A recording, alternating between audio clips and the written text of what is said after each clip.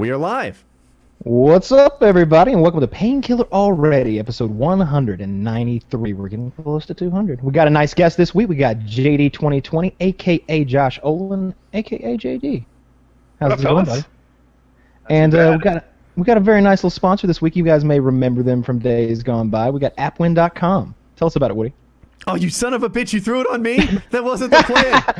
Actually, so the way AppWin.com works is you go to the website, you download apps, you rate them, and you win prizes. So they've got it set up so that I think this time around they're giving away an Xbox One plus a game, and all you have to do is download.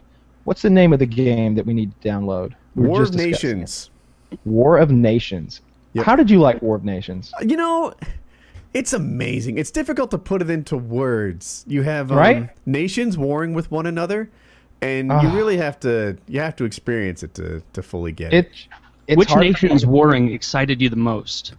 All of them. I can't pick one, ones. Right? I mean, they picked the best ones to war against one another, and I'm grateful that they did. Yeah, I let them make decisions like that, Taylor. That's beyond me. But all I know is you go to appwin.com. It doesn't matter if you don't have an iOS device. You can always log in through your computer, go in through iTunes and do it that way. But you just download this game, you rate it, and you're entered for a chance to win the Xbox One in the game. And like you said, you don't have to download. If maybe you don't have an iOS device, the point is what you get from this is you win stuff. They're giving away an Xbox One. They're giving away an iTouch. They give away stuff all the time, a couple times a month. So you go in, you rate games, and then you get an opportunity to win, iPads, iPhones, Xbox Ones, etc. You can go in and pick the device, whatever it is, the prize that interests you most, download that one game, rate it, and you're entered to win that game. Exactly. Or that prize, whether it's an iPad or an Xbox One or whatever. Cool site.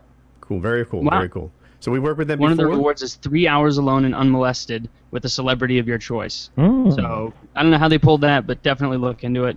It's not me because of the unmolested thing. If it were me, I can't agree to those terms. It's not talking about whether or not you can molest. It's saying that you will be unmolested by any sort of supervisory figure while you're alone with them, So you won't be molested. Well, wait. If no one's watching us, then there could be all the molesting that I want.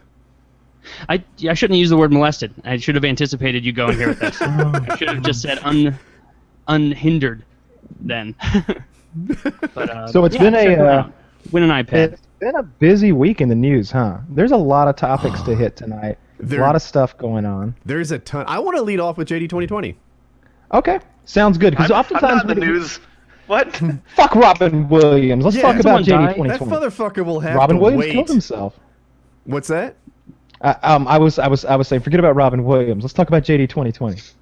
You said something about killing himself. I missed.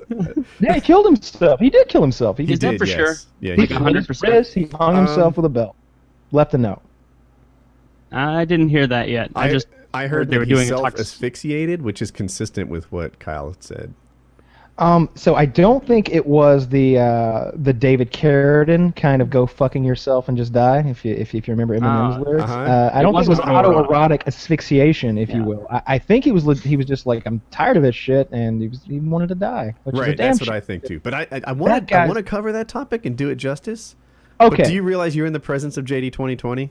I know. I can feel it weighing heavy on my shoulders. Robin Williams can suck a dick. We'll get to him. Oh, in the presence of me. Hang on.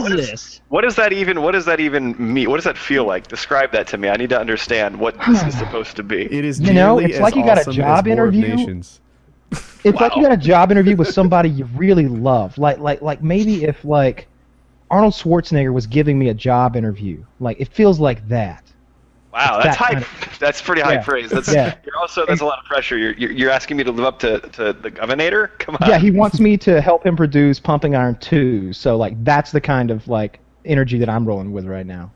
Nice. Loved Pumping Iron 1. That and about 15 milligrams of Adderall and half a pot of coffee. So let's do this shit. So JD2020 is famous in this community. If you guys are noobs around here, he was the community manager for Treyarch during at least World at War through what? Black Ops 1? Black Ops 2. Black Ops 2? Okay. Yeah, I mean, not until Black Ops 2 is launched. So a year, so halfway through the development of Black Ops 2. Okay. Cool. Mm-hmm. How is that? It's a big question. It looks awful from the outside. It looks to be frank. Yeah, I guess the question is, what is it like to be basically, you're the community manager. You're the guy who you're the first outlet that the fans have to go to when they see something they don't like or they do like. Right. But I bet you get a lot more don't likes than do likes. All What the is things that they like? love. To be Yeah, the list of things they don't love is a lot longer than the list of things they love, it seems. Happy customers are quiet customers. It's hard to tell just by reading feedback. That's really what it's about. It's the silent majority. It's the vocal minority. I mean, there's I've spoken about that before, and it's caused controversy before, but it's true. I mean, the thing is, when you're upset about something, it's a bigger motivation to go and want to vent about it, right? When you're happy, it's much easier to just be content about it and go about your life. It's a lot like, I don't know if you guys are poker players, but it's a lot like, it comes from the same place, I think, psychologically and emotionally of, you always remember your bad beats, but you can never remember the amazing luck that you've had, right? It's because, again, you just, when bad things happen to you, it just tends to, hurt a little bit more, sting a little bit more, and it's a little bit more noteworthy. And stick with you a little bit longer. It could be the next day, and you're like, "Where's that JD20?" Yeah, you'd be surprised how many people. What I think. You'd be surprised how many people still are giving me shit about quickscoping. So most people, they're not social media stars, and they like I don't know if they can even imagine what their day would be like if like 30 people said, "Hey, you look nice today," and one of them was like, "You fat piece of shit. How did you get so ugly?" It undoes all of those good compliments. Yeah, it undoes everything. Like, why didn't your parents abort you? And then later in the day, you're like, wow, that really stung. Like, even though it was 30-1, that one, it's hard not to hyper focus on that one. And I would watch it like from the outside. Like every year, you and 402 would like pass the torch of hate. Right? Like, so let's say, for example, it's July or August. Everyone hates, the active game, and everyone's so excited about the upcoming game. This is the one that solves all the problems. Everything you didn't like about this year's game has been addressed, right? Like, you've heard the feedback, this. So, like, quickscoping is fixed, noob tubes are fixed, this is fixed, that is fixed. And it's not until they get the game, at which point they start hating you. and then loving the predecessor. Oh, so, yes. And I did the this isn't as good thing. as COD 4. This sucks. COD 4 was the best. In Make my COD head, 4 again. Every COD game got better until this year. And I know it sounds like I'm just following the trend and saying the current year sucks, but I'm pretty consistent. Even during the year, during Black Ops 2, I said that was the best COD we've ever seen. During Modern Warfare 3, I said it then. During Black Ops 1, I said it then, etc. Every year, I thought the current COD was the best one that's ever been made. And it usually is. It usually fixes the things from the previous year. There's some groundbreaking stuff. And people don't know, if you release COD 4 this year, which is often held as the pinnacle of the series, then they would consider it like dull, plain. There's no kill streaks. There's no player customization. Well, there's limited player customization. There's really only 2 slots to deal with because you need stopping power. So, you're really just choosing your first and third perks. COD 4 was so simple compared to today's games that if they released it today, it would seem like they didn't finish it. Yet everyone's screaming, undo everything you've done. Anyway, there would be huge complaints about the M16, the MP5, and the triple frag. Everybody would say that those were broken and throw a huge bonanza about it. Yeah, and people forget they did say some of like the triple frag. Blaine True sold no frag times 3 T-shirts when he was doing that game, and now they hold it up as total perfection. The frag times 3 is almost an airstrike. You just throw those 3 frags in about the same direction. And the thing about it is, if you're a good player, like you knew exactly where to throw them. Those aren't 3 random explosions. Like if it's Showdown, for example, I spawn on Showdown, I take 3 steps forward sprinting, throw 1 straight over the top. It's going to bounce straight into your hallway across the way.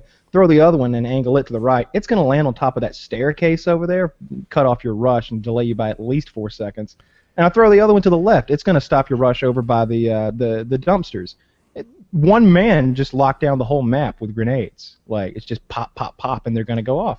But it's not just one man. It's 12 people, so there's 36 grenades in the air at once, and everyone's dying. And it sucked. If you guys remember, it sucked. Like, playing Shipment with everybody having 3 times frag, and martyrdom. It was just like, all right, try and walk 4 feet without dying. Just try. I love Shipment. Shipment was my health spa. Like, it was my Katie health spa. I could have a rough night all night because during COD 4, I made the transition from bad player to good player, like below 1 to above 1 KD, and I was like negative 5,000 at one point, and every night I just inch ahead. Right, I got 100 more kills than deaths, 50 more kills than deaths, 200. I would be like plus 10 for the night. Shipment would roll around, and now I'd be plus 60. Like that game was just that. Yeah, I was good on shipment. That was my thing. I like to go for because I'd spent so many rounds just trying to get as many kills on that map as possible. Toward the end of the game's life cycle, I decided that it was more fun to use triple stuns and go for as many assists as possible. So I just lob all 3 stuns and just keep the whole map stunned. I love doing that. Just it sounds way less fun. Hated it. Yeah, no, the other team hated it. Flashes I get aren't so much many better. assists. People in the lobby would threaten to use flashes flashes all game, and we just get so flat. Yeah. Anyway, you didn't get assists for flashes back then. Back then you didn't get assists for flashes. It was bull. But what do you guys think of Advanced Warfare? I think it's looking very interesting. It's looking interesting. I want to see more. If people haven't seen the Advanced Warfare trailer, it has elements of like Crysis and Titanfall in it. The biggest thing to me was the player movement. There's like I don't know, so you wear like some sort of jetpack, and you can double jump up like you can in Titanfall, and it also works sideways like Titanfall too. So you can sort of peek out and then jump back much quicker than normal player movement. I guess we'll see it. I'll tell you, every year they say COD is the same. Every year COD hasn't changed. This year it's going to be different. The player get ready movement. For everybody to bitch nonstop about how they changed too much. They broke this and that. They need to go back to the way it was. Oh, you're totally right. Yeah, I remember in Battlefield 3 dropped, and they said this isn't even the same game anymore when it moved to the new engine. And to me, a much less active Battlefield player, I'm like, how can they say that? This seems like exactly the same game. In COD, when they go to Advanced Warfare, the criticisms of it's not the same game. Because one of the big things about COD was the player control. It was so tight. It was so crisp. They would intentionally make some sacrifices so that it ran at 60 frames per second, right? They would have backgrounds in COD that had like less resolution so the players pop more. Like they did a lot in COD right that people didn't recognize, and that's not going to be the case in Advanced Warfare. Advanced Warfare is changing a lot. Here's what I don't understand about in my entire career in community, I've tried wrapping my head around, and I still don't quite understand it. Is the whole I hate this, go back to the way it was, or go back to this, go back to that. Especially with certain exceptions, excluding certain exceptions like World at War, where I understand the multiplayer is very hacked and people can't go in and play that. But excluding that, and excluding when certain companies close down a bunch of old servers and now you can no longer play them. But by and large, especially in the Call of Duty franchise, if you liked the way the last year's was, go back and play that game. It's still there. You can still play it.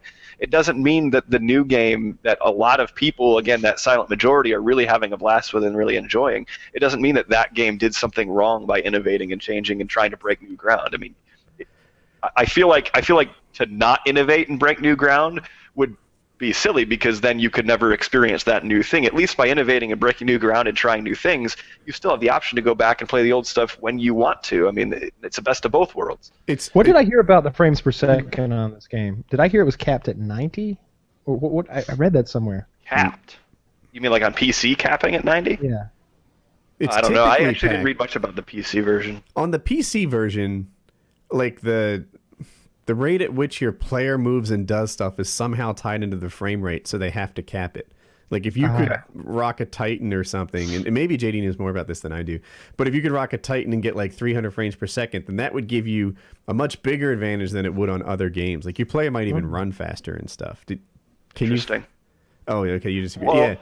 No, I mean, no, but like the server is the authority of those types of things. The server can confirm a lot of those. That's how the speed hacks and the speed lobbies worked on the consoles, right? Is the host, which is technically the server, would be the one that's corrupting those variables and allowing people to go above or below them. But so I don't know if that's exactly the reason why they needed to cap it, but honestly, I mean, capping at 90 frames is pretty.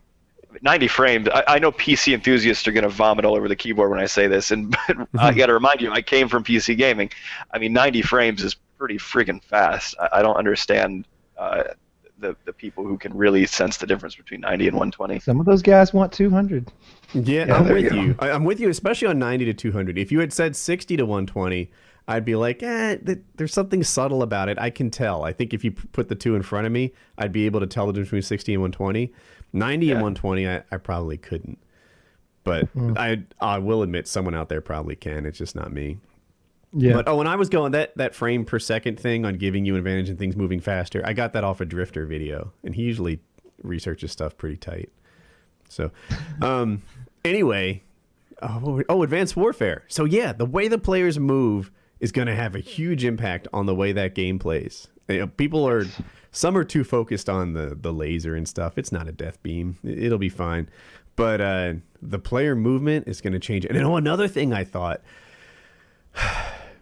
I swear, if the pro players strip out everything about this game that makes it new, I am so flipping done with MLG. This year, MLG sucked. It's fucking terrible. And it's because they're not playing the same game. My favorite year of MLG was last year. The last year with Black Ops 2. To watch these guys have like a score streak in their pocket, use it in ways I didn't think of, like to ping the HUD and you know, they would get an RC car because it was fairly easy to earn. And their purpose for using it was as much to find a player in like search as it was to actually get a kill with the player. And I never really used it as sort of a temporary, like almost a UAV.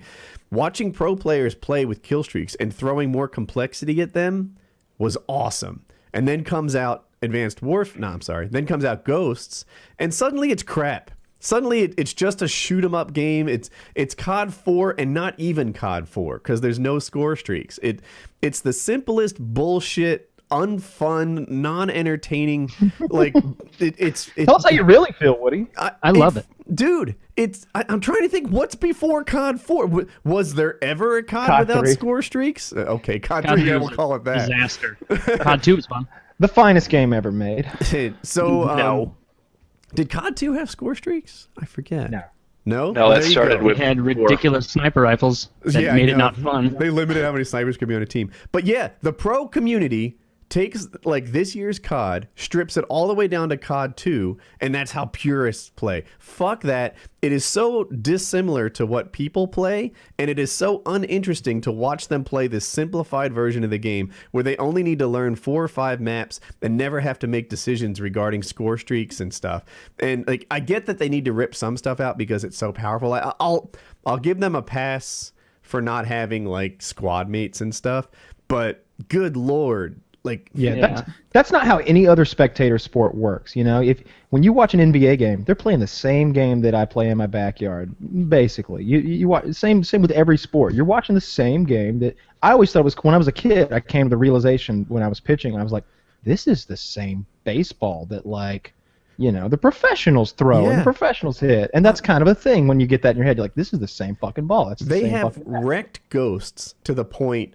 We're not only so when Ghosts came out, I was watching these pros play and I was interested. And even though I didn't play as much COD this year, I still watched the pros do their thing. And I still paid to watch the pros do their thing. So like in my opinion matters. I fucking pay for this, which I would say is like less than 10% of MLG fans. I just made that number up. But then over time, like at this point, because Ghost sucks so bad, and not the game Ghost was bad, but the pro circuit for Ghost was even worse than the game. These roster changes that used to be a big deal to me, I could give a fuck. Entire teams wipe out. There's all this drama, and players are moving and switching, and some are free agents, and I don't care. This used to be really important to me. I'd sit there and like hang on Twitter feeds to see what was going on. Now it goes. They ruined it. And if they're going to do that with Advanced Warfare and try to turn Advanced Warfare into COD 2, it'll be over.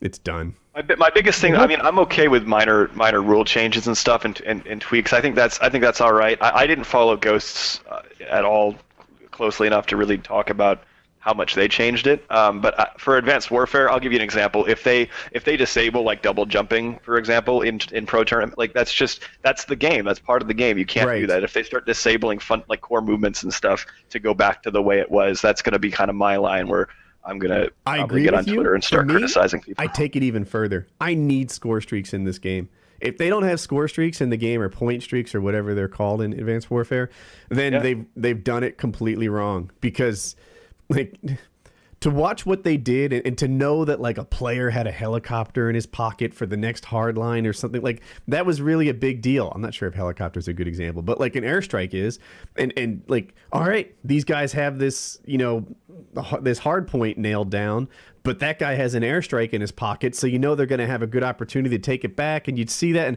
it was really interesting to watch the decision making and the execution of what they did with score streaks. I completely agree on score streaks as well. I think those should totally be enabled as well. Maybe certain ones are not, if there's like clearly a bug, if there's a way to exploit it and stuff. You gotta get that stuff out of there. The whole purist thing is just douchey in its own right in like 99% of cases. Like, unless you're a purist in chess because your friend wants to like start throwing marbles at your pieces and calling it a catapult or something like that, makes sense. You're a purist, you just want to fucking play chess. But the only reason to be a purist in a game like Call of Duty is if you're not good enough to keep up with people when they have kill streaks, or if you're not as good at using that as they are. Like, it's just an excuse. Remind you, the purist, that the quote unquote purists of this era in Call of Duty, they're not purists. They're purists that at most date back to Call of Duty 4, right? So they're liars too. Yeah, real COD purists. I mean, I've been around since the original Call of Duty. I had COD 1 on pre-order. There was no knifing. Like, people probably now don't even realize there was no knifing. You had to bash with the butt of your gun. You literally throw the butt of your gun around and bash first, and sometimes 2 times, 3 times. Yeah, it was a terrible game. You get your melee kill. Terrible game. And again, nostalgia is funny, right? Nostalgia. I look back to that. If people ask me what my favorite game is, it's Call of Duty United Offensive, which was the first expansion to COD 1. And now that they don't call them expansions anymore, they call them DLC packs, right? But back then, you had to go to the store, go to GameStop, and buy your expansion pack in a box. And that game to me was my favorite. But yeah, if you brought United Offensive back now, and I actually did install it recently, and I just played around a little bit, there's still people playing. And I couldn't do anything. I couldn't kill a single person. It was like a completely alien landscape to me. And so I've had that experience. Like, when I guess World at War was big, I went back and tried COD 2. And COD 2 had all these players who had been like honing their COD skills for 3 or 4 years. They were like amazing at COD 2. Bolt actions. Yeah, like they'd never miss with their sniper. They've got all their nade points down. Like, their level of expertise by playing nothing but that game for 4 years made it a really harsh noob environment. Dynamic skyboxes was the biggest thing for me because of the whole like learning which cloud to throw your nade at to get the spawn point, right? Like, that was so like hacky to me, and I hated that back in the old school PC gaming days, where once we had dynamic like moving skyboxes and stuff in cloud, I was like, yes, that's exactly what we need. But honestly, I see those gaming purists almost like I see boxers look at MMA, where it's like, oh, those guys aren't that good, I could take them. Like, we're practicing the art of boxing here. They're just wrestling around, Like, all the people who've been living on COD 4, getting great at it, are telling everybody else, oh, they're just a bunch of faggots because they're using new perks and whatnot. It's just, no, you couldn't keep up in that game, and so you're complaining. You're insecure in it, and you're expressing it to everyone. I really like pro gaming and MLG, but they've ruined it to a point where they're losing me as a fan, and I don't think I'm alone. I've never been a fan, so you're definitely not alone. I stop wrecking it by simplifying it and making players not learn the game, making players not have tough decisions. They're like, oh, it's all about gun skill. Gun skill's bullshit. And by the way, at the MLG level, gun skill to me looks like a 25-way tie. Like, they're all fucking amazing. I need something more to differentiate a guy like Rambo, who makes a lot of great decisions, from someone else who brings nothing but gun skill. And just, dude, don't simplify the game anymore. You made it great in Black Ops 2, and then you undid that. Do you not see the difference? Make it great again. So I've got a question for JD. Follow the engagement. Follow the data. Just look at the viewer numbers. Look at the people talking about it. Like you guys. You guys are Call of Duty enthusiasts. You guys are Call of Duty community members. Your voices are just as important as anybody else's. And I would just say, look at the data, and you have to listen to your community and what they want. And I've heard nothing but the same things from you guys. I mean, the pro players have an interesting set of opinions on this topic as well. But that they're also. I think the pro Some of them are- players have an incentive too, right? Like the pro player, Yeah. a typical pro player, and if I were one, it would be the same way. Wants the game modified into such a way that it suits his style, right? Like, you know, are you really good with like this? Like, what was the site in Black Ops 2 that let you see through walls? Does anyone remember the name of that? Oh, No. No. I've forgotten the name of it. Let's do. Yeah, so this invalidates everything I said. I think 'cause that's I'm what a COD everyone noob. wants. But, Like whenever a new game comes out, I'm always like, is this gonna fit my 2 or 3 play styles that I like to go to? You know, I've got a campy play style. I got to go off in the woods with my sniper rifle play style. And sometimes I like to rush with my SMG. Can I do the things I like to do in this game? In Black And- Ops 2, I learned to rush. A lot of the maps were small and they had a lot of corners. And because of the way that latency works, if you're the first guy to pop around the corner, you're the first guy to know, and you could get that shot, right? I'd be going around the corner spraying because of map awareness and just because I'd see first. And then Ghosts came out, and really, in my opinion, the way to succeed was to camp. And I was like, my subs hate seeing this. I hate doing it. Ghosts was not for me. But, nah, whatever. Yeah, I couldn't get into Ghosts. Yeah. So what are you It doing was now? hard to get into. Me or the cat? The cat just showed up on my screen. I don't know. You, JD. Cat just showed up. I think he became the foreground. So I do have a question for JD, if you don't mind. I know you dealt with a lot of the YouTubers back when you were dealing with complaints every day. Which one of them, if you don't mind saying by name, because I'm not like asking for an answer specifically, I don't know. Which one was the most petty, insolent child to deal with? I've the got most to guess. Unanimously, I'm gonna have to go with Woody's Gamertag. Oh, you bastard! That's so nuts. I met him at PAX, and he's like, "Oh, Woody, yeah, I know you. You're one of the mature and reasonable voices in the community." But I'll tell How you, far that has changed from. when I met 402, he's like, "Oh, Woody, yeah, you're like one of the haters, aren't you?" And I was like, "No." That's what 402 said. Yeah. Yeah, no, petty, I don't know. People, it's a pretty infamous rivalry between me and White Boy 7th Street. He's pretty, yeah, he's pretty out there. That's not the one I thought you'd pick because he was. Yeah, remember He's a he goof hated- though. I literally don't Yeah, even well, know it's- what happened It's a between goofy kind of rivalry, I think. Yeah, it is. Because he made that he made a video where like you were in the kill feed or something. Like yeah, he's always having fun with that. But Yeah, he did. yeah. I one- mean, I met him in Stop person. it. He doesn't actually hate me. I don't think. We, What did he used to say? Fuck you for JD2020? yeah. It was just he created the blame JD meme, and some people were making T-shirts and the hashtag. blame Yeah, JD but like meme and all that he stuff. would like run into a zombie in Nazi zombies, and Right, then blame right. you for it. And like when I saw that, it's like, oh, it just shows how much of a goof it is. Whereas there were other guys who like genuinely like attacked your job performance and Yeah. I mean, you got to kind of tune that out because I know at the end of the day, I know that like, I'm not pandering to any one person just because they are louder or have a bigger following, right? Like I'm doing what genuinely I'm determining is best for as many people as possible. And that's always going to be my, the side that I fall down on. I mean, I care what other people are saying. I want everybody to be happy, but the realistic side, the pragmatic side of me realizes you just can't please 100% of the people. It's not possible. Yeah, it's been interesting for me. So I get a lot of hate on my channel too. And I watch you, and like I have all the same advice for you that everyone gives for me. Like, oh, you can't pay attention to them. You need to know that most people are happy. Yeah, you shouldn't give them your attention. You shouldn't respond. You should do that. And it's like, right. But I also know what it's like to be on your side, and Yeah, and it's interesting advice because you can't always, it's not that simple. You can't just say, oh, don't care about what people are saying, and then the haters and the complainers. I think that honestly, a world without haters would be not necessarily a best word. I mean, it's weird. I'm not phrasing it right because obviously a world with. I would like to try that world, see how it works. I'm proud of it. But a world where there's discourse, right? A world where there's disagreement and there's debate. That's always healthy, and that's going to always lead to evolution and productivity when there's debate. If there's nobody debating, then nothing's going to change. Fair enough.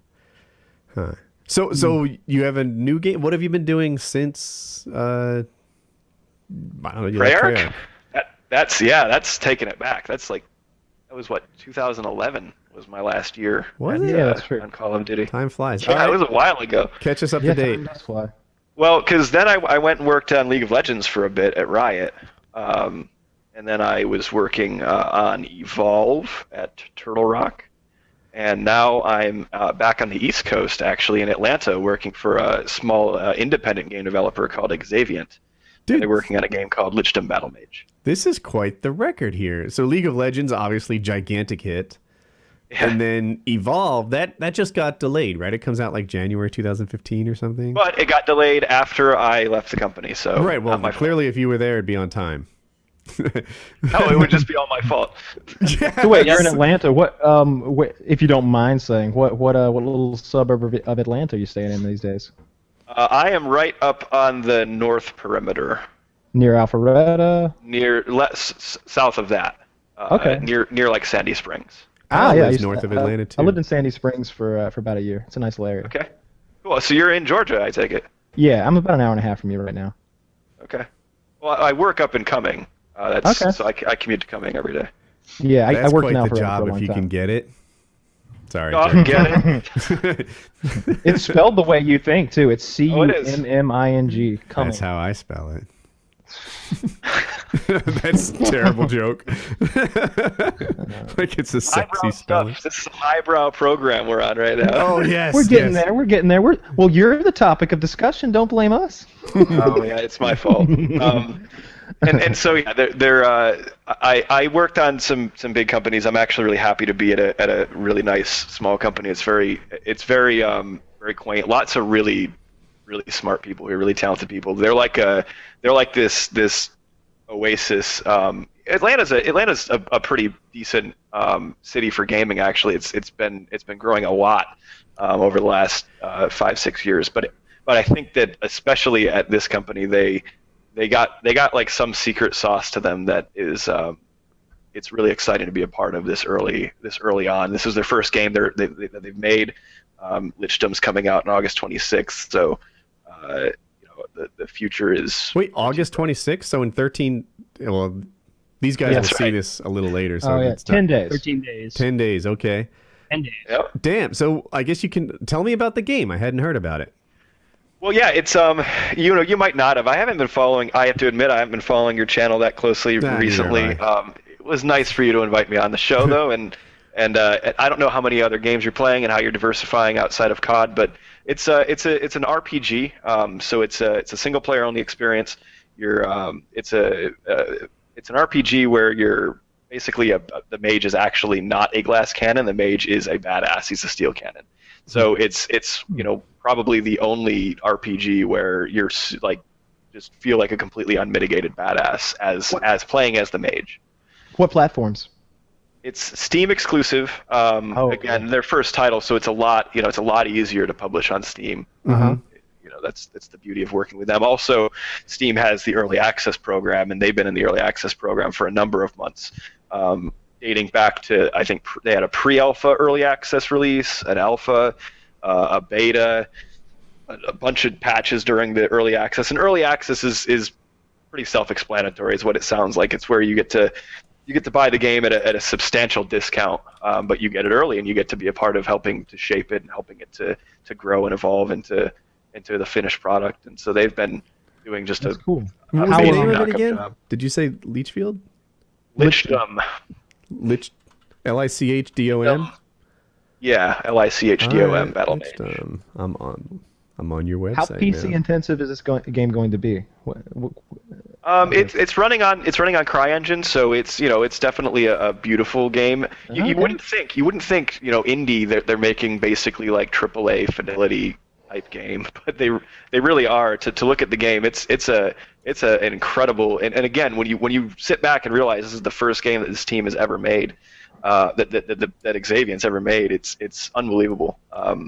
Your Looks website absolutely gorgeous. Your website doesn't have any like trailer or game screenshots. Yeah, that website is in dire need of a refresh. This website must have taken It's kind of against the mainstream. seconds, really- if not Also, minutes, before to my put time together. at the company, Everybody don't else is like blame me. wants to show their game off, and it's just like So did you go to your local elementary schools to find an intern for your webmaster?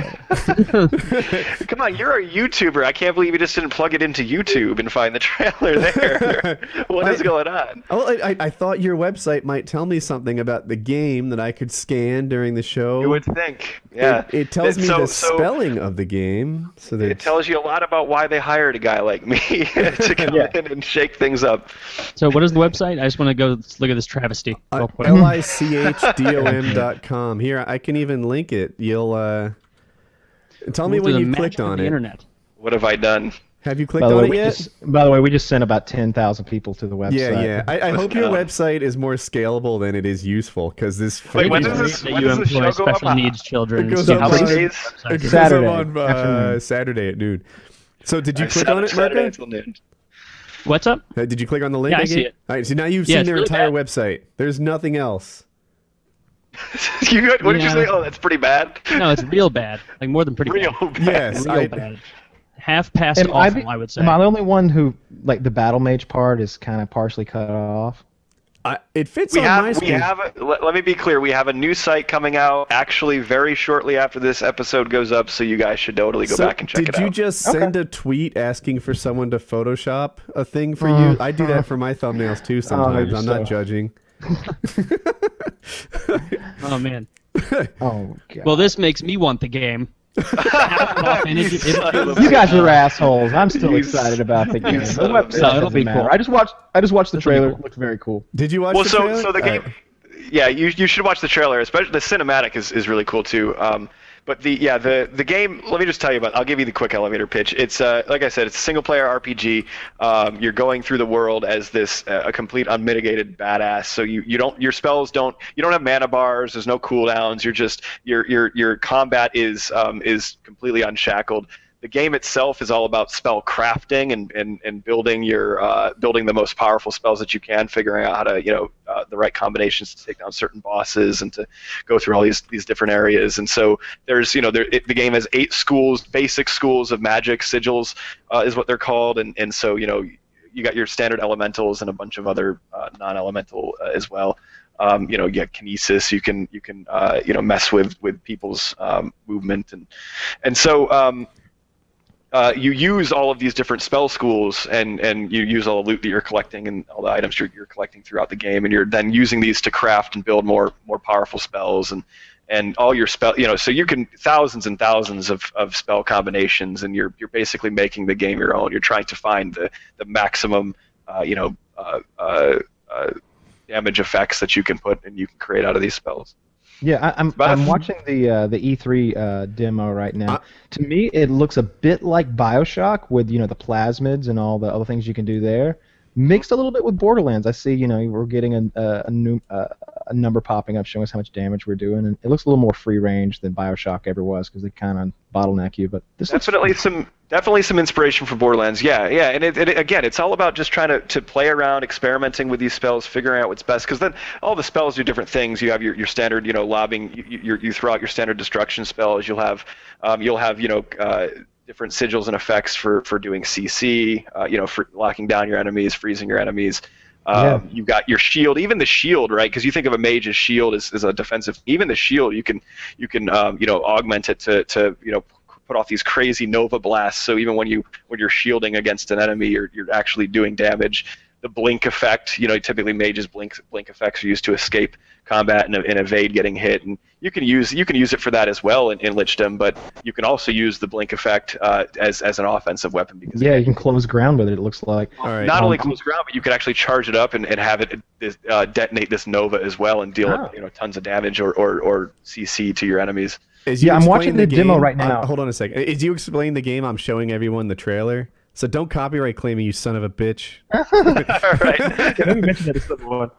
So I'm watching it right now, and there's a situation where it's sort of a 3 versus 1, and you're the one, and it looks like one guy is in midair spinning. One guy's frozen like a block of ice, and Yep. the other guy is just getting destroyed by destructive spells.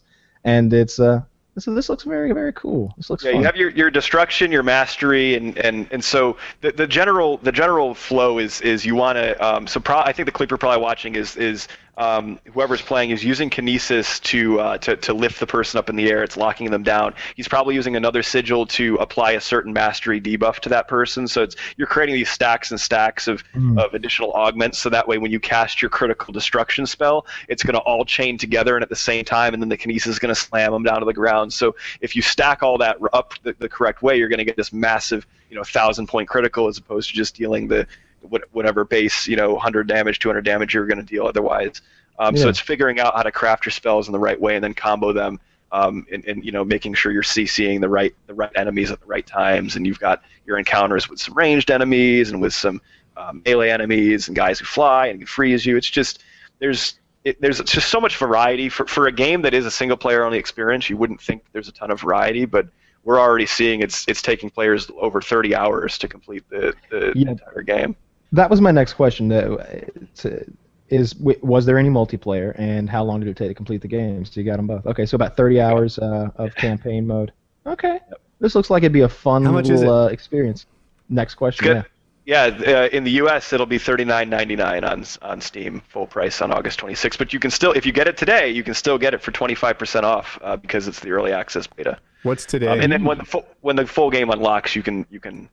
How long does the early access You're saying today, but this video goes up on Saturday. Is it too late? Even on Saturday, it'll still be It'll be on early access beta until the game launches. So up until August 26th, you can still get it for 25% off. And then once the full game comes out, you'll unlock it. You'll be able to, for no extra charge, you'll be able to play it.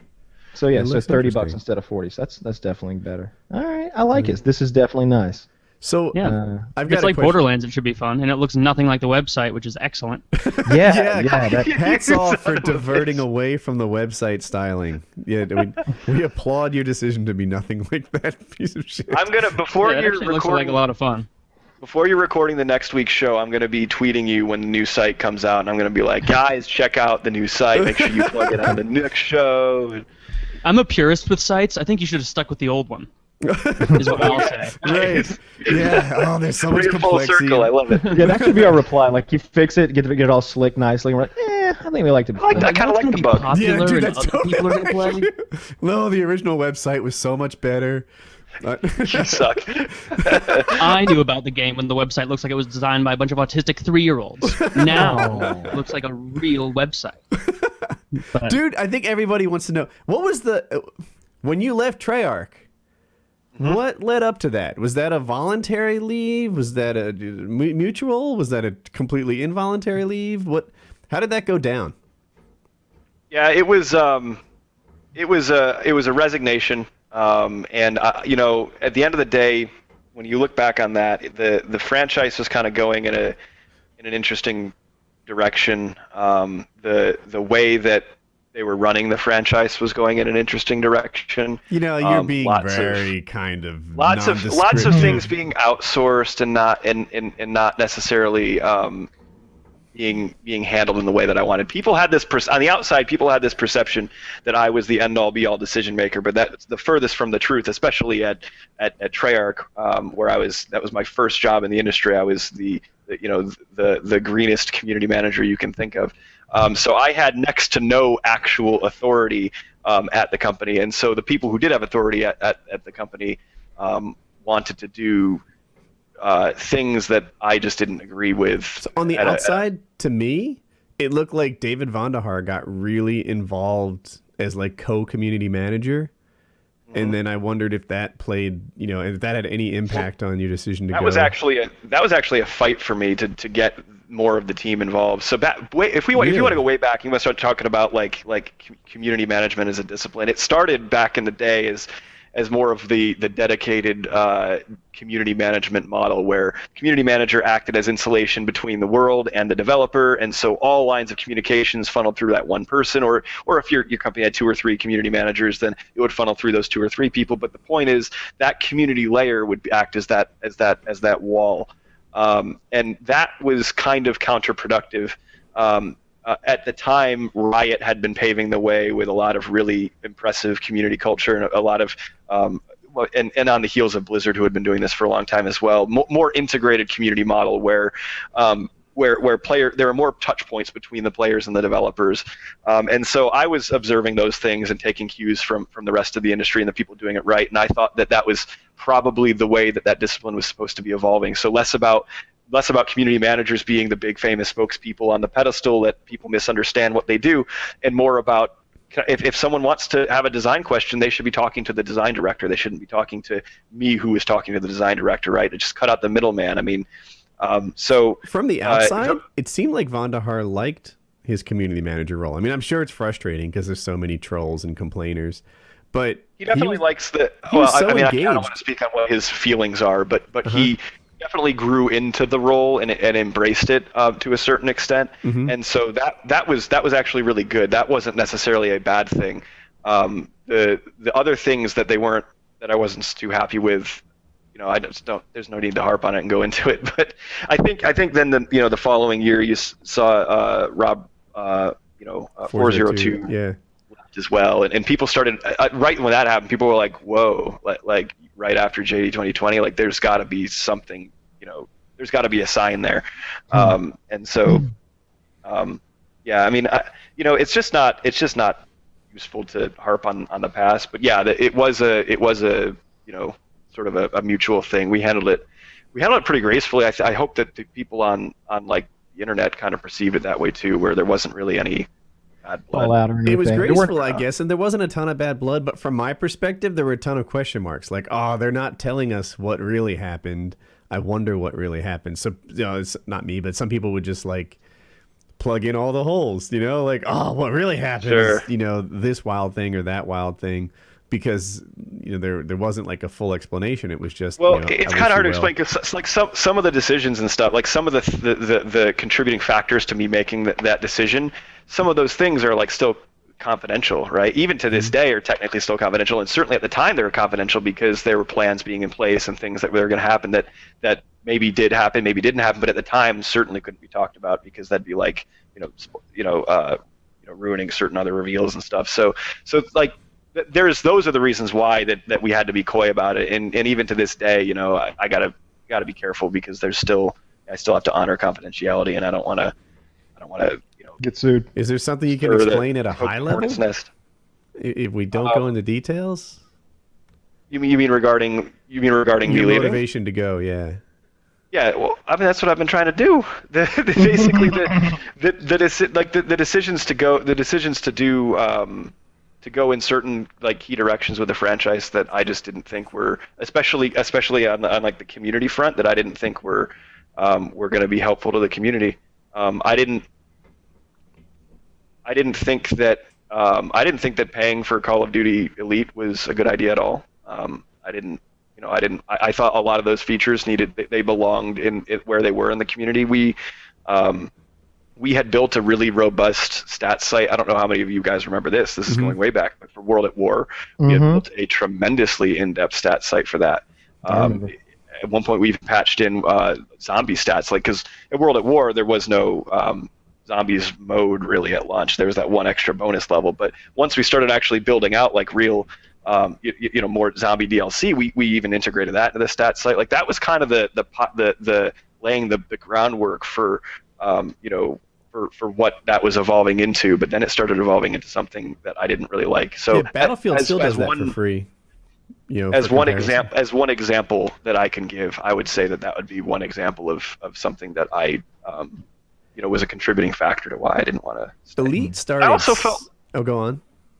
Well, I also felt like my I had really done kind of a lot there. Like I didn't want to. Leaving at the top kind of felt good. Like after Black Ops 1, the fan page, the Black Ops fan page had like 12 million fans. The Modern Warfare 2 one had like 2 or 4 million at the time or something. So like comparing comparing the accolade, the way that I had grown that community, I was just like, I don't know how I'm going to follow that up, right? Like where do you go from there?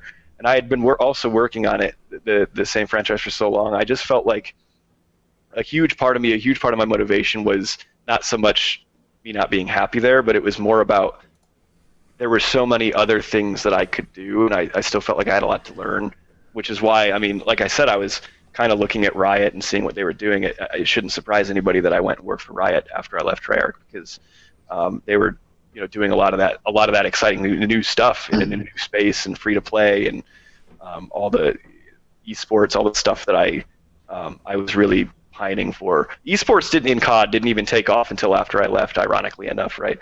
But I mean, I don't think it's it's no secret that I was like a huge advocate of esports. I came from esports. So I disagree. I think esports started to take off in Black Ops 1. Like it existed before that, but we were trying. It was a big fight. I still remember like MLG coming to me and a lot of the MLG guys coming to me and asking for support, and I was completely on board. But this again gets to that whole, I never really had much authority at that time at the company, right? So like I could make the suggestions, and I could be making as strong of a case as I can to key stakeholders internally. But if their decision was that wasn't maybe the best business decision, or if their decision was if they just didn't disagree for whatever their rationale, that would be the direction that they'd go in. So a lot of times, people would be frustrated. But again, I'm employed at that company, so I can't just go and tell people. Oh, I tried and they're not listening, right? Like that. As soon as you try to like look like there's like dissension in the ranks, it just becomes this big toxic thing. So I couldn't do that either. So it's a super tough job, right? Your job wasn't. It becomes this lose sort of like tug of war. That's very difficult to manage sometimes. You're kind of just authority, the fall guy. But Like every bad thing that happened, you took the fall for it. Bad programming looks like JD's a bitch today in the eyes of a bunch of 14-year-olds. Yeah, I don't remember who coined the phrase, but it's dude. community punching bag. It's I remember. Everybody goes to vent their frustration because you can't get some of the higher ups who may actually be making the decision to, that you didn't care for. You got to get thick skin quick, I would imagine. The job wasn't authority. The job was influence, right? He would take suggestions from the community and then try to sell them internally. And, sure. Sometimes they line up and sometimes they wouldn't. But an influence job is really hard to have. Yeah. So I want to ask JD the question that everybody wants to know the answer to. So you're on a desert island, okay? And you get a mermaid as your sole companion. You're going to be on this island for 1 year. You're not going to see another person. But you get one caveat. You get to decide whether this mermaid that you're hanging out with is bottom half fish, like the classic mermaid, or top half fish. Imagine like some sort of mutant human being with a giant mouth and lady bits. From the waist down, she's an attractive woman. You can even pick the lower carriage, if you will, of any celebrity. We'll give you Scarlett Johansson's bottom if that's what you want. But he's looking like a Kim Kardashian, man. John Look Goodman. at that guy. Yeah, you get a big Kim Kardashian bottom carriage on this thing before Ray J, Peak. and you get and you get to you get that one. But the conversation is going to be pretty lacking because it's basically a largemouth bass. Woman. Fish. Yeah. So what would you go with? Would you want bottom half fish or top half fish?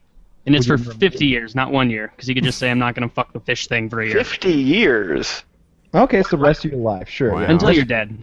You can make the scenario however you want. Yeah. Top Wow. half or bottom half fish. I feel like I would have my priorities in better order than stuck on the island forever. Like when I was watching Lost, I was going, this is What the fuck bullshit. is this? No one's ever said I won't be on the island before. The question is top half or bottom half fish. Don't be some question, Woody, Dodger. you got to think about how Lost ties into this first. Yeah, have fun with that. How that nonsense show. I hate Lost. I'm Lost sorry. sucks. I really didn't like it. Top half or bottom half fish? Bottom half fish. I would want the Little Mermaid from like my childhood in my memory. Yeah. You All sick right. Cold fish fuck. vagina? You want Cloaca? you had to pick an underage mermaid?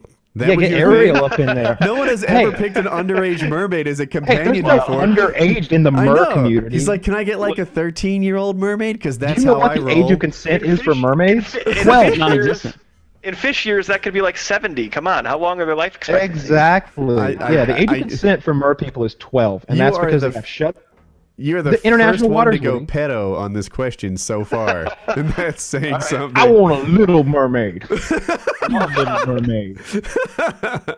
I'm gonna teach you some weird shit, Ariel. Bring that fork. You're gonna need it.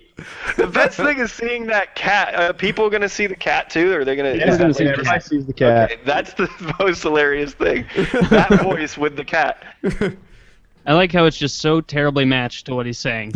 Yeah, like he'll talk, and then 3 minutes later, the cat will just have a conniption of eyes, mouth movement. Yeah, you should see what it does. Like when I take a bite of pizza or something, like it gets all crazy. It's just wiggling around everywhere.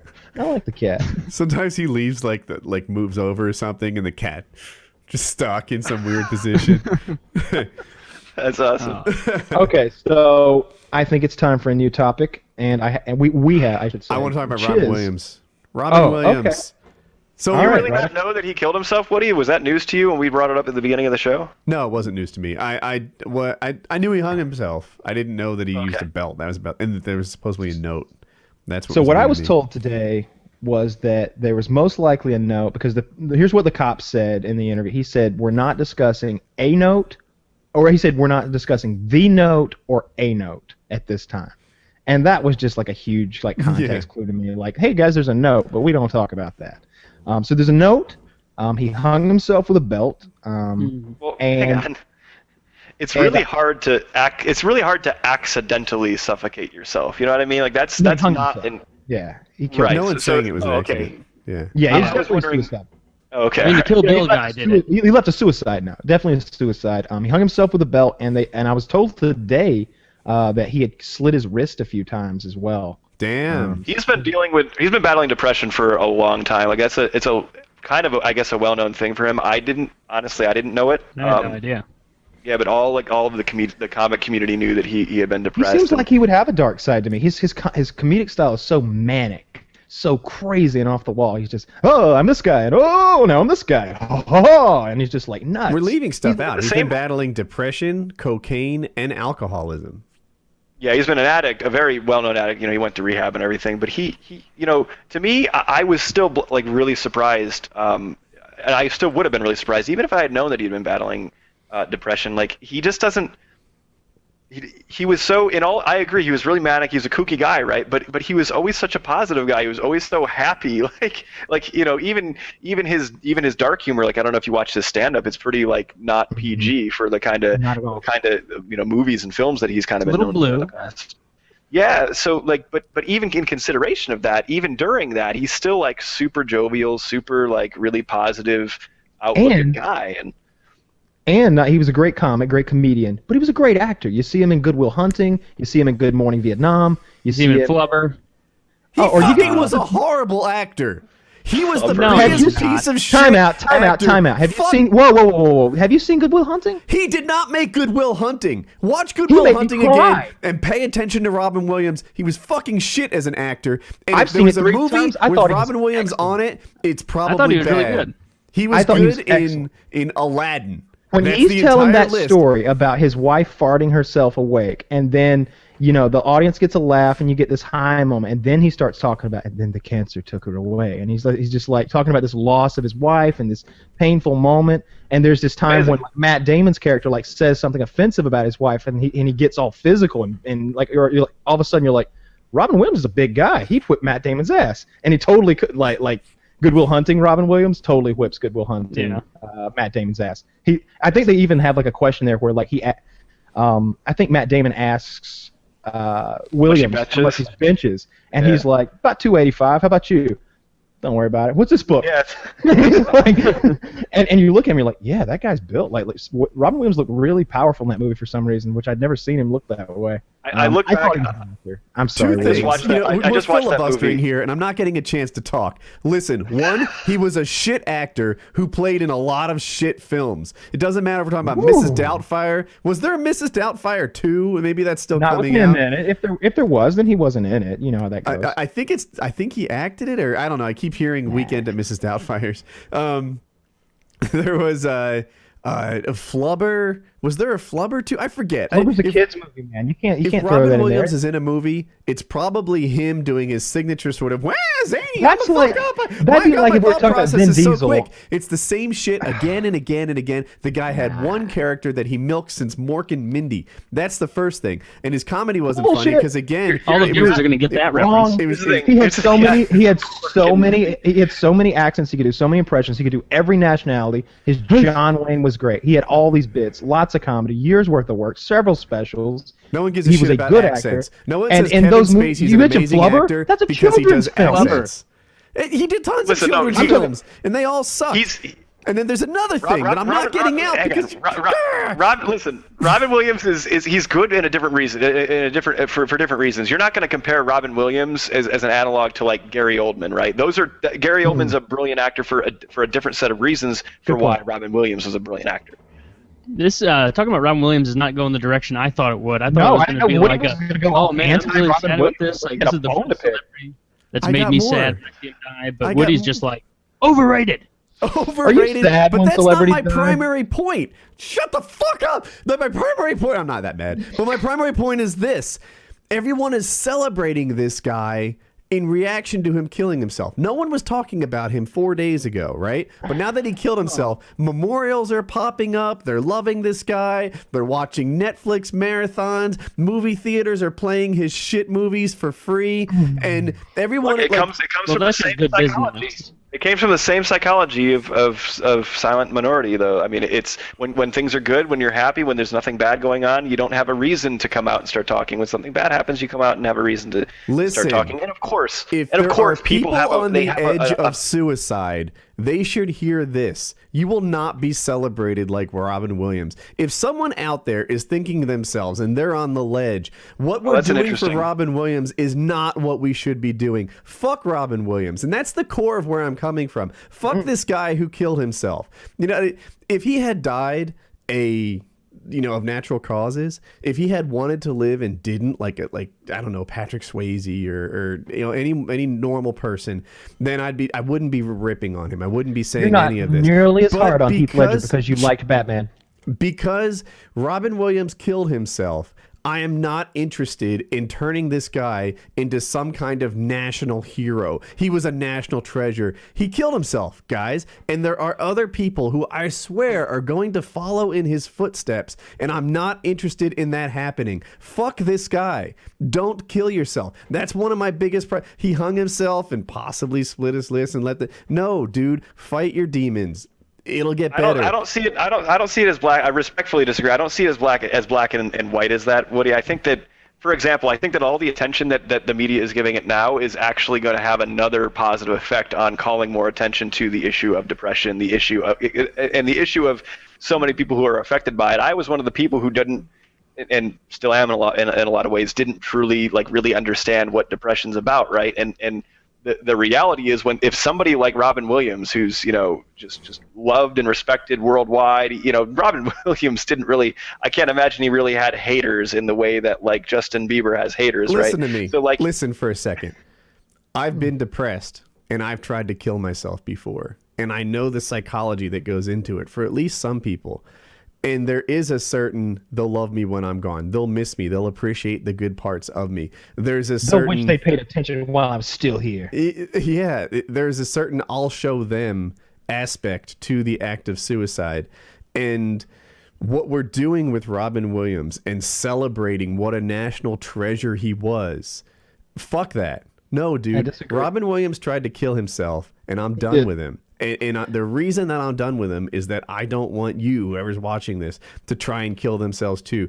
And by the way, you are not going to get Robin Williams treatment. There are going to be people who love you, who call you someone who took the coward's way out. There are going to be people in your life who are like, fuck that guy. I'm so upset with him because now I don't have him anymore, and he did that to me on purpose. And then there will be people who are genuinely hurt that you're gone. But no one is going to give you the Robin Williams treatment. They're just going to be upset that you did this.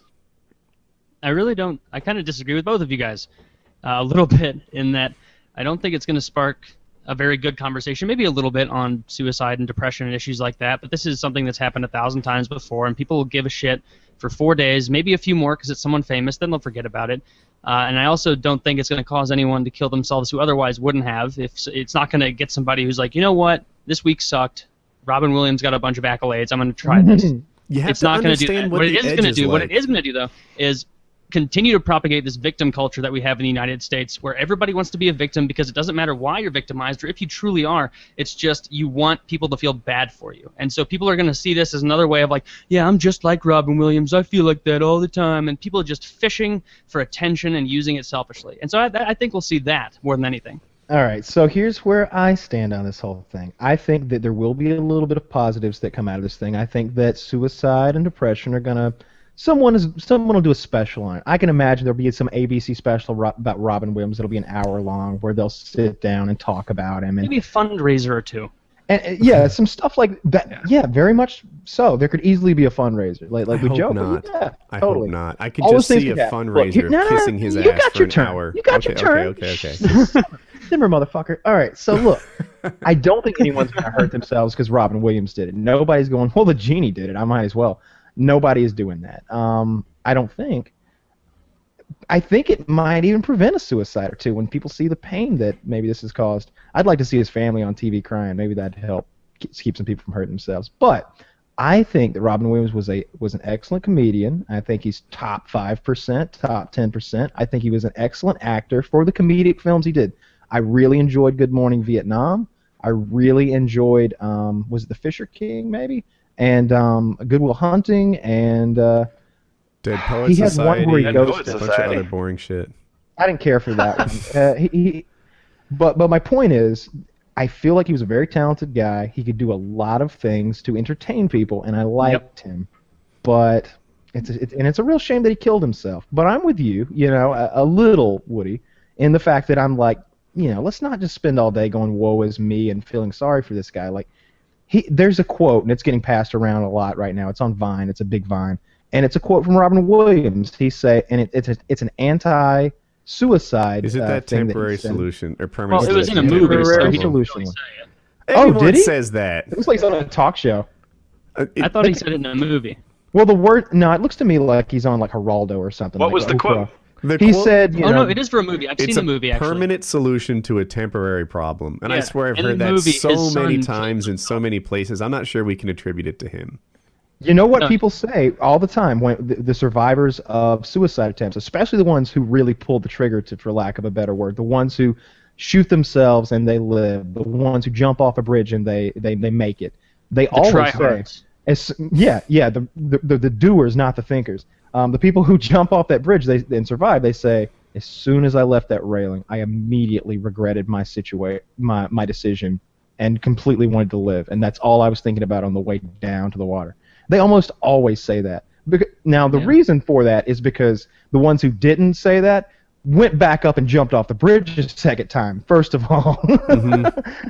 They finished I themselves never off. thought about that. Right? But there's this guy in my hometown who, maybe he's dead because I haven't seen him in 10 years. But when I was a kid, he was always walking around town, which is unusual because it's a community where if you want to get around, you really need a car. This isn't a sprawling metropolis where I am. And he walked. So, and I asked my mom one day, I'm like, who's that guy? What's his deal? Because he's got an eye patch and he looks all weird. And she's like, well, he's my age. I went to high school with him. This girl left him that he loved. And he tried to shoot himself in the temple, but he was too close to the eye socket, so the bullet went in there, blew his eyeball out, and exited his skull from that point. And it didn't do any brain damage, but it made him hideous, one-eyed, no longer suicidal version of him.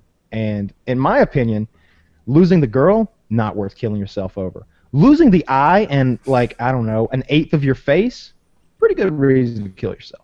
Yeah, you could live in seclusion for a while, or get a cool hockey mask. There are a lot of solutions. I'm sorry, I'm pretty good, but I don't think I could get many girls with like an eighth of my face, including one of my eyes gone, and the eye patch, and he couldn't rock the eye patch either. Have you seen those really wasn't 85-year-olds with sexy young chicks? You have a wallet, dude. That's what you need. That's all you need. You can have those- no eyes, but if you pull up with a driver in a Lamborghini, you'll find your way. Look, just because you see a woman with a guy doesn't mean he's got that girl. It means he's entertaining that girl. Well, yeah, but see he's you see entertaining those her 80-year-old guys with these after 20-year-old he rides chicks? home in the Bentley. I hear those girls and those guys interviewed all the time on shows like Howard Stern, and they're like, "So did you sleep with him?" They're like, "No, he just took care of me, and I sat in his car when we went places." Like that's how those situations usually Well, go. they're probably not admitting it because they don't want to feel like whores, because they are. Most of them. Yeah, I mean, Well, yeah, technically yeah. they do have sex for money, if that's the case. So That don't is we a all? very most good people rule of watching thumb. this know my story. I tried to hang myself, and then the thing I was hanging from broke. And my immediate reaction was not like, "Oh no, I shouldn't have done this." It was, "Oh fuck, I can't even do this right." Like Right? That was Yeah, that was. it's how really I felt. insensitive to say that, but it's how I always feel about quote-unquote attempted suicide. In the back of my head, it's not a moment to make this joke, of course, but in the back of my head, I think to myself, so things were going so badly, you thought so little of yourself that you wanted to end it all, and you couldn't even get that right. Yeah, that was my self-appraisal, and That's in the back of my head, but of course you'd never say that because what you're really Yeah. feeling is, dude, we want you here. Don't do that, man. Temporary, permanent solution, temporary problem, etc. What was think your more cordage people of choice? probably do it. What was the thing wrapped around your neck? It was a dog leash, and so the Okay, dog leash has a okay. hook on one end, and then I just looped it through like the handle part, and I put the hook on. In our bathroom we had a skylight, so I don't know if you've ever had a skylight, but you like attach a little rod to it and sort of spin it to make it go up and down, and that I know little exactly. okay, yeah, that little hook is what I attached it to, and it seemed sturdy. It was like imagine a half-inch thick bolt. It screwed on to something that size, but I guess the thread stripped away or something because it was too heavy. Like, I wasn't fat or anything. So- 150. So I think we've all How old were expressed you? our. 17. So you think we're done with Robin Williams? 'Cause I loved Flubber in his movies. I think he's hilarious. I mean, you can't compare him to his acting to. I mean, he wasn't the like roles- the best person in Good Will Hunting just because he's not an actor like, Dude, I thought he did just Nicholson fine across from playing Matt Damon. dramas. I thought. did and too. those he's scenes- good though. He's very good. It I wasn't think- an Oscar-winning performance. I think you nailed it. But I it think was I perfectly think he got an adequate. Academy Award for it. But I think Just Fine Was it? is an apt description of his best role ever. Just Fine. And No. if we're going to wrap up with the Robin Williams topic, here's my take. Don't kill yourself. People are not going to treasure you in the way they did Robin Williams. They're going to be mad at you. Not unless you have a life like his, maybe. You go out there and do the things Robin Williams did, and they might, but don't kill yourself before you've at least made a mark on the world. All That's right, the key to take away from all this. Go out there, do something big, make your mark on the world, and then kill yourself if you want. Were you really hedging Woody's "don't kill yourself" advice with just like exceptions and maybe if things? Yeah, No. totally. Well, I mean, yeah, it is really. This is the first celebrity that died that I really actually is kind of like, wow, that sucks. Because, I really liked all those movies. was young as Aladdin. well. I was about Aladdin when I was growing up. Loved it. Big fan of Aladdin. That was one of the movies that I heard them talking about that on the radio. They were like, that was the first time that Disney went out and got themselves like a real celebrity to voice a character, and it actually got adults in there watching the movies and stuff. Yeah, it was funny. Um, I liked it. he So this is the first wonder- celebrity you've ever missed as they left? Patrice O'Neal. I was like, oh, that really sucks. I well, you didn't knew like he was that. going. Well, yeah. So I felt bad. I felt bad about Tony Soprano. What's his name? Gandolfini. Yeah, James Gandolfini. I didn't like that because I always had these. So my reasons for missing celebrities are always very selfish because I don't know these motherfuckers, Well, yeah, right? we all are. We don't know them. Like I don't have any personal relationship with me. They're never gonna be like, "Hey, Kyle, I love how you watch my movies." They're never gonna say that. At best, I might see them somewhere and get to say, "Hey, I love to watch your movies," and they don't give a shit. So when we lost James Gandolfini, for example, I was like, "Shit, they'll never make that Sopranos movie. They'll never make that final season where HBO ponies up and pays him $30 million for another season, and we get to see him on the." My idea for that, and I've said it before, is the screen goes black final episode. Open it back up. It was all a dream for the last 8 episodes. Tony's on the run from the United States authorities. He's got to go to Russia and get his money that he's hidden there. Then he's got to bounce across maybe to the old country in Italy with some old school real Italian gangsters or something. His dream thing is so cringy and bad, I hate though. the dream Okay, thing. it doesn't have to be the dream. Okay, maybe he does get shot. And you know, all right. How about this? He how about gets shot. He wakes up in the goes in his emergency temple, room. comes out his eye socket. He wakes up in the emergency room. They're giving him CPR. He's scared to death, and now we see him like on the run without the power he used to have, trying to regain his former position by seeing he's who in a turned coma. on him. How about this one? A coma for years, and then the whole series is just 3 seasons of grueling physical labor trying to get back on top. Really training. They should Lots of montages. Like Rocky. montages of him really trying to Lots of walk. cannoli. Well, I want to see him with maybe like one other friend who's still sticking by him as he tries to regain his position as a top guy. And it's a black coach. Come on! It would probably Yelling be, for him. if he had one person that was going to stick with him through it all, it'd probably be Silvio Dante, the guy who owned the strip club with the slick back black hair. Paulie, the guy with the wings in his hair, he's totally like he's done it multiple times. He'll run right out on you if the ship's sinking. But I've how only about seen a this? few episodes of that show. Every fucking episode 4 times a piece. I love that shit. Got the box set and everything. But what about this little scenario?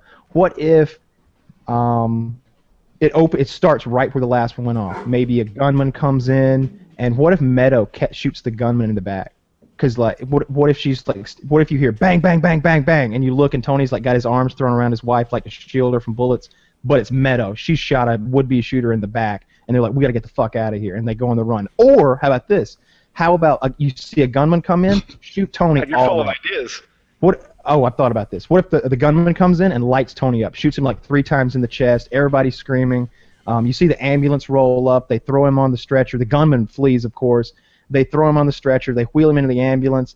The paramedic looks back from the driver's seat, it's fucking Paulie. He's like, got a good connect here, huh? He's like, you're damn right, Paulie. And it's like blood packs. He takes him off, and now he's on the run. He's faked his death so that the New York mob won't get him. And then once again, he still has to go to Russia to get his money, because that's where his money is. I mean, wanted more. if I knew who the characters were and what you're talking about, that's Sure, right? You don't know shit about any of this. Fair enough. I would like it to end So- where they get him into the back of the ambulance, and then one of the paraplegics just whispers to him, "Buckle up," and then looks at the camera and winks, and then it goes to black. And that's it. So That's it. It so just Kyle ends was with no saying that he fourth wall missed broken. his favorite celebrity because he just Because wanted more I'll work never out of him. get. I'll never get more work. I've gone on both sides. There was one guy, no one's going to know who he is, but his name was, I think, Tay Friege. He wrote a woodworking book, and he was old, and he was amazing as a woodworker, and I felt like the world lost a treasure when he was gone. You know, he wrote these great books. They were like the Bible for lots of woodworkers. But the other one where I'm right with Kyle. Bible for woodworkers. Yeah. Wouldn't that be the Bible? Isn't Jesus a woodworker? No, the Bible Yeah, doesn't which teach you how to loves the carpet. sand, how to plane, how to do joinery. It doesn't teach you any of that shit. Teaches you how to get into heaven. Yeah, and Jesus was a rough carpenter. This guy was a finished carpenter. You don't know that. But Jesus sucked ass at carpentering. I think. Yeah. All right. Get past whatever religious craziness you got going on in your head, and the make believe people and all. But if Jesus was indeed the Son of God and he was indeed a Jewish carpenter, I bet not only was his work fabulous, but it was expensive. We're making a lot of Very assumptions expensive. on this thing. Yeah. And he's None of these on the things are material, assumptions. too. This isn't Macedonian marble. This is just imposter shit. No, And then- if Another he was guy indeed, that I missed because I wanted more work, Heath Ledger. I wanted him to be in the next Batman. that Yeah. was my Son next of a- one. If I could get more than 10 words in a row out. then Well, you can't. Heath Wait, Ledger, you were going to preface that with no one's going to remember Heath Ledger? No, not that they're. I didn't finish. God damn it. But anyway, yeah, Heath Ledger was my other one. He did the Joker so well. And after he did the Joker so well, I went back and watched Brokeback Mountain, which also was a masterpiece in acting. Beautiful. And yeah, see, Kyle and I.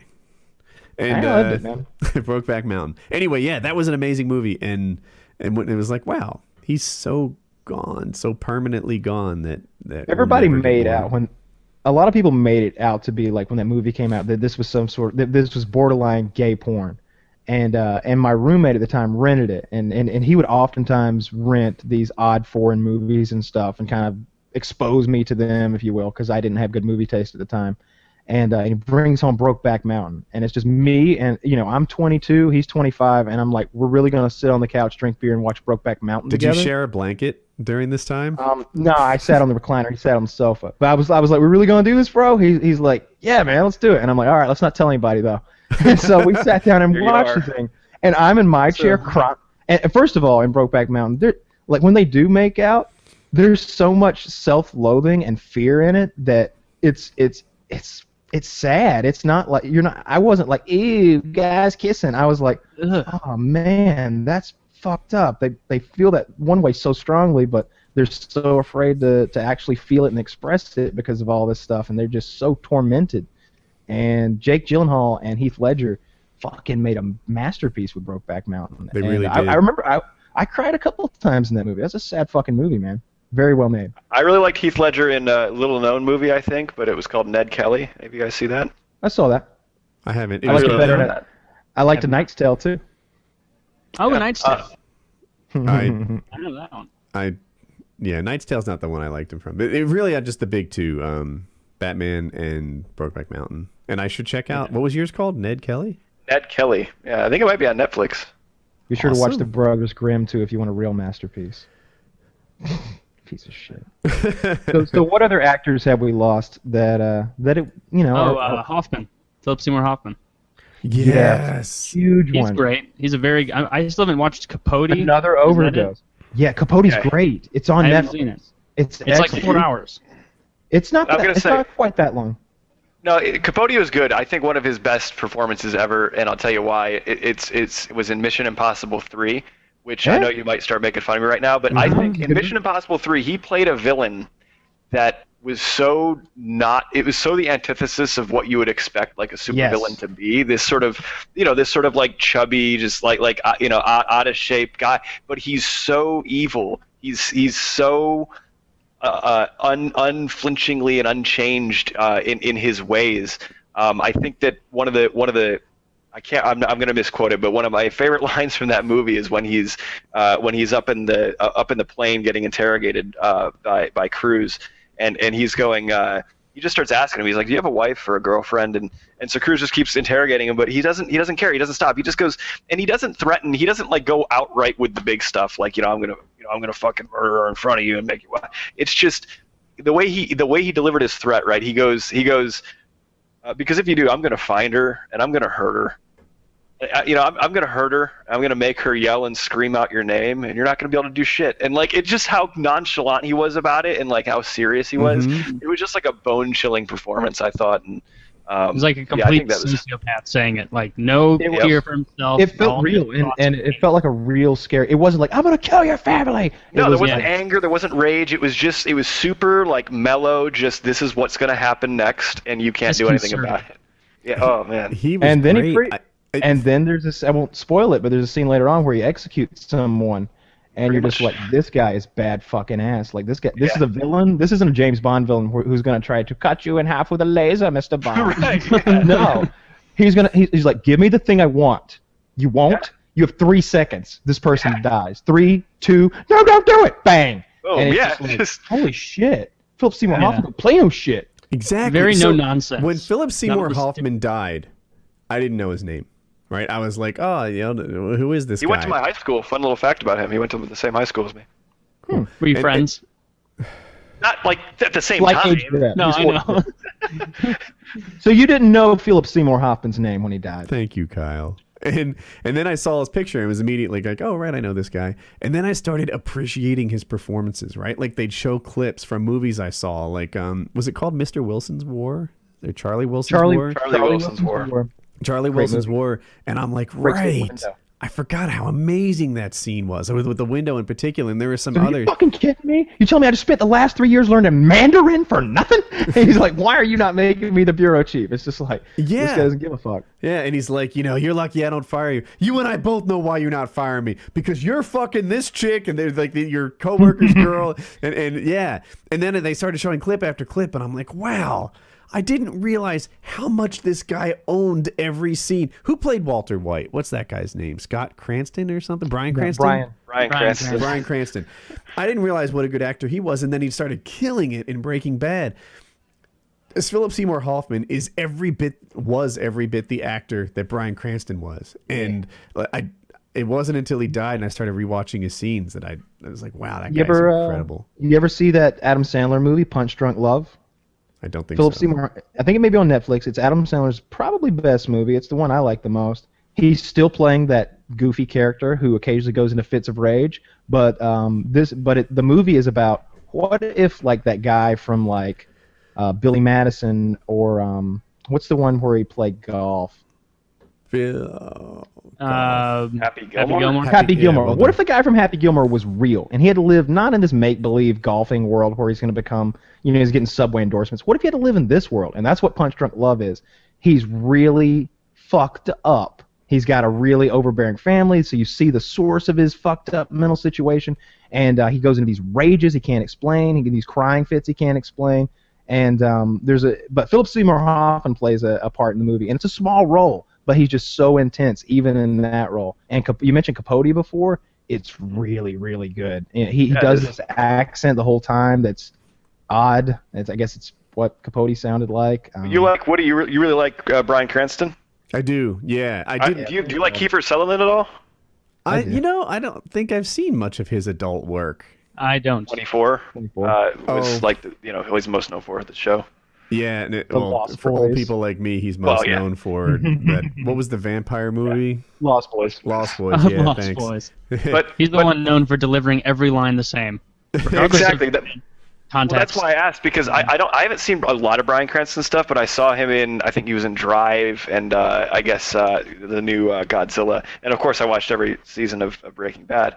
I just kind of felt like he could, similar to Kiefer Sutherland, he basically could kind of only do one role, which for Bryan Cranston is kind of the clumsy, slightly clueless old guy, right? Like dad figure. And I felt like in all of his roles, the ones that I've seen anyway, he just kind of could do that one role. He could do it really well. Don't get me wrong. Just like Kiefer Sutherland, he can play a counterterrorist agent really well. Like no one's gonna play a special operative better than him.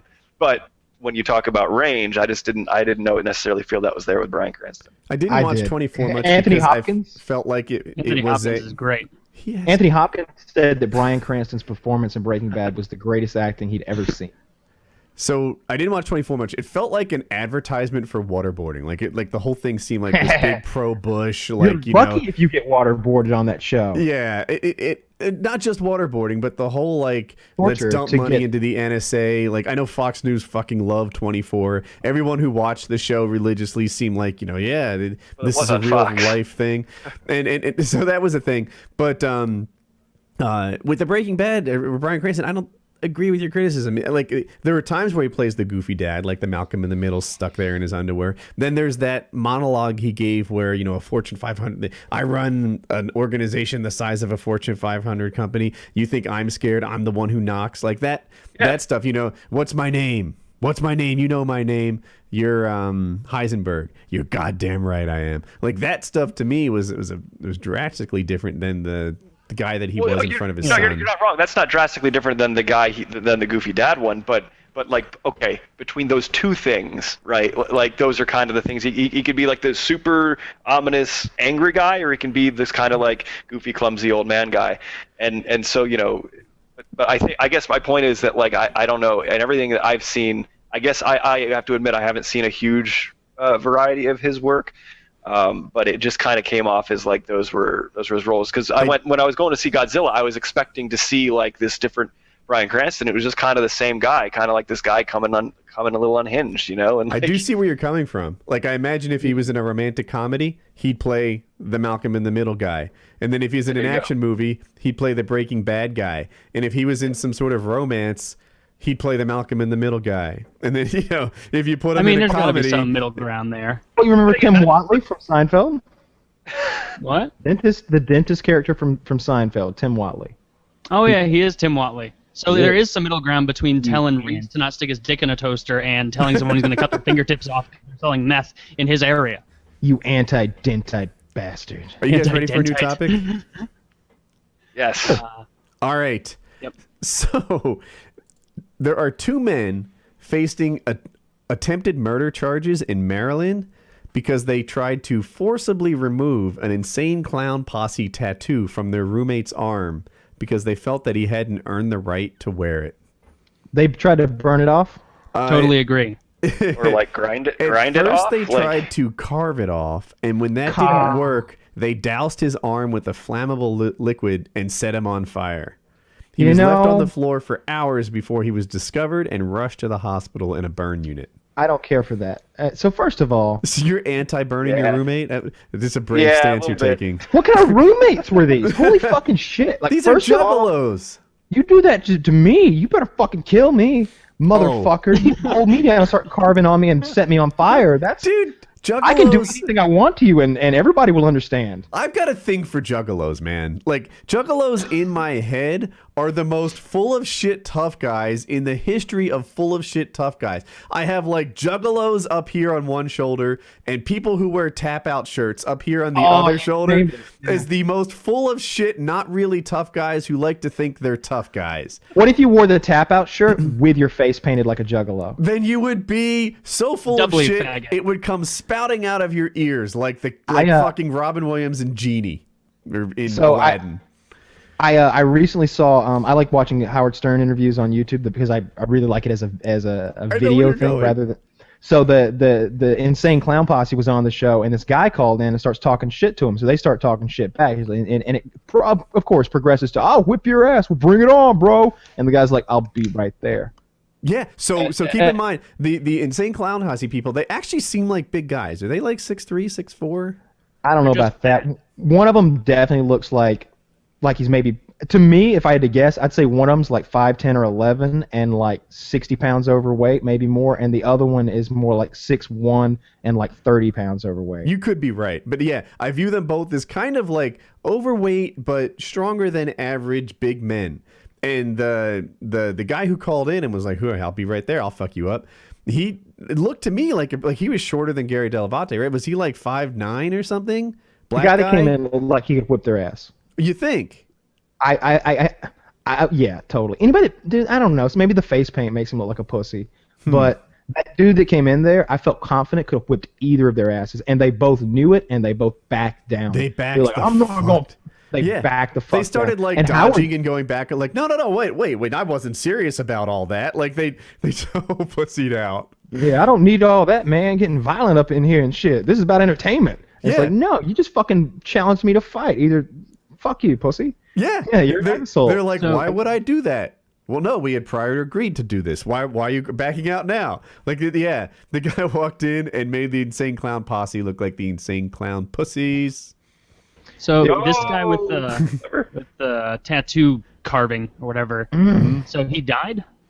No, they're attempted murder charges, so I'm guessing he lived.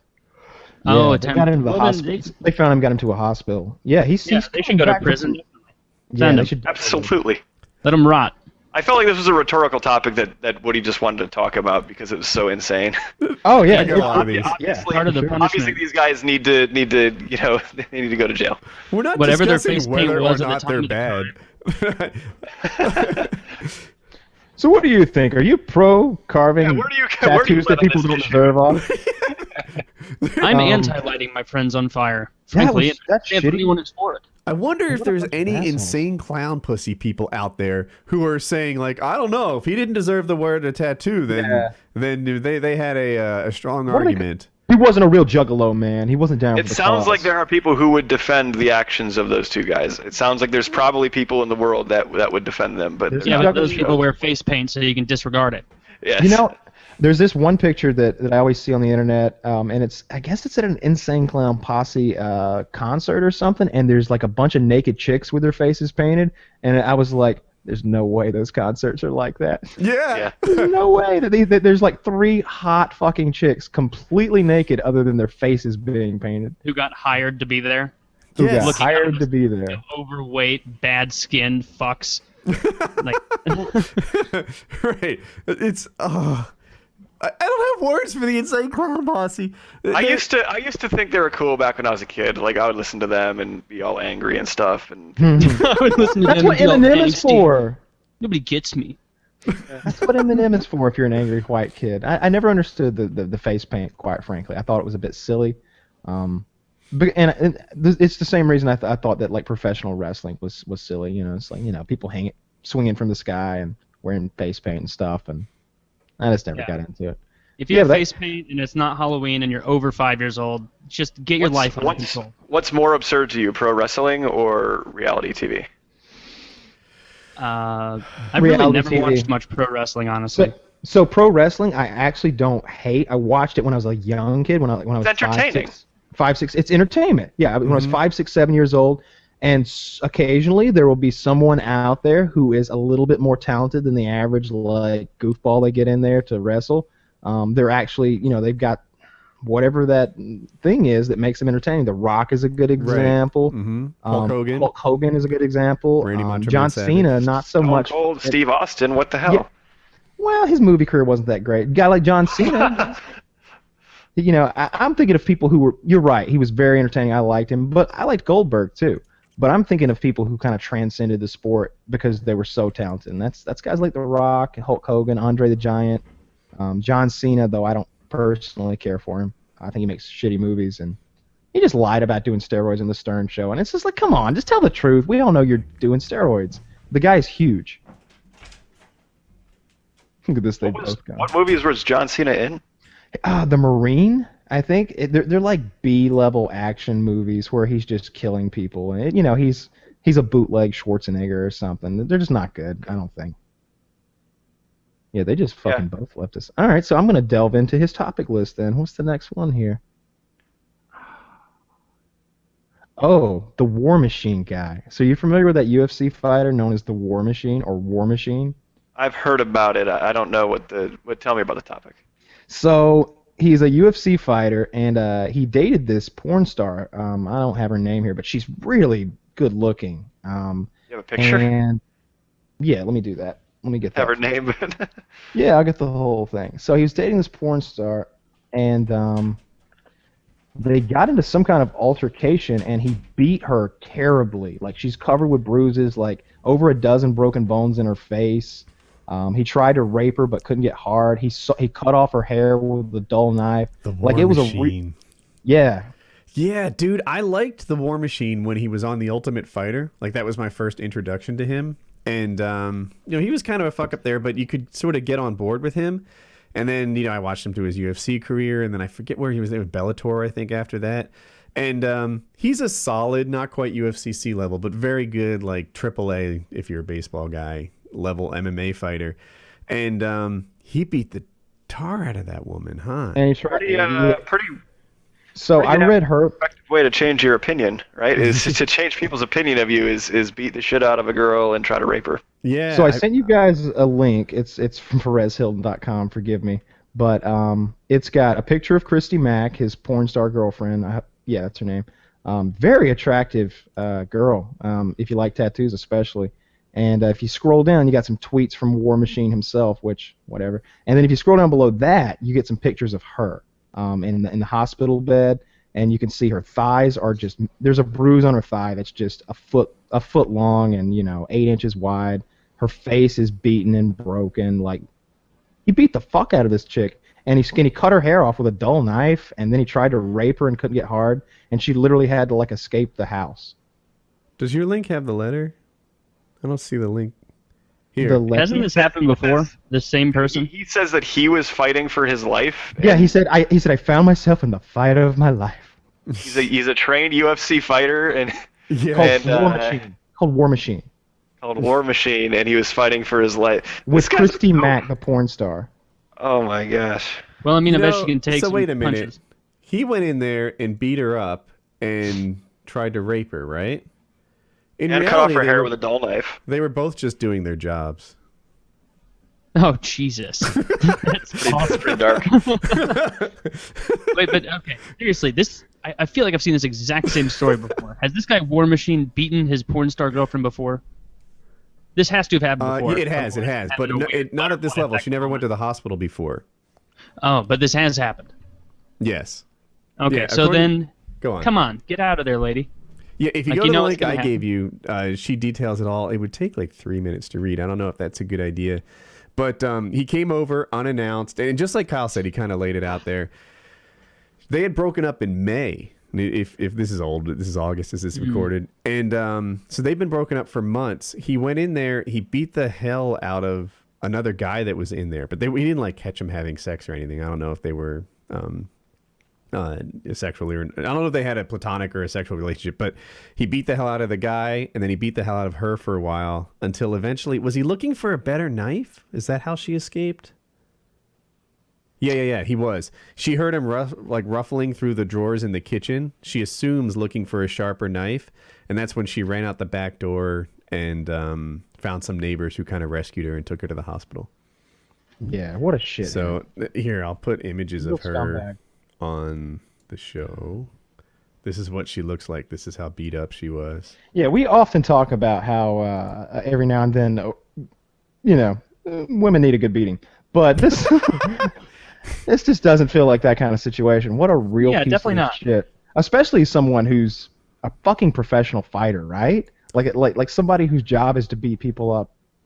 He could have done it any way he wanted. Like let's say that she got out of hand, went crazy, and like came after him, and he needed to restrain her. This is a guy who knows how to do it without hurting her at all, without putting a bruise on her body. Yeah, that wasn't the case, right? He beat this woman terribly. I am, and not everyone will agree with this, but I don't mind the guy winning the fight. For example, let's say that there's a hypothetical situation where the guy is pretty innocent. The girl takes offense or whatever and starts hitting the guy. Oh, you think you're going to get away with that? And slaps him.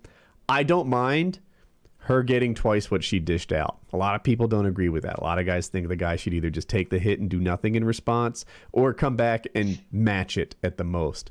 But, if you're going to start a fight, I think it's okay for the other guy to finish it. I think you should match it because, it's just because they weren't taught as kids not to hit others like little boys were as much because they know that there's no punishment. There's no accountability for hitting someone in their head. So you got to just come back like the same, which is already risky enough. Don't want to go to prison, just to show you can't do that. You don't just want to be like, oh yeah, and just bam, just your big man fist right in their face. That's not fair. There's some level in between, I think, that's right. Like what you describe as big man fist busting them leaves you with a Christy Mack situation, right? Where she's in the hospital all destroyed. Yeah, that's clearly that's too far. That's too far. But if, for example, he wanted to use his big...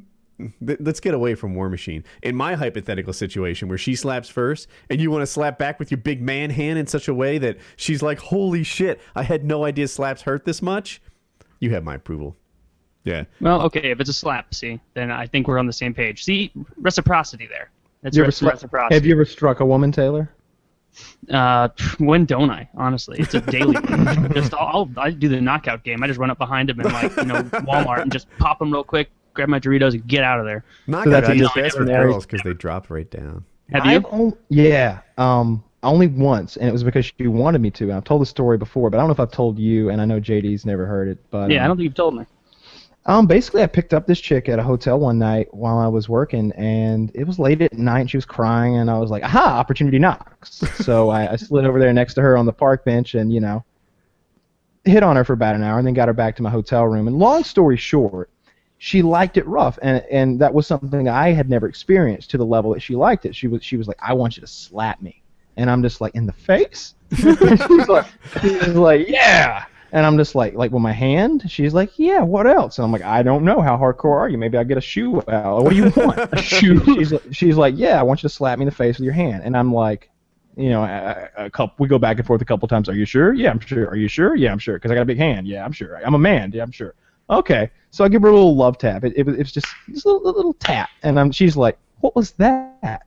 I was like, you really want me to do this? And she's like, yeah. So the second time I slapped her. And it wasn't that hard, but it was enough that it would have made her face pink. And she was like, come on, pussy, I'm not here all day. And I was, pow! Slapped the shit out of her like I would have slapped a man or something. If, I was like, well, fuck you, have a slap for real. And she was like, yeah. And I was like, you fucking kidding me? So she liked to be slapped. So I slapped her around a good bit that night. And then the next day came around, and my cousin had to spend the night in the truck because I had taken the hotel room we were sharing and fucked this girl all night. And so he rolls in at like 7 in the morning, just groggy as he can be. He looks awful, just big dark circles under his eyes, and he's muttering to himself. Meanwhile, the girl's in the shower. And he's just like, I can't believe you did this shit. This is supposed to be our room. And he's like, if you're going to kick me out, you could have just said it. And I was like, man, I didn't know it was going to be all night. I could have gotten you another hotel room. I feel really bad about this, but it's really her fault. And right about that time, she comes out the door, and I go, this is all your fault. And I slap the shit out of her. And my cousin goes, holy shit! And she loves it. She's perfectly cool with it. And I think she knew what was going on pretty much because I'd kind of clued her in earlier. She's just like, I'm so sorry. And he's like, it's okay. He's like, God damn, Kyle, you can't be slapping women. And I'm just like, I'll slap her again. Dude, you played that right by easing into it, because that's the kind of thing where like it's better to get told like, oh, come on, bitch or pussy, like totally. to do it harder. Like you can't just lead into it like, oh, here we go. What if I'd given her a what if I given her a on her, smack and then her be went, like, I'm more into little taps. No, what if I'd given her a real smack and she'd have went, Killed the moment.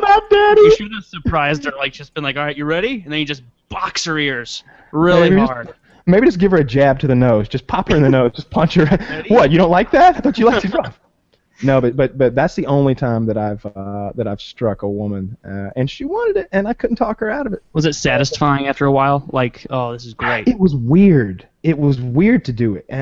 I neither enjoyed it nor hated it. Was just a thing you did. It was just a thing. It would be like if she asked me to, like, I don't know, spank her feet or like rub her belly. It was like, I'm all right. I'm not getting anything out of this, but if that's your deal, sure, have a slap. Big belly rubber.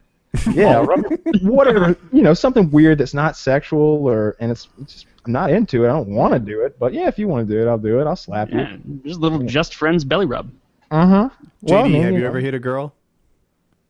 No, I've not like in that way, but I have had to restrain a girl before. But again, this is going back to that story. It's like it's absurd that this guy is trying to pretend like he was fighting for his life, because I have dated like a manic girl before, throw a knife at your head type manic. I'm a gun owner trying to rush for my guns, and before I could lock it up, and I didn't realize she was going to go into a bipolar episode at that moment. And was it because of the ghost perk? Yeah, It was. Yeah, last stand. You said there wouldn't be last stand. She throws a knife at you.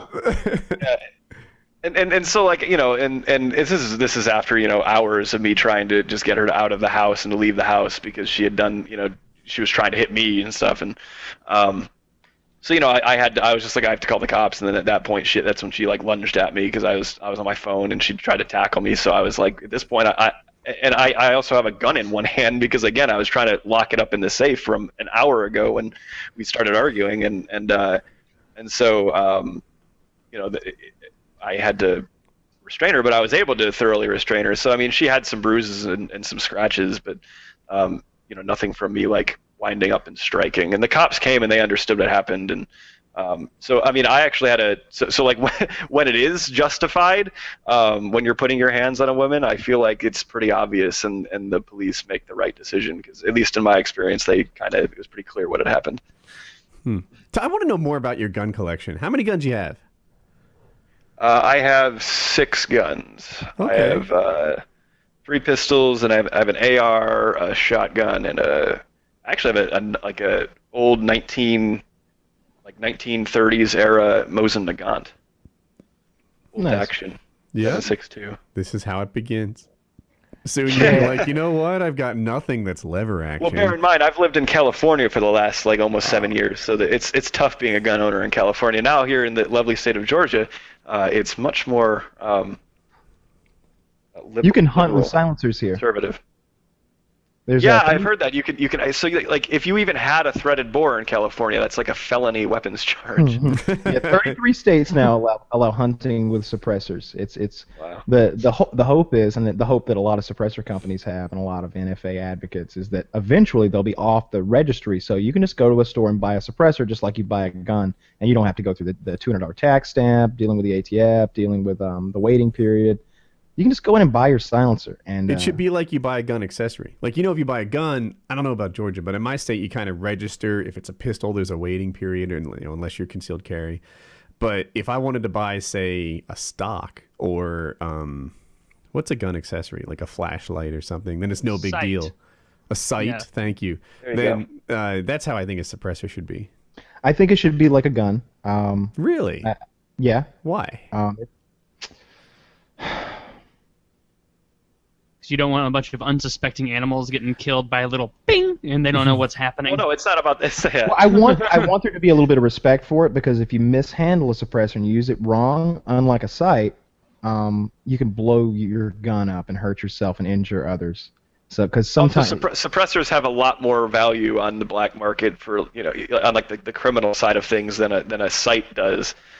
So I think that tracking the distribution and the sale of that is good. I'm all for very private laws. But Kyle, do you agree with that? That there's a lot more value in the criminal world for a suppressor? Than an iron sight?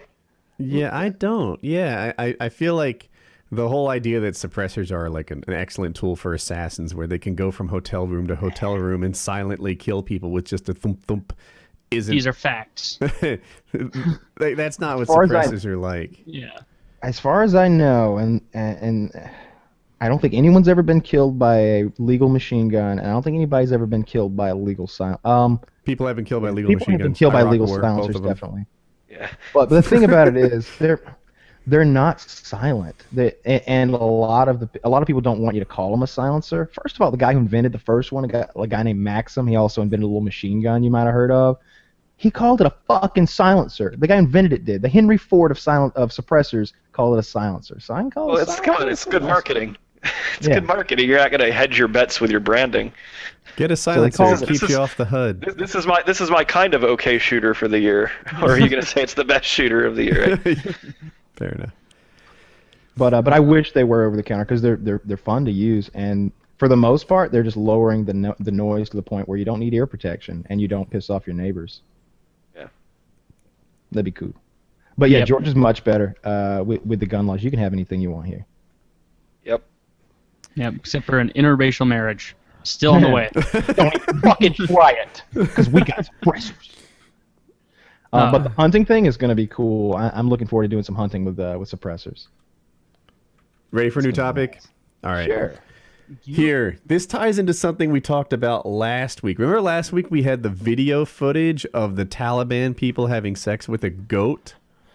Non-consensual yes. sex. Non-consensual sex. Well, this poor fellow, the Saudi man, tried to have sex with a donkey. And here you see his dead body next to the donkey.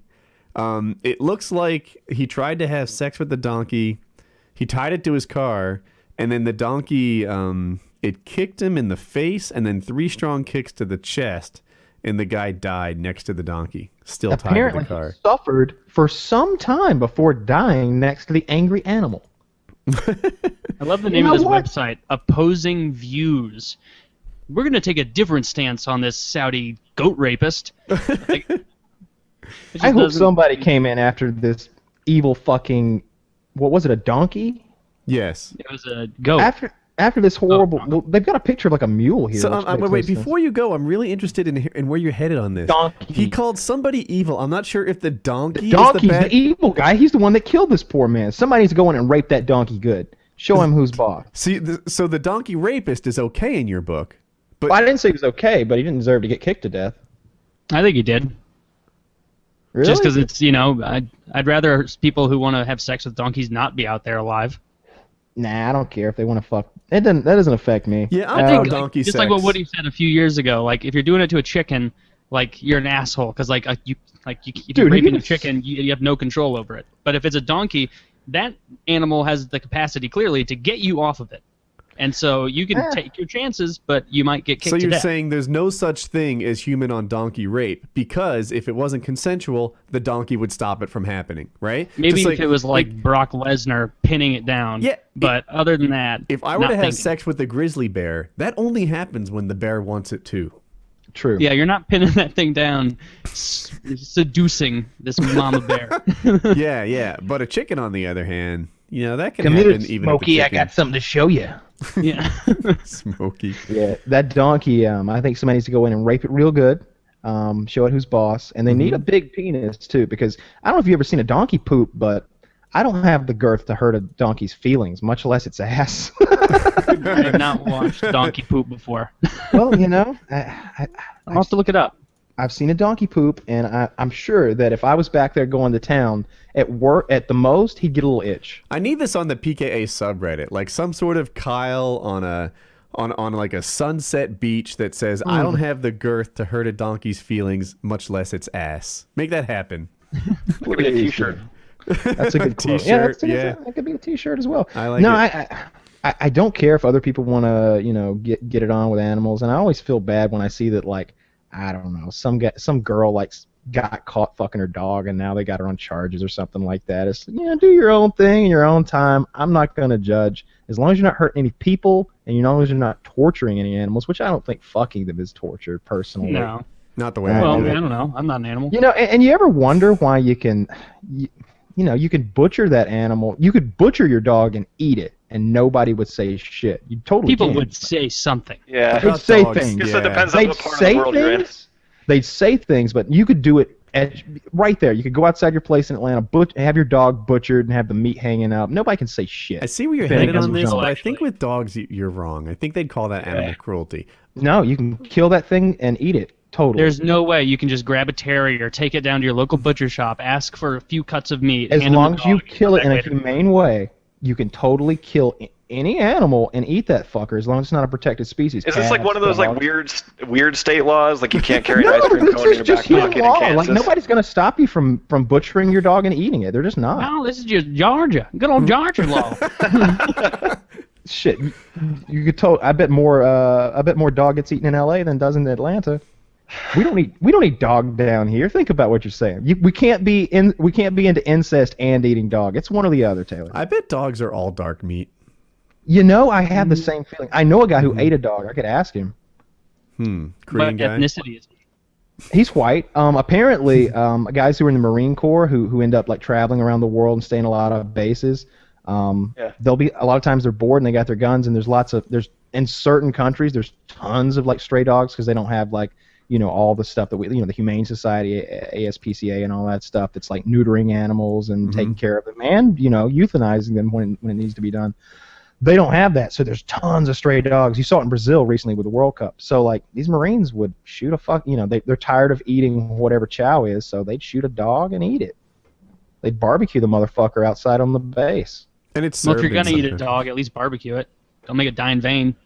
How would you want your dog prepared, and what kind of dog would you want to eat? Something with a lot of lean protein, maybe a greyhound. A lot of meat there too. Yes. I'm thinking a chubbier dog. I think like a lab, like a family dog lab would be like nicely marbleized. And I'm thinking Marbled. a campfire would be an ideal way to cook it, and then just Slow cover roast it it. with like some salt and pepper. I would just throw the that- whole thing in the microwave. alive. Yeah. I was thinking that. I honestly think a small dog would be best because I imagine it like I've seen how it looks when you just cook like a squirrel or a varmint like that. You basically gut it, skin it, and you take the whole thing and skewer it and roast it on a fire. I'm imagining a pug like that. Those things got no reason to be alive, okay? Like, those things are so inbred and fucked up. Pugs don't need to be alive. They're looking at us, and they know we did that to them. They know we fucked them up. No, they don't. They're retarded dogs. As far as They know dogs go, something's wrong with them, and they're not supposed to be that way. But I would totally eat a dog. If I were at a restaurant and they were like, would you like to try a sampler of dog? I would totally say yes. I would do too. it. I like to especially like local cuisines. I like to experience local cuisine. So if I was in a part of the world where that was like just part of the menu, I would try it. So you Yeah, I take it ever one on step TV? further. I want little placards with details about their lives, their names, I how want old the they were collar. when they I want the died, what kind of hobbies they like. This is Trevor. He liked running through the grass on sunny days. And then you This dip is his Trevor in a bone. little bit of barbecue sauce. Pictures How of the goes. children Favorite bone. that they grew up with him. You want obituaries on your menu? Is that what you're looking for? Exactly. I want to know the names of the people who loved these animals. I'll take it one I step want them further. to watch. How are you going to take it a step further? Go on. I want to pick my own dog. I want to go in the back room and see and find a yappy one that really annoys me and be like, yeah, that Shih Tzu right there. I want him barbecued and smothered in onions. Let's go Make a it step happen. Gotta be a further. Shih Tzu, How man. about this back room has doors and doors, like a kennel, and not only are you picking the dog, but you're removing it from the children that it's raised with, right? So you're like, you know, Yes. that kid looks fucking bratty. I'll take his dog and then cook him up and eat it. And they're orphans, like so it's it. all they have. So sort of a scenario where like, and I imagine this being a scenario where like maybe the kid asked for a dog then didn't take care of it like he promised, and his parents have brought him to this as a punishment, and he's just standing there and like with like 8 other kids, same deal. This is like a scared Yes. straight type thing, except we're actually going to eat their dog, take their dog, and we fucking make them eat some of it. This could be a service. I think there's a business idea here, right? Except that we don't take every dog. We just bring in like 10 families, and then maybe one of them serves Reality as an show. example to the other 9. I'd like a reality show where if you lost, maybe you took care of your dog, but your dog dies anyway. Like it doesn't matter that. Forget about the whole you didn't take care of your dog. Now someone gets to eat it. Maybe it's a reality show where you ante up your dog's life, and if you lose, the dog loses. What do you wager your dog's life on? That's a good. I opportunity see it to like win this. Like imagine a scenario $100. like Ultimate. What's the thing with the Ninja Challenge thing? Like maybe everybody who wants to compete in the Ninja Challenge has to bring their pet in, and you That's fall off the risky monkey business. bars, and we cap your dog. All right, if I can't do 11 cartwheels right now, you can eat my dog. Do you guys watch that Ready, show? go. The Ultimate Ninja Warrior, or whatever On it's called. YouTube, I've I've seen seen him. a It's Yep, couple. on YouTube. All right, so you all may be unaware of this. I don't know her name, but there's this We chick. watched it together.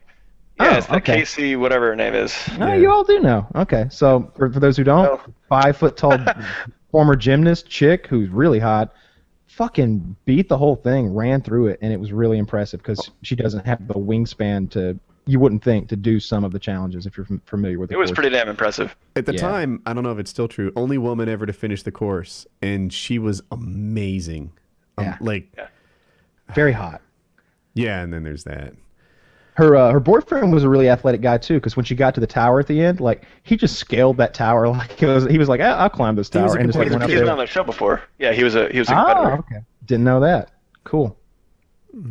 So out of your whole story, you were the only one to learn something new. Apparently so. Like, well, you know, I was like, has anybody ever seen this show? And he was like, well, I see it on YouTube sometimes, and nobody else spoke up. I thought there was some ignorance to be cleansed. It's one of those shows that's entertaining for like increments of 40 seconds. Yeah, 'Cause I don't watched a run or Yeah. two. do the same banal stunts over and over. There's nothing I'm at not gonna risk. go There was a dog head on a spike somewhere. Yeah. Things I come. prefer MXC, which is most extreme challenge. Oh, that's old. Because that's just regular people who aren't so athletic, and they get hurt. They get Isn't hurt. that the Asian one? That's I it, prefer yeah, American Gladiators. You want really old. Well, they brought it back a while back, if you recall, and Hulk Hogan hosted it, and it just failed. But it was a more updated, more With the Hulk hosting? Yeah, Hulk Hogan. Yeah, I'm right. so It failed? uninterested in With him. that kind of star power, Dude. how could they fail? Just like doing his same fucking like I'm blowing and like inflating myself into twice the man I was a minute ago. Like that. Hulkmaniac's gonna run wild all over you when these 29-inch pythons get on you. So The Hulk like, was great. He had so many lines. That's what the Hulk was great, man. You know when he changed his name to like Hollywood Hogan, right? when he became the bad guy. When you work for Vince McMahon, he owns your fucking name. He owns Hulk Hogan. He can't be Hulk Hogan and wrestle or do anything else anywhere else. He had to be Hollywood Hogan. Vince like McMahon that. owns your shit for like ever. Like I think he still gets a piece of The Rock. Like The Rock just did Hercules. Vince McMahon probably got paid. If He is a he's- pretty wealthy dude. but I don't know if he calls himself The Rock. Yeah, that'd be pretty douchey. He kind of goes by Dwayne Johnson. Like Well, in the movies, oftentimes it's they want it's better now because he's much more well known. But especially early on, it was The Rock, in big letters, and then around on either side of it, Dwayne Johnson. that's super dude. Dwayne The Rock Johnson. He's got a crappy name, Dwayne Johnson. I don't like Dwayne. Johnson's awesome. I wonder if it's his real name. Dwayne. Dwayne's a little weak. His dad was also a wrestler. Some people don't know who went by Rocky. I think he was or Rock or something like that. So he's a Comes cool from a guy. long lineage of wrestlers. Yeah, wrestlers. All right, link in the description or link in the chat. New topic. Mm-hmm. Colorado teen birth rate drops 40% since they started providing low-cost birth control to teenagers. I bet it's because pot ruins sperm count. Unrelated to the birth control. Yeah. See, you guys, JD2020, do you have a kid, JD? I do not. You do not. So I'm the only parent on the call here. That we know of. Yeah, I should correct that. I don't know. Not that I know of. I mean, obviously, everyone's in favor of fewer unplanned pregnancies. I mean, I think that's like no one's on the other side of that issue. Giving out low-cost birth control to teenagers is absolutely a consent, right? Like I remember in my teen years wanting to have, teen sex and such. Any hint of this might be okay. Like we would sit there in sex ed class just like zoned in on any even kind of tangential approval and be like, see, this is cool. I'm just wondering how this is any different than when I was younger and you could get free condoms at your health class, right? Like I don't understand how this is much different than that at all. I would argue that free condoms weren't available everywhere. I don't think that's not the normal experience. At most health departments, they are. I don't know about schools. They're I know not my hard to schools- find. My sex ed was so fucking weak, dude. Like it really was. Lucky I'm a curious person. Granted, I'm sure this varies by state, right? So we're talking about totally. one state, Colorado, doing this program. But again, I'm from upstate New York. We had very good school systems, and we had access to that kind of stuff. That was just normal to me. And I'm not saying it's true everywhere, but neither is this story. And it just sounds like, I don't know. Let me read the article. Are they trying to make it about? Are they making it about are they trying to make it into like a boy versus girl thing, or are they making it into like just a general I think that encouraging kids to have sex? I think that they're saying that when you provide birth control, then the kids actually take it and it has a positive effect. Yeah, I don't know why statistically people would think that to proliferate a thing that prevents pregnancy, why they would think that would have a different effect other than making pregnancy rate go down. Because they think that it's morally reprehensible to be having the sex to begin with, and the only correct approach is abstinence because they're fucking stupid and they apparently never had sex before. So wait. This headline is just redundant to me. It's just like it's a headline that's telling me something that is obvious. That's just mathematically obvious. That the more of this thing that's available, the less people will be getting pregnant. That shouldn't be a shock to anybody. No, well, okay. Here's the thing that when I read this is what I came at it from. It was like, all right, as you mentioned, providing birth control to teenagers is probably going to help teenagers use birth control. I get that. It's also going to have more teenagers have sex, safe, protected sex. Yet it's kind of like a state approval. Like, all right, teenagers. A more interesting study to me would be what happened to like the STT rate in that area, right? Something that birth control is not going to stop. But of course, more birth control is going to result in more birth control. But I would so if you want to make the argument that it's causing an increase in sexual activity among young people and among teens, then you would just need to look at the rate that STDs are related, right? Just look at the baseline there. Or you could just ask them if they're having sex. Yeah, there you go. You could. So I don't know. See, my daughter's 15 right now, and she's not having sex, but I think to myself, like, do I want somebody providing her like condoms? Yeah. Telling her it's tacitly okay. Is that what you're thinking pretty much? Just yeah. Right? Does that have to be the message when you give it though? I mean, if you were just like to quietly slide it over the table in like an envelope to her, never use this. Yeah, I don't think there's any other message you can give when handing out condoms. You can't say, like, don't have sex, but if you do, here's the thing you want. Because the message that all teenagers clearly want is, all right, it's go time. And, like, to make a short story long, I read this thing on advice for teenagers in cars. And this guy was like, don't give a car to your teenager that can even remotely possibly be considered a sports car, because in their head, it will be a sports car. I had a Volkswagen GTI. I don't know if you know this car. It doesn't look sporty, but in my head, it was the sporty version of this, like, picture like a Ford S. In today's terms, it would be like the sporty version of a Ford Focus, right? That like sporty hatchbacky one. I had kind of the equivalent of that. And in my head, the thing was a Ferrari. It was like, this is the performance. What'd you say? I think of it more like a Civic. but like the Civic with like the nice engine in it. With a this, spoiler on it. yeah, those GTIs are pretty nice. They got a little pep to them. They do, right. And in my head, it was a sports car. And all it took was a little hint of it actually being kind of sort of true. And that's where I took it. For this, handing out condoms to teenagers, it is in some way approving of teenage sex. And I don't know where in my head, like in my head, 15's too young. But 19's not. In your head, nothing's too young. But In my basement, nothing's too young. But 19's not too young. And then somewhere in there, it goes from black to white. And, when they start providing free birth control to like 16-year-olds or 17-year-olds, you're like, I don't know how to feel about this. Clearly, it lowers teen pregnancy. Mm-hmm. I think Your that we fear should is it go back to increases banning teen them. sex. It increases teen sex and lowers teen pregnancy. How is that? And a lot of people watching this are going to be teenagers, and they're going to be like, dude, I think these are you're all wrong. positive things. More teen sex is great. Less teen pregnancy is great. Where's the downside of this issue? But I think you're wrong. go I on. really don't think there's that much of a downside. It's just, I I mean, I can Go see ahead. why it's valuable because you got to get the guys using condoms for their first time on, because otherwise they're gonna go in without a condom, realize, wow, this is excellent. They're gonna go in with the condom, like, wow, now I can do this, and it's excellent, and it's safe, and they're gonna be like, well, this is awful, and then they won't ever use it again. So you got to make sure you get them first time to wrap it, so they I don't know what want they're to missing. hear how Kyle thinks I'm wrong, but I want to add to what Taylor said and why he's right. I was friends with a teen father, and he told me about it, right? And at the time, I wasn't even getting sex. It was like, how did you fucking do that? And his girlfriend was hot, and he wasn't. And the whole thing was crazy.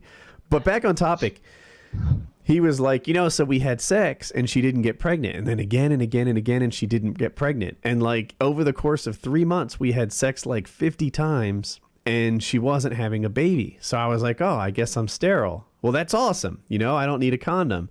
And then he realized he wasn't sterile. Life before the internet. But he had assumed that a couple months went by and they were having sex this whole time. That It didn't occur to him that she was on birth control? I'm sorry, It didn't Well, he occur knew to she him that wasn't. she was on birth control? she wasn't. And Oh. if you ever try to have kids, well, I'm sure someday. I don't know where I'm headed with that, but when you try to have kids, you might learn that it's not always first month. Like Of course, it's not always, yeah. right? So with teenagers, it's no different. You've got some people, like married couples or whatever, who try for years, 2 years or so. People who sign up for adoption because they think it's not going to happen. And then 4.5 years into their trying, bam, there's a kid, and they're surprised by it. So these teenagers can have a similar experience or even a shortened one where it's not until month 4 that they actually have a baby. And then they're like, oh my God, this is a really big deal. So, like Taylor was saying, yeah, you got to get them to use a condom from the first time because it's easy for them to fool themselves into thinking that something that's not true is, that they're sterile, that's not going to be a problem for them, but it will. And Kyle, why am I wrong I that don't- giving out health because no 15, 16, 17-year-old dude or girl ever was like, I want to have sex with you, but there's just no condoms and no way to ever get one either. So we just won't have any of this sex because I can't get these condoms. They're not that restricted. They're either gonna have sex or they're not. And you giving them a condom, while I know you think that's some way of being approving of the sex, but I just don't think it is. I think it's. If I were a parent and I'm not, I think I would say something like, I don't want you to have sex. I think you're too young for this, but I'm gonna give you these condoms just in case, just for the same reason I carry a gun. I don't think anybody's gonna try to rob me. I don't think anybody's gonna try to hurt me, but in that scenario where something crazy happens, something stupid happens that you shouldn't be doing, you might as well have this to make sure that you don't ruin the rest of your life, because that's what's going to happen if you get someone pregnant. I think You'll I be have responsible.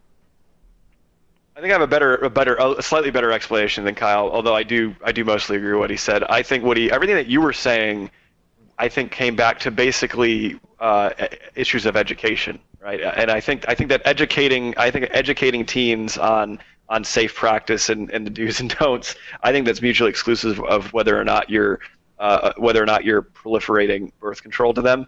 And I think that if you're making birth control accessible, whether that's a condom or the pill, I think that if anything, you're just opening up more opportunity to educate. At the point in which that exchange is happening, for example, right? So, like Kyle was saying, I think they're going to have sex with or without it, and so if you're just at least you're maybe giving a few more touch points where the person has to talk to a doctor or the person has to go to a health class to get it right, and so now they're being exposed to education, which is the right way to curb the concerns you're having, rather than trying to disincentivize sex, maybe. I think it's pretty easy to educate without facilitating, right? And the way that you do it is you just wrap it in a message that this is for later. Like here you are, you're 15. This is how you put a condom on. This is how an IUD works. This is how the pill works. This is what the cycle is. You can teach them all about their bodies and all about sex and say it's for later because you're going to need to know this someday. And by the way, these kids learning in school get that message every day. Right? Every fucking algebra equation, history lesson, chemistry is because when they're a grown up, they'll need to know this. You can do the same thing with reproduction. But those are lies. The algebra's a lie, and the sex is too. It's all a lie. I've never. The sex thing they're going to need someday. But so I think it's easy to educate without facilitating. It's a question mark in my head. I think a lot of people are going to watch this and be like, "Oh, Woody's anti-facilitation." I'm not. Like, I think that's what they'll say. Right. No one will say that. I think that you should, like, okay, if this were college, I think it's an easy question, an easy answer. I think that making birth control available to college students is a really smart idea, because very few people exit college, a virgin, because I don't think that's going to happen very much. In high school, though, a lot will, and I think it's difficult to give the message that Kyle gave. And every kid's different. But I'll tell you, if I heard what Kyle said, which sums up to, hey, if something wacky happens, here's a condom, I would have totally made it. Or if something, unfortunate, or something we don't want to happen happens, here's a condom. In my head, I would have been like, awesome. If something that I want to happen. Like, it would have... It's also different for boys and girls as well. What? It's different if you've got a son versus a daughter. So the way my son is very different from my daughter. Yeah, my son, I want to go out and score, and my daughter, I want to be like, absolutely no. So here's how you gain these high school chicks, man. You got. Here's how you fool them into thinking they want something that they don't. Do you know what nagging is? Insult them mildly until they want your approval. Exactly. Give them a backhanded comment like that dress distracts from your misshapen eye. Things like that. I don't even notice your lazy eye when you wear that necklace. I like it. Exactly. I have a lazy eye. Let's go. But with a guy, let's say I've got a 15-year-old son. I'd arm him for war, man. I'd be like, look, you gotta wear these condoms. If you get one of these chicks pregnant, it'll ruin the rest of your fucking life. You'll either get a job and work a dead-end job the rest of your life just to pay like enough child support to keep her happy, or you won't, and she'll fucking send your ass to jail, because that's what happens when you don't pay that shit. So that's your guy message. I'm really curious about your girl message. My girl message is... don't be a slut. Yeah, I think my wife / her mother would definitely be there for that. I don't know if a guy can talk to his 15-year-old. Yeah, you wouldn't be able to feel it very well. And not be really weird and awkward. But if I could, I would say... the cliche. Look, these guys want to have sex with you. They do. They can't help it, and they can be they can be manipulative, and they can trick you, and they'll do all kinds of things to get you to do it.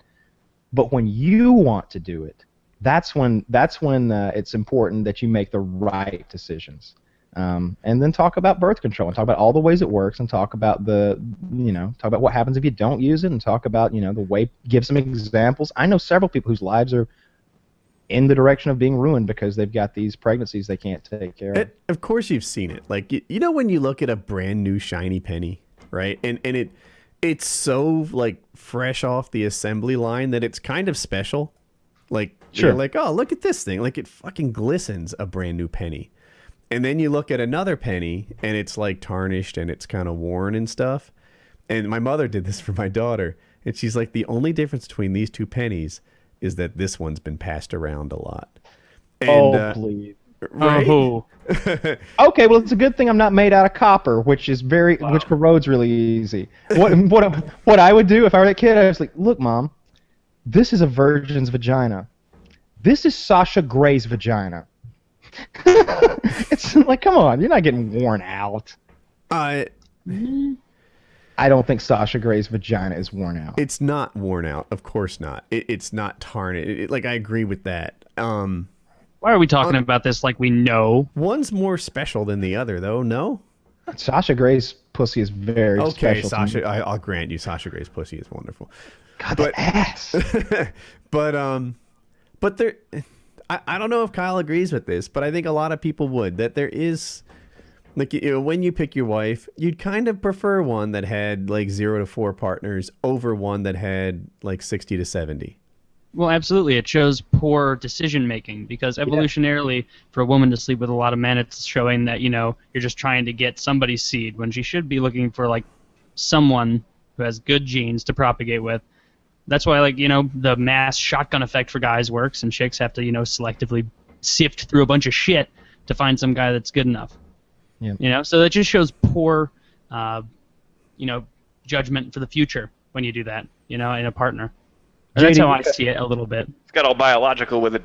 Yeah, he Yeah. did, but I No, feel like that I makes could sense. reverse engineer all kinds of things. Like 70 people, it shows how desirable she is. It shows that she is the guy that, or the girl that every guy is choosing, and it Bullshit. demonstrates that on a biological level, she is the most attractive around. Which is not Nobody's that gonna true. sell me on that one.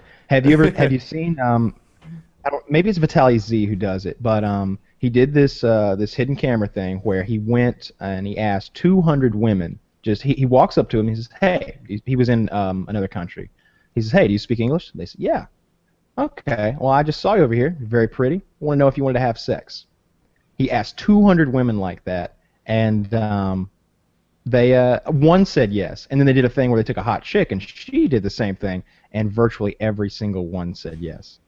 Like the girls all say no except for one, guys all say yes except for like Yeah, a it's handful. just different biological imperatives. It's not some You're not nonsense. wrong. It's just men have a biological imperative to spread their seed as much as possible, so it's propagated down through their lineage, and women have it to find. It's like a, quantity over quality. And Kyle's right on another thing. Like, I feel like with the boy, you can kind of arm him for war, and say like, look, don't get girls pregnant. This absolutely has to happen, etc. I feel like with guys especially, you're not going to get him to be the one that turns down sex. Like it's so unlikely. Don't even go to that as your go-to thing. Like if you got a boy and he's 16 years old, no way you're going to get him to not want to have sex. Just make sure that if he does, if he gets someone to say yes to him, he's protected. On the girl, on the other hand, I don't know how to handle that, like, special moment from disapproval to approval, and when you find that, and I don't think you can give her a condom without having that. Yeah, I don't think as a Switch. father you'll ever Hey. truly find the approval point for it. I will. But I'm I not a will. dad, Like, so I and don't know. hypothetically, like sometimes I like. I don't know. All right, fuck it. I'll just say it. Sometimes I'm doing shit with Jackie, and or I'll like propose it, or like, and like I forget, like it. Somehow it came up one time where she's like, would you want Hope to do this? And I'm like, fuck yeah. I want her to have a like rich, healthy, exploratory, happy sex life as a married woman, right? There should be like that should absolutely be like a she should do shit that disgusts me if that's what makes her happy. So yeah, there will be a point where like, I see her husband and think, I hope you're good at sex because, she deserves That's that. important. Yeah. But that time is not now. Okay. JD, you got to roll out pretty soon, huh? I do, yes. It's been good chatting with you fellas. Yeah. We appreciate you coming on. That was fun. Always a Awesome. pleasure. I've got to start listening to your show a little bit more. Someone actually warned me about the mermaid question, but I thought it was a joke. I thought it was a joke. I probably should have came more prepared to the show. Yeah, well, I got to tell you are the first guest to take the pedophile Yeah. mermaid angle, so we appreciate that. I In the expect strictest sense, it is a merchandise. joke. I expect merchandise in the store about the pedophile mermaid. I'll Yeah, do will it. do. T-shirts and coffee mugs and The aerial sex doll, the whole nine. there you Chiz go. is already on it. He told me. Blame him if it's not ready yet. Blame Chiz if Blame it's not Chiz. ready. It's all him. Thanks for coming on the show, man. I appreciate it. Oh, and what's the Yeah, it's good to talk the to you. URL to your amazing website again? Amazing website, you son of a bitch. Lichdom.com. It's just look up Lichdom Battlemage on Steam. Again, it's still in early access, but on August 26th, it's going to be available for full release in the U.S. at $39.99. If you like, look, if you like RPGs and you like casting and you like being spellcrafting and loot, you're gonna have a fun time with this game. That's actually my style of game. When I Yeah, play it does. Skyrim, I'm using a mage, and when I play Fallout, I love the looting aspect. So I think I'm gonna enjoy this. Check it out. Maybe I'll hook you guys up with some codes to give away to your. All right. your Yeah, that would be viewers. awesome. That would be Yeah, awesome. I like the Borderlands look of it. If you even just Yeah, check out Lichdom, cool. Lichdom on YouTube, you can see the trailers for it and some gameplay, and yeah, it looks like a AAA title. It's built on the Crysis engine. It is weird though because it's been in early access, so you're seeing a bunch of footage from an unfinished game. Like there's been so much progress even between this most recent release, which was beta, and launch, that all the videos you'll see now looking it up are like from unpolished, even dare I say buggy versions of the game before it's been polished up and actually shipped. So it's kind of an interesting project in that sense. So just bear that in the back of your mind when you're looking at footage. So Lichdom, Yeah. Lichdom. L-Y-C-H, Check it out. I believe. Is it I L-Y? don't think so. It's Li, right? Yeah, yeah. Ah, It's okay. Lichdom, isn't it? A like? Lichtum in German. So check it out. Make JD2020 rich as hell. Again. Thank you guys. Very good. Thanks, you. All right. All right. See you later. Good night, guys. Oh. And these guys got more than people, but we're going to switch off. AppWin, that was our sponsor. Check them out. There'll still be a link in the description. I'm switching over the icon. By the way, for those of you who are not Patreon members and are having to wait till Saturday to listen to this, the Patreon members got it Wednesday night. Ooh. It's one of the I bonuses. bet the rest of you signing feel like up a for Patreon. bunch of faggots. Ooh, that's a little hard. Well, that's a little harsh, but wouldn't go that far, Merca. Being a dick. For the other 140,000 people who listen. Yeah, I know. I should join the Patreon. Donate to me. Donate back into my own pocket just to boost our numbers. So yeah, Yeah, Painkiller already is typically recorded. Usually Thursday is our target date. That's the day we really want to do it. Merca wasn't available on Thursday, so we're doing it Wednesday. And sometimes it's Friday because availability too. But this time it was Wednesday. So people will always get it early if they do the Patreon. I think it's only the $5 level, right? It's like the second believe cheapest so, level. yes. Yeah. And so there are a lot of people who are getting this like half a week in advance because they're Patreon members, and we So you're appreciate saying for them. $5 for Literally. getting it 4 days early? Isn't that amazing? I can't believe it. I can't believe that we're letting this fly off the shelves. Letting All the right, show Billy fly Mays. off the shelves. Oh, and by the way, Donate. we are now, I guess we're doing something right because we are the biggest Patreon in the history of the universe. Yeah, we fuck that Are you other serious? chick. Yeah, we are the number one Whoever that Patreon was. show in not just this world and not just this universe, but in the multiverse. So that covers the DC universe, the Marvel universe, our own universe. Yeah. Biggest Yeah. Patreon ever. Something like $9,000 in there, or something like that. Something like that. That's really the biggest one? Yeah, we really I are the figured there biggest was one. Another one. What's a month? $9,000 a month. There's you like know, a it's Oh, pixel $9,000. something. And it's actually not like we never get that much. There's Yeah. there's like fees. There were like 50 people on there where their cards were like declined, so they probably use like fake numbers and shit. And then I think right now we have like thousands of dollars from people we expect not to renew. Like they like they use $500 levels, which in our head are like one-time things. But Isn't there that one guy from like the Oman Sultan of or Oman, Oman? yeah. and he like, I'm not doesn't sure what he level he is. But donate yes. a ton or something? I don't know. He definitely I just threw- remember from a while ago there was that one really rich guy who did something ridiculous.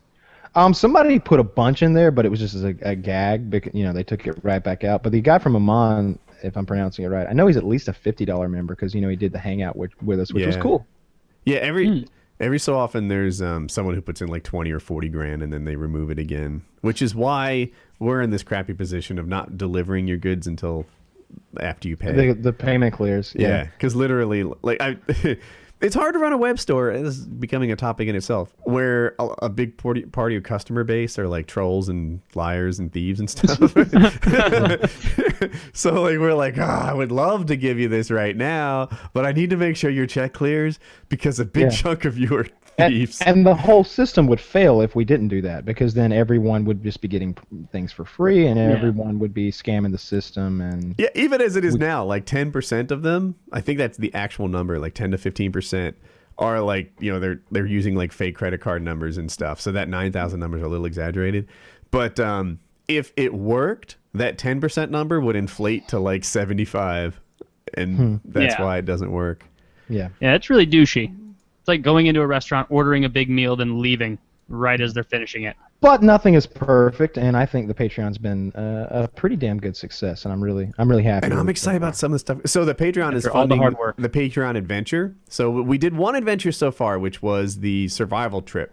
Got cut short, but it was pretty neat, and the videos got like 1 million views in the first day or something like that. That was pretty amazing. This next one is a 3-day trip, and we're going to go whitewater rafting on Class 5 rapids, which everyone thinks we're going to die. We're going to do a zip line at 50 miles an hour, which I hope makes for some cool video. We'll see. Keep in mind, like some people, and when I described it to my dad, he's like, well, that's going to be over quick, because I told him about the biggest zip line, which is 50 miles per hour, 300 feet off the ground, and a quarter mile long. He's like, well, that's going to be over pretty soon. I'm like, no, that's just one of the zips. You zip from treetop to treetop, from mountaintop to mountaintop, across valleys, all for several hours. It should be really neat. And then the third one is a shooting day. So we're going to do some, I even bought a new AK-47. This isn't a Patreon thing. It's just me. But I'm so excited about this shooting trip that I bought 1,000 rounds of ammo and a new AK-47. So it's not loaded, but people like to watch you check. It's actually never had a bullet in it, which is how I'm so sure it's not loaded. But this, I'm going to shoot the hell out of it on the trip, and I'm bringing all my stuff. Chiz has never shot before, so hopefully he doesn't hit us. And I'm excited as can be. I'm so jazzed. I'm bringing all my stuff. I've loaded up on ammo. I think I'm psyched about the shooting day. If I were to rank the days, I'd say most excited about shooting, then whitewater rafting, then ziplining. Yeah, I think with that would be your ranking as well. That would be my rank. The ziplining sounds like it's going to be awful, really boring. Like it's going to be like, whoa, for like 9 seconds. And then it's going to be like, oh my God, there's another 9 hours of this. But the whitewater rafting is going to be too terrifying to be fun. You're going to all realize very quickly that you're woefully unprepared and putting yourself in danger. So that'll be entertaining to watch after you lose a couple of cameras and expensive equipment. But the shooting will be fun because you're apt good shooters, and it's fun to watch good shooters shoot. And it's fun to watch bad shooters shoot. It's not fun to watch an average shooter shoot, which is why I don't think I would be fun on like a shooting video, because they'd be like, "Wow, look, he hit that one. Oh, missed." Like you don't want to see that. You want to see like a guy shooting aspirin out of the air, and then another guy like looking down the barrel of a gun trying to see if there's pebbles or anything in there, which will be chiz. Maybe it's gonna be fun. I think I'm with you on the shooting day being the best one, only because it's just gonna be us, and there's not gonna be other distractions around and any other bullshit. I don't think I've ever shot as much ammo in a day as I intend to. I want all of my guns to smoke and sizzle like that. That's a thing that's going to happen.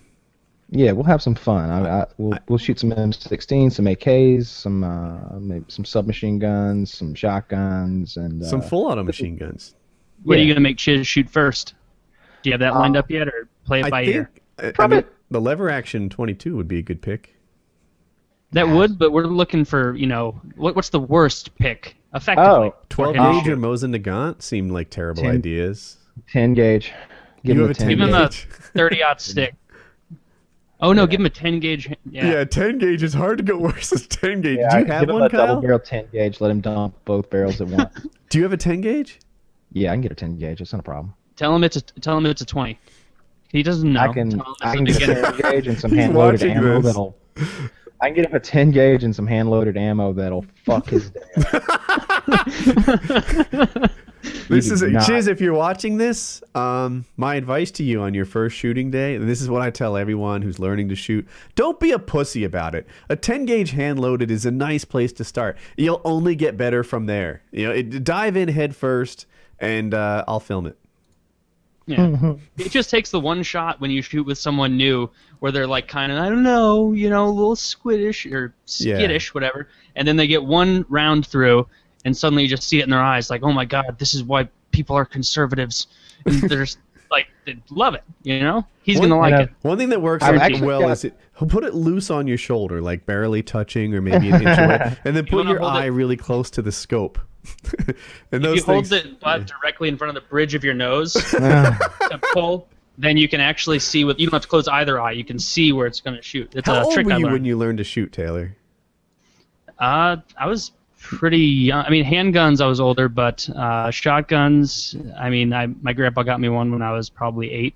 Oh, okay. Yeah, you're So one of those 7, then. 8. Kyle's in the same position. He's been shooting since he was a little kid. Me, I learned to shoot like in my early 30s, late 20s, something like that. Probably early 30s.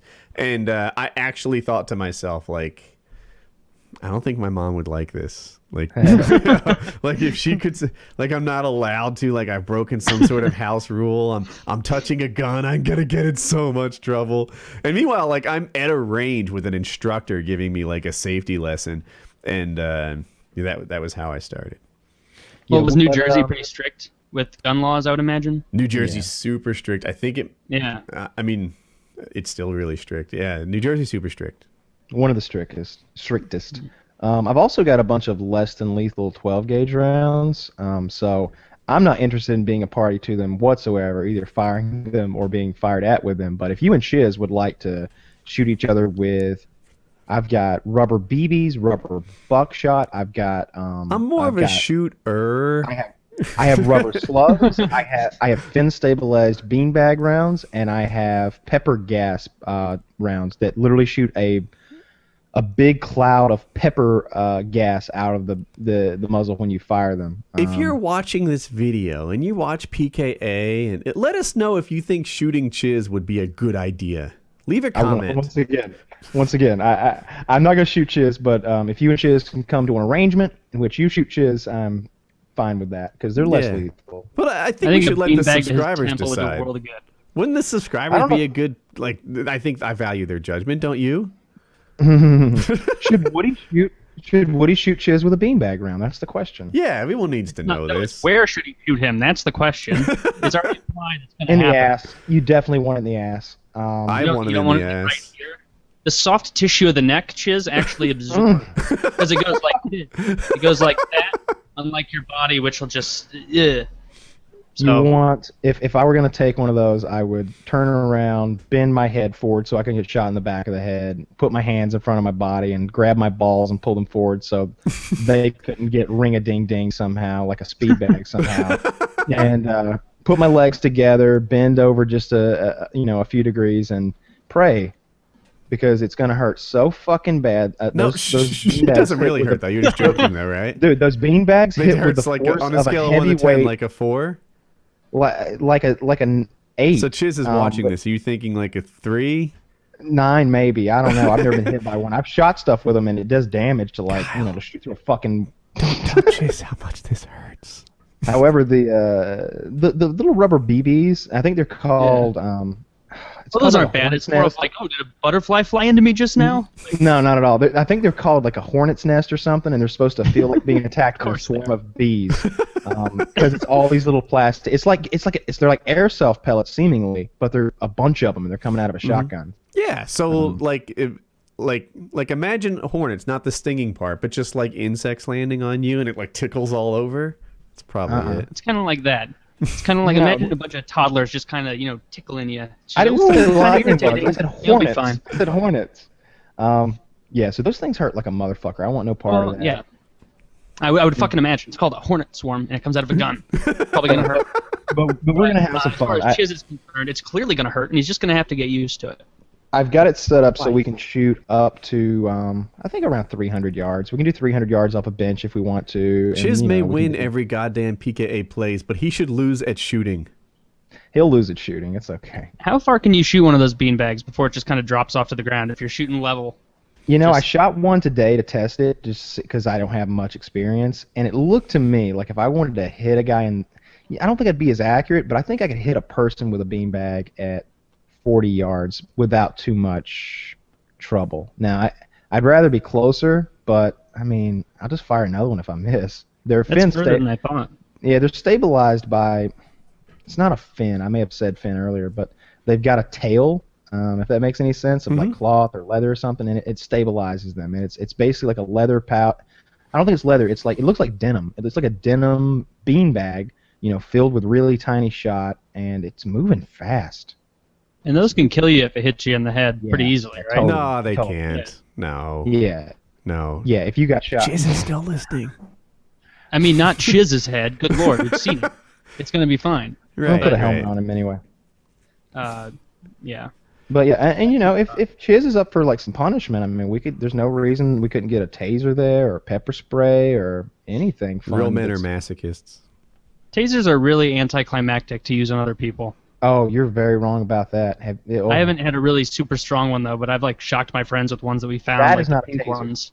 That's a That The is stun a gun. stun gun. I guess I've never had a taser. So a taser does something. It's like a neuroelectrical incapacitation or something like that, and basically it's hot wiring your fucking brain. It's your brain makes your muscles move through electrical impulse, and this is just sending shitloads of electrical impulse through your body at an incredibly high rate of speed.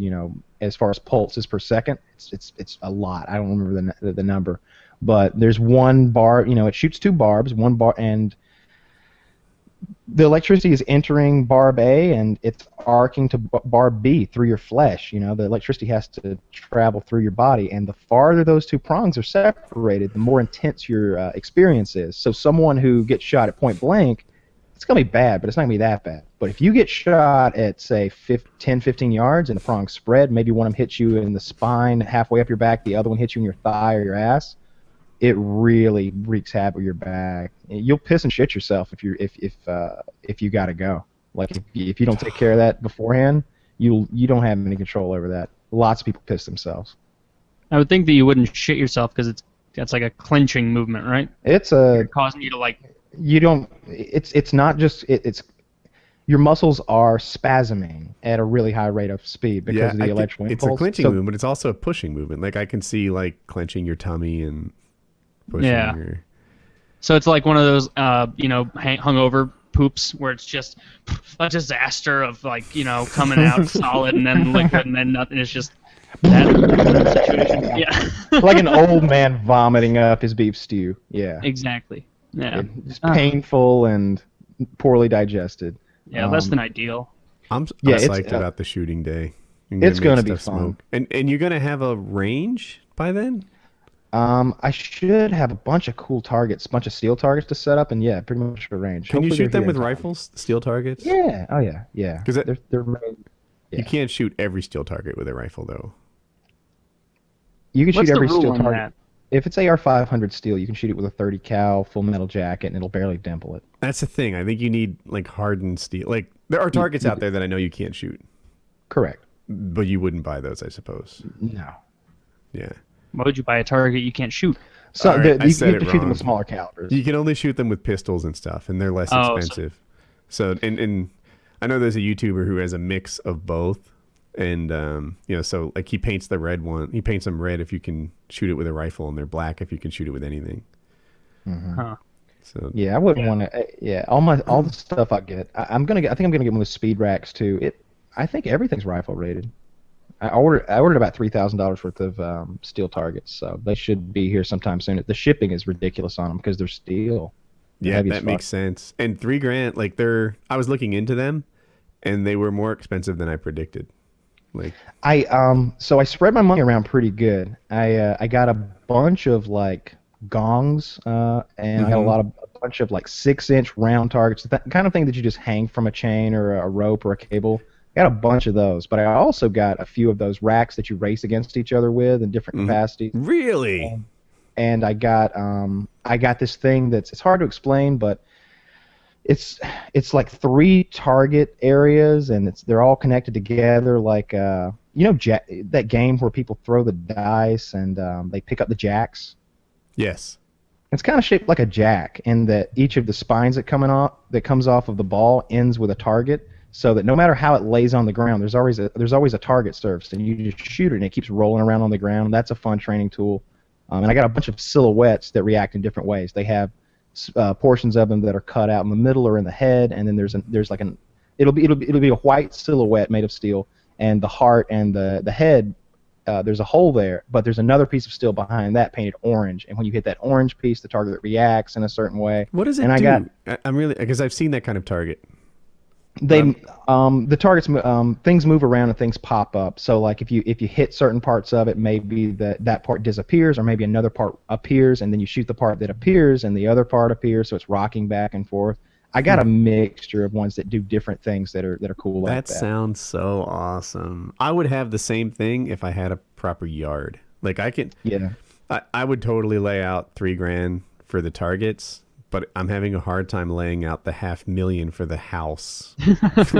Like, yeah, it's a lot of views. It is a lot of generous Patreons. Yes, right. Our Patreon $1 million goal is Woody gets a target range. It'd be cheaper to get a plane and fly to my place. Yeah, less convenient though.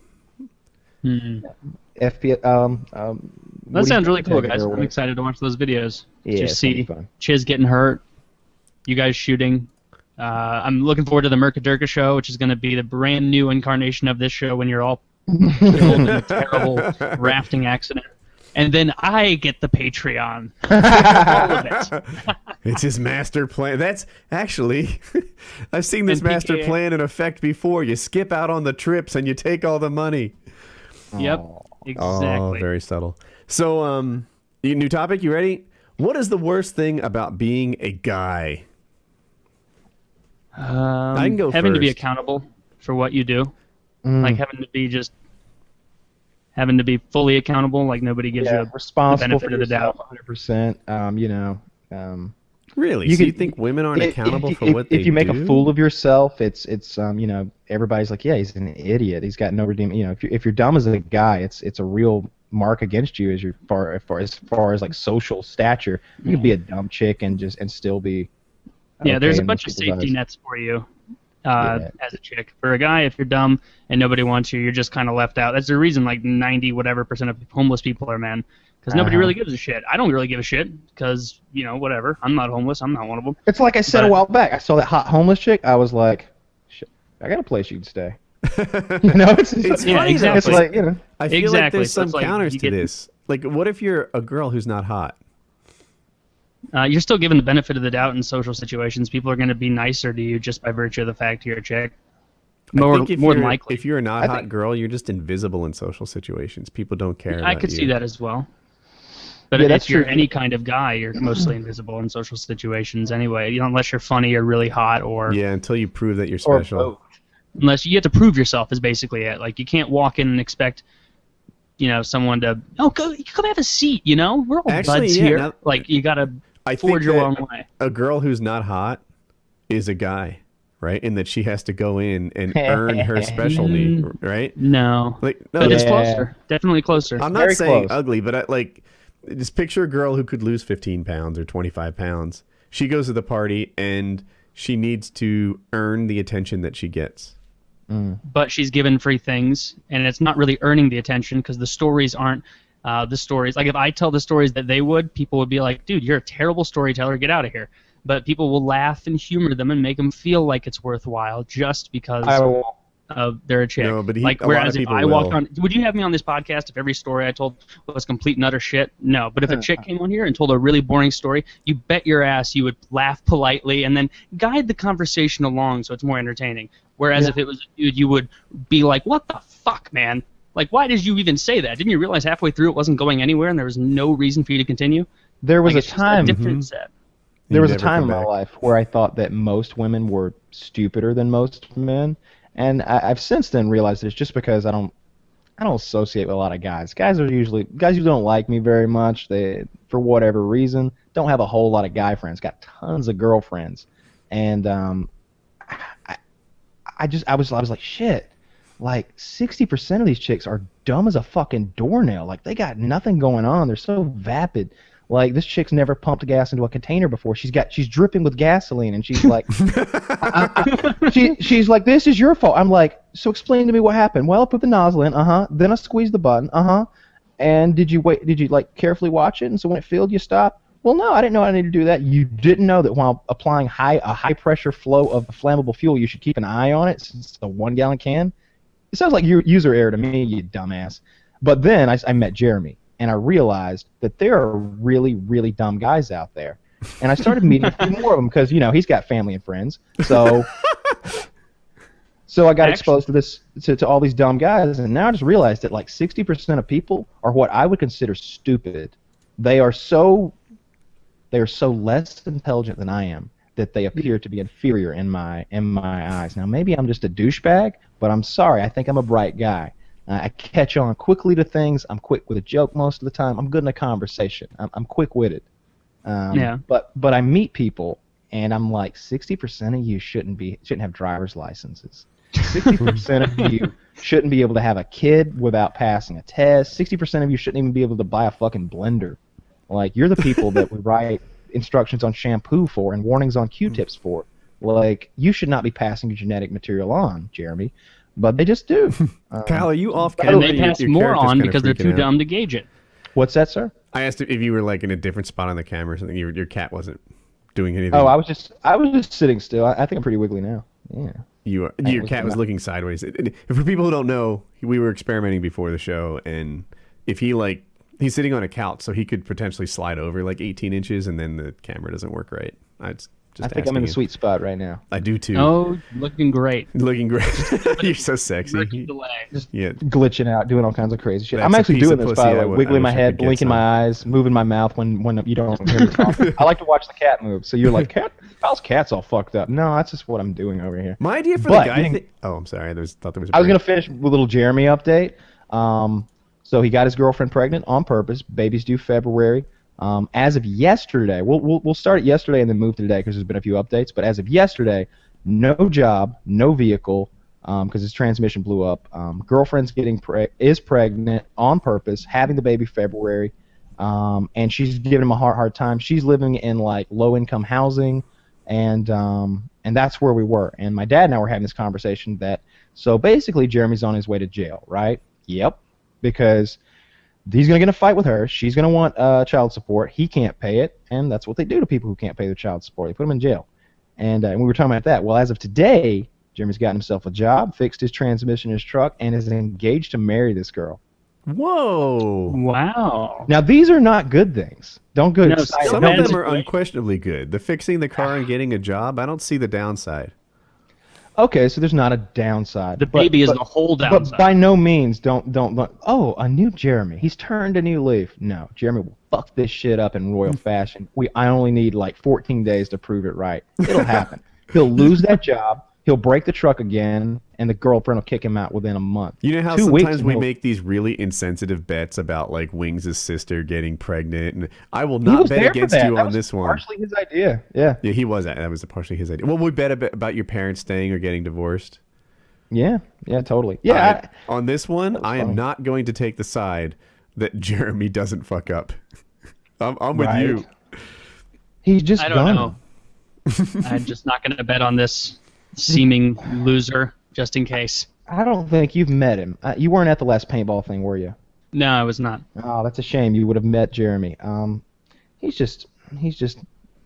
Well, he doesn't listen to this. He's just a little dim, and he doesn't listen to this. So yeah, he's just lazy, and he's just I don't know. He's a nice guy to hang around with, but he's just not a nice guy, and he doesn't have a good personality. He's a bad person in some ways, but he's a friendly person, and he's okay sometimes too. You guys saw him in the FPS boot camp videos. So he's got a good side, but he's an okay person. Here's the thing about he's just got a shit personality, and he's a bad person. Okay, so examples. I should explain that, right? So if I ran out of gas on the side of the road, I could call Jeremy. He'd come and take care of it. If Jeremy and I were together and I got in a fight, Jeremy would jump right in it and start kicking ass. If I needed to lift a refrigerator, he's right there. But Jeremy has also what I would consider stolen things from people I know. You know, things he calls it borrowing, but he comes and borrows things without asking, and then says he didn't borrow them, and then keeps them for a year. That seems like stealing, and he's done that to people I know. And he doesn't take care of things he borrows, and he's a borrower. You know, this is a guy who's borrowed vehicles from me for like long periods of time. He's a little bit of a bad guy. So we were at paintball, and Jeremy was driving, and he's a horrible driver. He's just terrible. If you were to ask him to make like a turn or something, he'd somehow fuck that up. I wish I could tell this story more accurately, but like, so we're just driving, right? And there's other cars on the road, and every time the car in front of him would slow down, he would be like late to notice and nearly rear end that person. If we were trying to give him directions and we'd say go left here, he'd make a left at the wrong spot.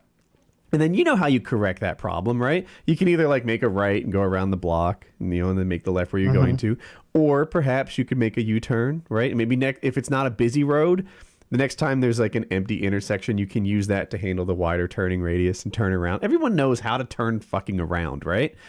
Jeremy doesn't, right? Jeremy will just go for like miles and miles waiting for someone to explain how to turn around or what to happen there. And so Jeremy, what are you doing? I messed up, right? We'll make this right, and it'll circle back around. That's how roads work. And then he'll start pouting like a child because you like. So that's the thing. He starts pouting as a child, and he's getting angry, and we're all laughing at him for getting angry. And mind you, Jeremy is a hoss, right? Jeremy is this big country strong guy who carries like 5-pound, 5-gallon buckets full of dead chickens. Full of dead chickens all the time, right? So just imagine like a big, kind of heavy set guy with like forearms like calves. They're called farmer carries, I think. When you hold a weight in each hand and roll your shoulders back and just walk. And he just he's unusually strong. Just a guy who lifts heavy shit all the time, every day. And to look at him, you think, normal guy or whatever. But then as you look at him more closely, you're like, whoa, like his back and his forearms and like certain aspects of him are just abnormally developed tough, right? And he's getting all mad at us because we're laughing at him for like driving so bad, and then we're laughing at him for getting upset that he's driving so bad, and then he starts to get like quiet, and we consider that humorous, and the whole thing would be a really dangerous situation where he would just flip and beat the fuck out of one of us, except Joe Lozon's with us. It's like laugh at and you. Joe's picking on him too. Yeah, Joe's picking on him too, and you know he's extra mad because there's nothing he can do because there's a UFC fighter in the truck picking on him for being such a stupid ass, and I really enjoyed the whole situation. Like we had a three-way like text channel that we were all on. You know, we're texting. It was a group text, and I was like texting. I was like, "Look, Jeremy's pouting now," and you all, both of you got it in the back seat, and you're both like snickering about it. Everybody realizes that he is pouting because maybe you didn't notice at first, but he is. He totally is. Like he's not saying a word. He's like doing this thing where like he's like got his elbow on the center console and his chin resting on that. He's just looking out the windshield, driving the car with his left hand, and just not making eye contact, not getting into conversations, just pouting. He was pouting like not paying attention to us so obviously, so as to get attention from us. If you could picture a thing, just like I want everyone to know that I'm mad, and we were laughing at him, and it was great. And the fact that Joe was there just made it perfect. And he's kind of like, I don't know, certain social cues he doesn't get. Like, so I was paying for his trip for the most part, and I got no problem paying for this guy's McDonald's or like Steak and Shake or something like that. But one night, Woody and Joe and I were like, we're gonna go and get a nice steak, and that means Morton's or Fleming's or something like that. And you're gonna spend $80 to $120 a person in that place getting your steak and your salad and your appetizer and all that stuff. And you know, there's a tip involved. It's expensive. And I'm like, I ain't taking Jeremy. Like, there's no way. Because I took him, but like, it's one like Jeremy was there and he's kind of working for you, and that was a trip that like I don't think we wanted him to come either. No.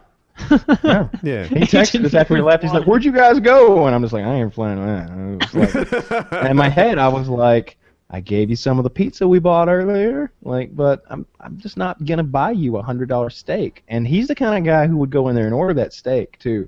Like, have I told the story about taking Jeremy to Fleming's and the pickle shot? I don't think so. Shot.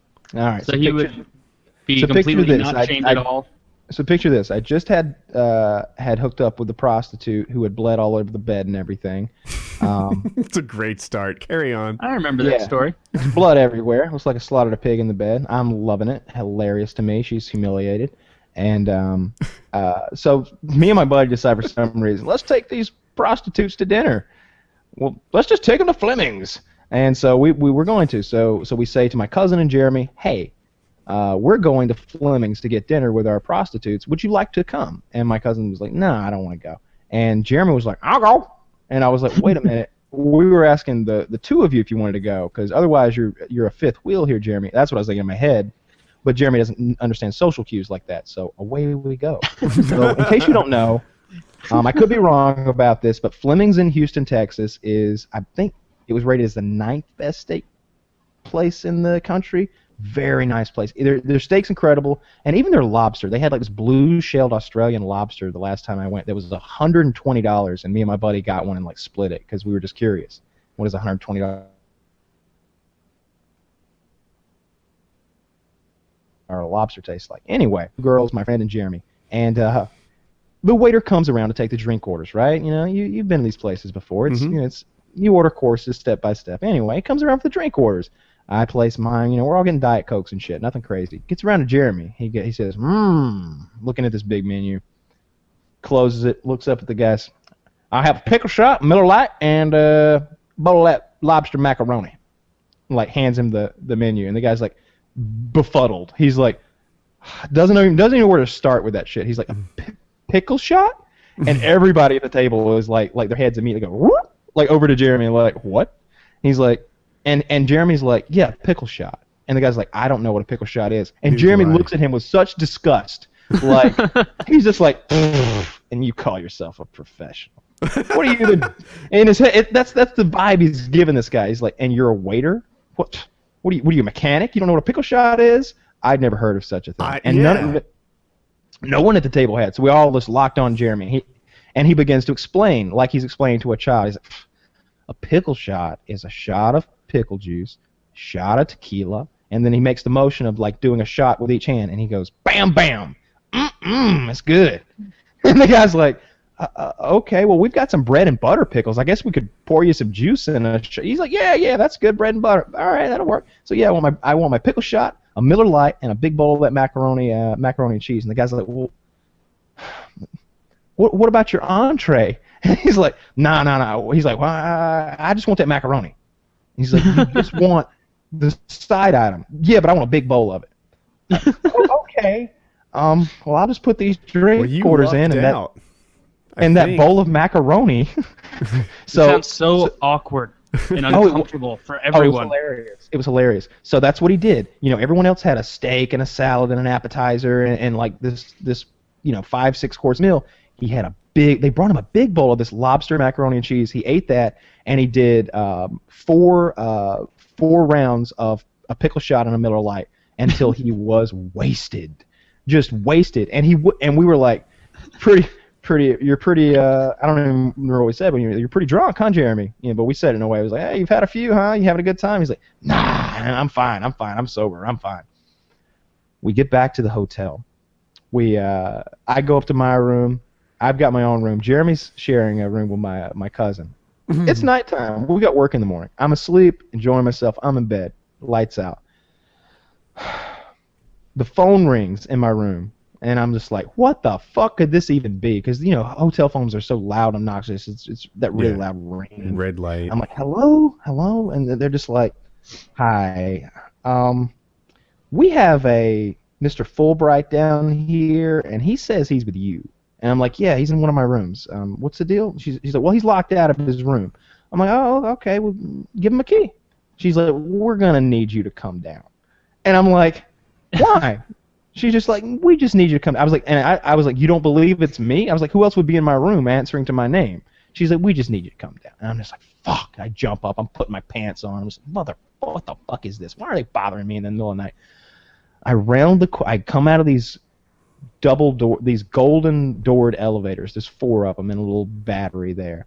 I walk around the corner, past the nice restaurant, past the piano player, past the concierge, And there he is, wearing nothing but these boxers with pink hearts on them, covered in tattoos that most civilized folk would think are racist or at least ignorant. And he's got his nipples pierced, and he's kind of standing there leaning against the desk where picking, like scratching his nipple rings, like flipping them around and stuff, spinning them. And he's one of those guys who wears he wears a hat all the time, and his hair is like maybe 3.5, 4 inches long. So like it's a permanent like fucked up hairdo thing where the hat's like got it all mashed up and ruined, and he doesn't have a hat on, so his hair is just a mess. He looks like a wild man. And there's this lovely looking black woman who's about 35 years old who looks confused. She's like, he shouldn't be here. So I had to make a decision at that moment. Do I walk up and get my friend out of this and get him in his room, or do I just go, I've never seen him before, and save my own dignity? So I had to walk in there and say, yep, he's with me, and get him a key back to his room. Jeremy's just always fucking up. He's a professional fuck-up artist. But yeah, took him to Fleming's, and he ran up a, I don't know, I think those shots were like $8 or $9 a piece. The beers were like $4 a piece. He ran up quite a bill. Was it worse than a steak, though? It sounds like it'd be cheaper. You know, I think it did come, I don't know, alcohol if it's was lobster really expensive. macaroni, probably not. Well, it was still just a side. Kraft. You know, I don't know. I just remember I had to get the tab, and it came to like $500 or something for 5 people, and I just wasn't too thrilled about that. No, it was 2. Yeah, it was 5 of us. Yeah, Jeremy ran up. Well, his you own. can get him to do some serious, painful stuff. Seems like he's really desperate for money. You know, and I also needed doesn't him have any today. self-respect. No, he's fucking lazy, and he won't answer his text messages. I needed him today. I needed him. He's And too I lazy to get shot or get tased or get hurt. Oh, it's not. It wasn't torture. I just had some work that he needed to do, and he just didn't show up. He didn't reply to my texts and didn't show up. So I'm once again a bit upset with Jeremy. I am gonna run the idea past him next time I see him of getting involved with the show and being tortured on the show, which I think would be lovely. Is your garbage man coming back yet? Yeah, totally came back, made it all right. Awesome.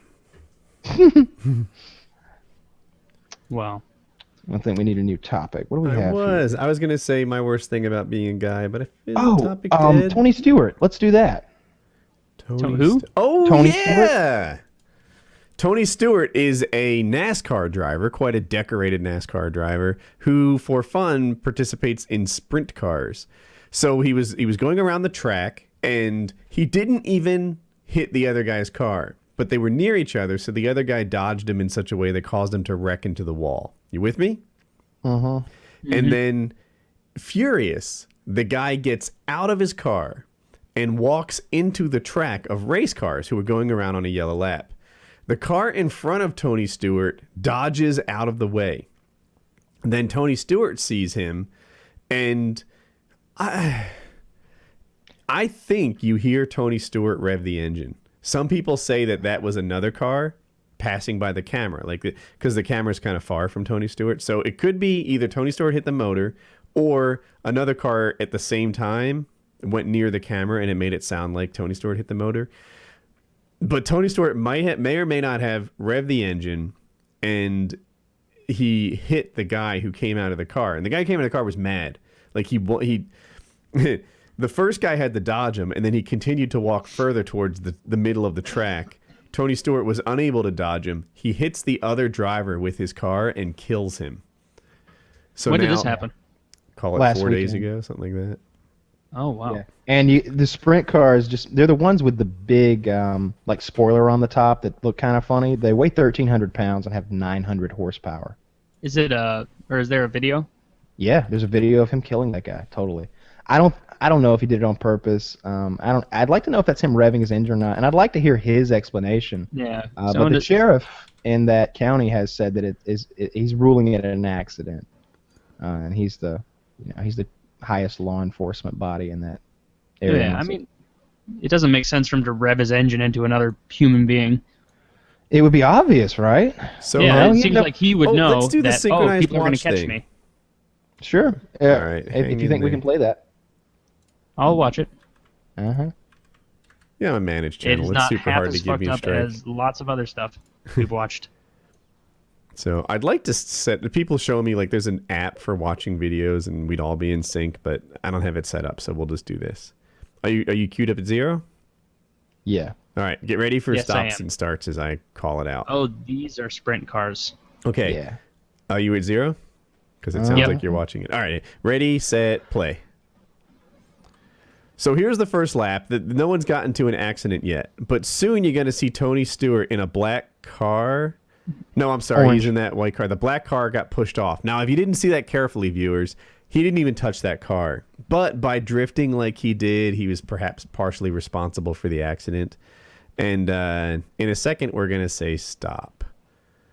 Or in a few seconds. He's getting out of his car now, furious, right? Now he's looking for Tony Stewart. Ready, set, stop. So at this point, he got out and he pointed at Tony Stewart. What's going to happen is he's going to head more like deeper in the track, where the cars are, and a blue and white car will kind of dodge him. It's subtle, but I've watched this. Oh, let's go quarter speed. I am at quarter speed. All right, so I'm at 30 seconds quarter speed. Do you know how to go quarter speed, Taylor? No, I haven't done that. So click on settings. It's a little cog, and then the middle option there is speed. So just set that to 0.25. Okay. You all right? All right, so ready, set, play. So now this is happening at quarter speed. He's going to step into the track further. He's doing it now on my screen. And he's going to get in the way of a blue and white car. And that car kind of dodges him. He ducks to the left. There, he's doing it now. Yeah. You can see he's swerving. And the into- driver even kind of shuffled a little bit higher up the track when it was passing. Yeah, and then And then here comes Stewart. yeah, and here he just got killed. It doesn't look like it's on purpose, but geez, like it's obvious that these guys are driving around really distracted by the actual act of racing, and this guy's mad, and so he just waltzes out into the middle of the track.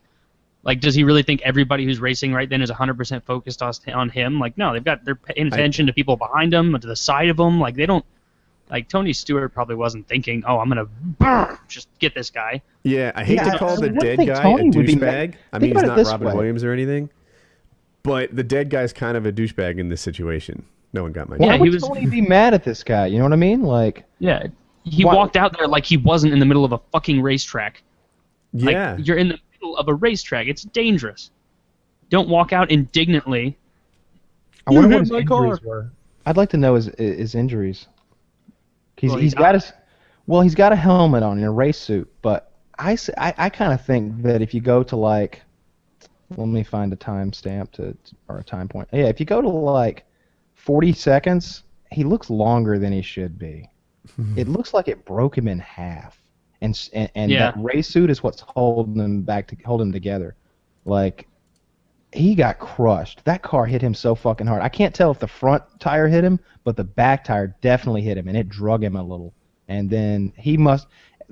Someone said I don't know what the distance that they claimed was, but maybe They said 50 yards. I didn't. That looks it more like looked 100 shorter. feet. Oh, you think it was longer? Oh no, well 50 yards is 150 feet, but I think it was 2/3 of what they said it was. Okay. Just looking at it to me. Did he I die mean, instantly? they're not really saying. They Yeah. always do it at the hospital, but yeah, he looks dead to me. Yeah, that sucks. I suspect he was unconscious instantly. I suspect he never Yeah. regained consciousness. I don't know what they declared death either on or on the way to the hospital, or on the way to the hospital. So, like, and a lot of it's people are funny. acting like Tony Stewart killed him. And I played this with the volume off. I'm gonna play it again with the volume on so you can hear the motor. Well, in the strictest sense, he did kill him, but he didn't murder God him. damn It was it. an accident. They covered the Yeah, it's entire video with annotations. It's douchebag. Yeah, this dick put like 10 annotations on here. You couldn't just let this guy die without trying to get more views. Cheap Lazo, you dick. So listen, viewers. Oh, he hit him! Yeah, you can kind of hear it. Oh, he hit him! I can't tell at all who's the person that revved their motor. On another version I watched, I thought that Tony Stewart was revving his motor, and it seemed like consistent. But now it seemed like it was before then, and I don't know who revved their motor. But yeah, I'm not sure that the time sync is right on this video. Perfectly. the audio in the video, you mean? Yeah. Oh, okay. Is this the original one that we've been watching all along, though? I don't It know. I seemed just different. It seemed like the did it- revving was better synced with, and it made it look more like Stewart was like, "Here he is." Yeah, I have the same recollection. Like it sounded more like the revving happened right before he hit him, whereas here it seems to be like 2 seconds before he hit him. Yeah. I just don't think Tony Stewart was like, there he is, and gassed it and tried to hit him. It just seems so unlikely. I just don't know why he would do that. Yeah, there's no incentive to do that. Look at Like, this. there's- So in the Call of Duty community, like anytime you make a commentary about something that's topical, especially if it's like a school shooting, there's this like big host of YouTube policemen talking about what douches they are. Look at the description on this video. It's like exclusive video altercation, and then they just start like tag dropping it everywhere. He's got invisible annotations on the screen where if you try to pause, you end up going to his channel to watch a different video. Yeah, this guy money hoard this so hard. I don't think I've ever money hoard anything as hard as this guy has. Come on, Woody, let's be real. I come on, dude. This is over the top. This Yeah, guy that is went awful. hardcore. But remember that time you uploaded somebody's untimely death and put a bunch of fake annotations on it to try and garner views for other unrelated videos? Remember that? I did that Someone all the out there time. is going to call me a hypocrite and say that I did something. Dude, look at his description and scroll down. I know. That's what I was showing everybody. Did you do that yet, Wow. Taylor? Oh, Scroll I down just up. looked at the annotations. Let me look. The description.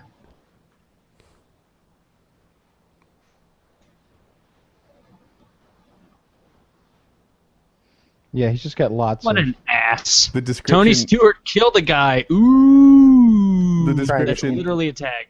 Did you hit more on it yet? Mm-hmm. I know Yeah. Kyle did. I'm not sure. Taylor sort of. Yeah, pointed he did. He read a part that's like that, yeah. Yeah. It's down Really? below. Where does it say? Yeah, that's... that? Oh, Tony I Stewart just- killed. Yeah, he did. Yeah, so this guy just search engine optimized this thing, and I don't know, so hardcore. But Pete Laszlo, you kidder. So, yeah, It does suck that he died right in the middle of being so pissed. You know, because like that's one of those things where it's like that was just like That's how you get a few ghosts. seconds, like a few seconds of lapse and not thinking entirely what you were doing. You were caught up with all the adrenaline, pissed off. You walk out and then you're like, you know, just dead. I think those videos are so crazy. It's like it's watching the point where it's like that person will never have another thought. Boom, like that point is like it's done. You know. This guy's Creepy. entire channel is like this. I'm so stuck. I'm sorry I interrupted you, and I know we're on topic, but he has Tony Stewart kills a guy uploaded like 3 times on his channel. David Beckham and his kids twice on here. Like proposals. It's all like stolen content, re-uploaded, like riot footage. Like, here, I'll link you to his channel, then you can just hit more on like his popular uploads. Yeah, I'm on this guy's channel. This guy's got quite the business model. It's like lots of Tony Stewart stuff, lots of David Beckham stuff. Interesting. Yeah, but getting back to the Stewart thing, I don't think he did it on purpose. I just don't think he did, and I certainly don't think he's going to get in any trouble. I mean, he could have backed over him, and I don't think he would have really. Yeah, I think to me he clearly didn't. The guy was in the raceway. So there's 2 parts of it. 1, you look at what happened, and 2, you look at motivations and try and infer what might have been in their head. So at the actions that happened, the guy walked into the track so far, the car in front of David Beckham had to swerve to get out of the way. I'm sorry, in front of Tony Stewart had to swerve to get out of the way. And then he walked even further, and Tony Stewart wasn't able to swerve to get out of the way. Second, Tony Stewart wasn't even mad at this guy, right? Tony Stewart arguably was kind of partly responsible for why this guy hit the wall. Their cars never even touched, but the guy hit the wall because he was trying to dodge Tony Stewart. So that's a thing. That doesn't make Tony mad. Tony's not the one in the wall. He's not upset with this other driver. He has no murderous impulse to kill the guy who just wrecked. Tony Stewart's happy as can be. He's guaranteed 1 place higher. So there's no motivation and there's no action that would show that Tony did this on purpose. I don't know anything about the racing world, but just from watching it, like seems like a cut and dry case. I was with Throw that one away. I was talking to Kyle, and then all of a sudden, like every other like accident, like this isn't the first time Tony Stewart's been in a car accident on the track. And Kyle's like, wait a minute, you mean to tell me that this lifetime professional automobile racer has been in an accident before this? Oh no, I think we got him dead to rights now. This isn't the first time Mr. Stewart's made a mistake. Like, just silliness. Yeah. Of course, accidents are going to happen, especially when you're driving on dirt and those four-wheeled hunks of shit with that weird fin on the top. Shit's gonna happen. Everything except the motor. There's which a is like reason those aren't on the road, because they suck. So I'm looking here at the world news. Just a few little things out there right now. Looks like the truce has been broken in Israel, and Gaza started they started shooting rockets at Israel again. U.S. ground troops have just landed on that mountain in Iraq to evacuate those trapped Yazidis or whatever they're called. Mm-hmm. And the leader of the Conservative People's Party in Denmark said, "quote I'm gay, so what?" So How about those riots in St. Louis? Tell me Ferguson. about that. Okay, so I'm not seeing that anywhere. I'm not getting that in my Reddit/Twitter newsfeed. I still don't know all the details of it, to be honest. I just know that it's in Ferguson, which is like North County, St. Louis. It's a real shit area.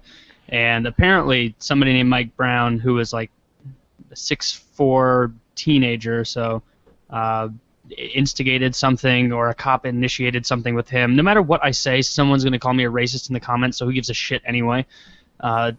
It looks like he started something, and what happened is a bunch of cops shot a bunch of people, and there were like 32 injured. They had to call apparently like dozens, if not hundreds, of cops from the St. Louis County area to come up there and quell it, because they were burning down gas stations and breaking into big department stores, stealing everything.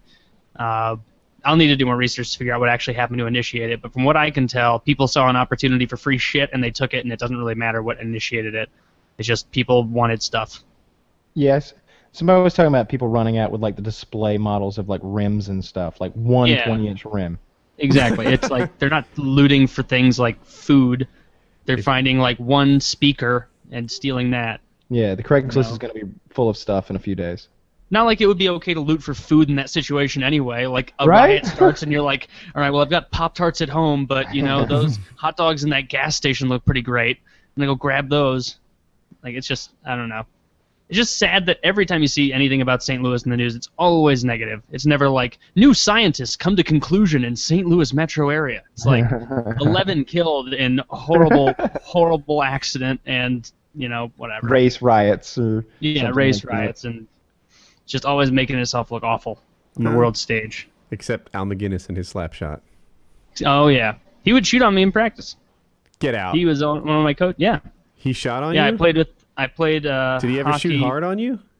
Yeah, he would. He would go to the blue line and fire from there. And then when I got a little older, he moved up to the red line. And it was awful because I had to learn to...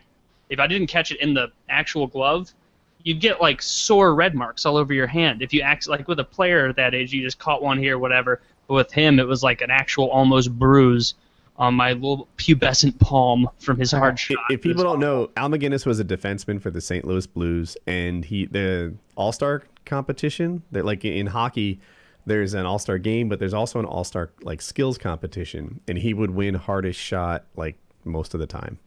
Yeah, that was back when like he was using a wood stick. So nowadays people are like, oh, Zdeno Chara's shooting faster technically, but yeah, he's using a really flexible stick, and he's 6'10", so he's got quite a bit of leverage there. Al McGinnis would beat people who had synthetic sticks with his wooden stick, which was surprising. Yeah. How fast? They would have composite, and he would just dominate them. What did he go, like 114 or something like that? No, it wasn't that high. I don't. Maybe like 106. Okay. Because I know Zdeno Chara is like at 109, I think, and he's the fastest right now. Wow. I think he was 109. I just remember it was really aggravating to like be at practice and it'd be really easy, and the coach would be like, "Hey Al, come out here. Taylor's looking a little lazy," and it'd be like, "Oh fuck, Al's coming out here. This is the worst." That's just knowing Al McGinnis is neat. Like, yeah, it was cool playing hockey. Like knowing some of those guys. Like I would, Keith Kachuk. Yeah, we would go to his box all the time to watch Blues games. That was cool. I We played did- with some met Chris ex-NHL Pronger. guys. I don't even remember their names, but they weren't special. You know, like the better one, I want to say he played like 5 or 6 years on 3 different teams. I know one of them was the Maple Leafs. One of them was the Hartford Whalers, and they were older. You know, they were like 47 Yeah. or something. But even then, like, it's hard to describe how amazing they were. Their slap shot was like so hard and so flat. And the sound they made when they skated was different. Like, it was like a longer stroke that, like, it was so efficient and fast and effective the way they skated. It was different than me, who by comparison was taking like lots of baby steps. These guys were just like, and it seemed like they were scarring the ice with every powerful stroke. And it sounds like a movie with those guys. Like what a hockey movie sounds like is what they sound like. Like the like And just they intensity. would pass it so well and so hard. And you're like barely keeping, like, I'm like, my head's on a swivel. I don't know what the fuck is happening around me. And then all of a sudden the pass comes to my stick on the tape like it's a shot. And it's like, bam! All right, and I just like go collect it like a second later. You know, it's like he shot it at my stick, and technically I received it, but only because the pass was so perfect that it was hitting my tape. And these guys are nothing compared to the guys that Taylor's talking about. Like, I didn't play with Al McGinnis. I played with journeymen, you know, and but it's neat just to be on the ice with them. It's cool. They're a different breed. And in North Carolina, I think they might be more rare. Like, my guess is that, I don't know about Missouri, but if you're in like Michigan or like, I don't know, where are the good American hockey players? Minnesota. Thank you. I think that's what I was going for with the first one. But, you know, if you're like in some space where the best hockey players kind of collect, then probably when you're not playing with pros, you're playing with a bunch of guys who played like college or juniors or something like that, and they're also really good. In my league, if you're like a pro hockey player, you stand out even more because there's like an occasional Woody on the team, you know, who's like I was in shape and I was a hockey player. Like, if you were to watch me skate and handle the puck and do a slap shot, you'd be like, clearly this guy's played before. But I'm also nothing like those people, you know. They're So different. Yeah, it was. Did you ever give hockey a shot, Kyle? Ever? it's not a thing in the South. There's just no facilities near me. I as a child, I didn't even know what hockey was. Just no. That's how it is in Missouri, everywhere but St. Louis and Kansas City. So once you leave those places, it just becomes the South, and you see like Confederate flags and everything. It's weird. It depends what's near you too. Like, so in my area, if you're willing to drive 45 minutes, you probably got like 4 or 5 choices. I don't know how that compares to your areas. So we made a little bet last week. Ebola, right? Is that what you're so thinking I've of? definitely already beaten Chiz because he said Western Hemisphere. Yep. So he's already lost 127 new cases in the last 2 days, 56 deaths in the last 2 days as well. So we're doing okay. You're doing okay. I'm I also think I'm gonna- doing okay. So far so Don't good. even That's remember right. what I bet. I just did it because everyone else was. The and it's subreddit good will for the show. remember. Yeah, the subreddit will keep them straight. But I know, I think I do remember what I bet. Shucks, because I think we had 2. One, oh wait, I do remember. They're both the same area. It was America and like some like island with no people on it. That was a joke, something, a toy or whatever. So it has to pretty much be America. And Kyle, They we had had to 2 catch it bets. here. I think each bet was each bet 100 or 50. Oh, it was less than that. It was like 10 to 20. It was like $10. Oh, I thought think it mine was was like higher. Okay, I thought it was 100, but again, the subreddit will correct us if we get it wrong. One of my bets was 0 deaths, and one of my bets was no less than 10 infected here, which doesn't include people infected there who'd moved here. Those were my I mean, no terms. less than 10 that'll die. No. Or no, more than 10. Kyle wins I one believe of the my bets. Kyle wins one of the bets if there's a death. Kyle wins the other bet if 10 people get infected, death or not. Yes. Who they get infected in the United States, meaning Okay. it's spread to them while they're here, not just some African who flew over.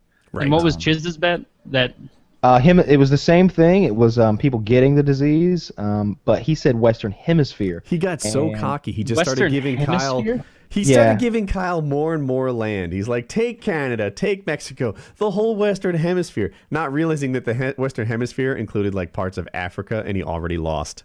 Yeah. And not realizing what fucking Ebola is. Take the whole world. It's probably not a big deal. You know, I haven't even heard of it. Like, it's just, we should have been openly mocking him. But he just didn't know where the Western Hemisphere, what it included. Yeah, and at the time, I didn't either. I suppose I just didn't give it much thought. To be fair, he meant Western countries, like, you know, Canada, U.S. But Probably Western so. countries Most also of include Western Europe. Yeah, so like apparently that includes like you know, Morocco and some other places. Yeah, he should have said North America if that's what he meant. Are we sure that the Western Africa has these places? I'm positive. We are sure. We're not just Like they encompass like the main heart of the infection is Okay. in the Western Hemisphere. Like there's only a little infection that's not in the Western Hemisphere. That's how it turned out to be. silly chiz. So if he said the Eastern Yes. Hemisphere, like he'd been better off. Should have said Eastern Hemisphere. Would be on top right now. Yeah. I have a topic too. What you got here? Right. So Johnny Bones is the 205-pound champion in the UFC. And if you look at this little circle, you'll see the hater in question flexing in his mirror, taking a selfie of himself. And he gives out his phone number.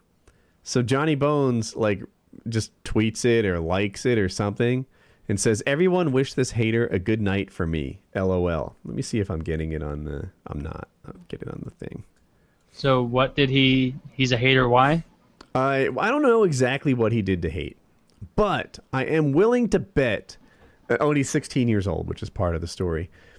The whole world loves to hate on Johnny Bones Jones, and I kind of sometimes like I feel it from John's position, John, because we're tight. The fighter's position that gets hated on all the time, and this guy talks shit to him consistently. He's 16, but he's talking shit to him and about him consistently. So then he gave his phone number out, and basically he just shined a spotlight on it and said, "Wish him a good night." Yeah, see, so you have to be bigger than that as an adult in a professional industry when a 16-year-old is kind of in a minor way harassing you. For a professional fighter, that kind of shows a really small ability to, you know, deal with criticism or deal with hate. So you are in the majority opinion. On the other hand, Painkiller already has given out several phone numbers. One got 9,000 retweets.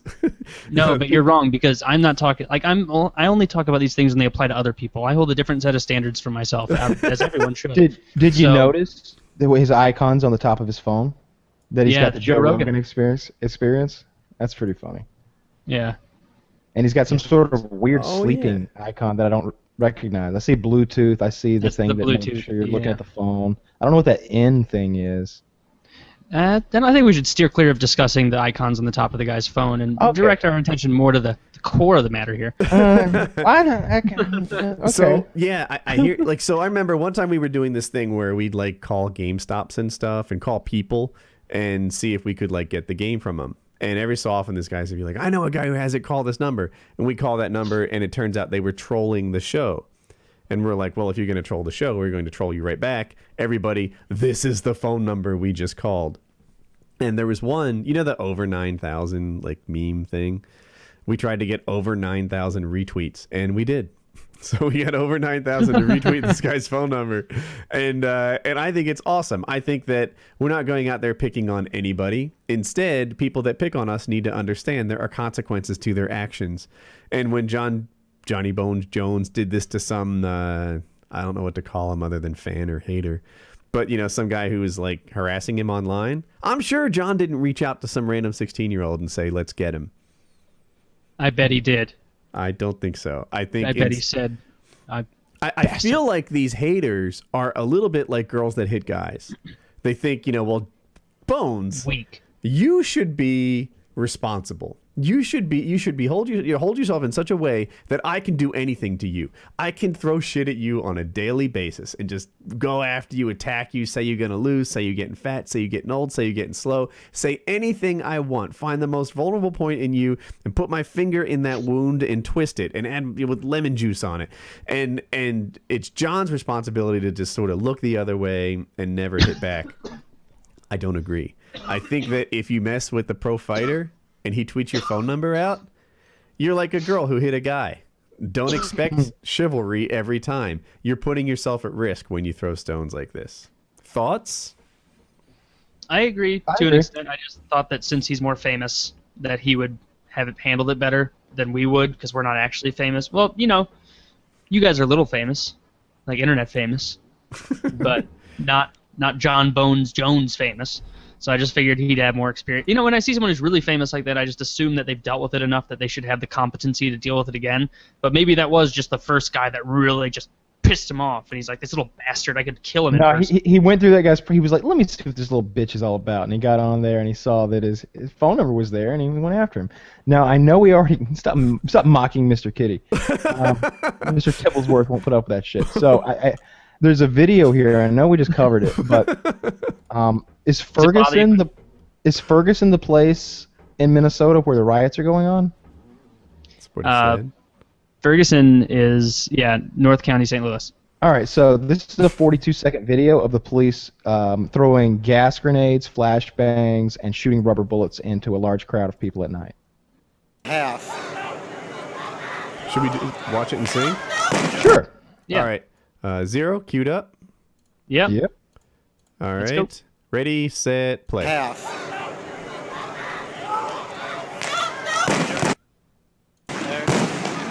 There it goes there, now firing onto the crowd. Are they using fireworks to attack the people? No, those are flashbangs and gas Firing grenades. rubber bullets. Okay. Firing rubber bullets.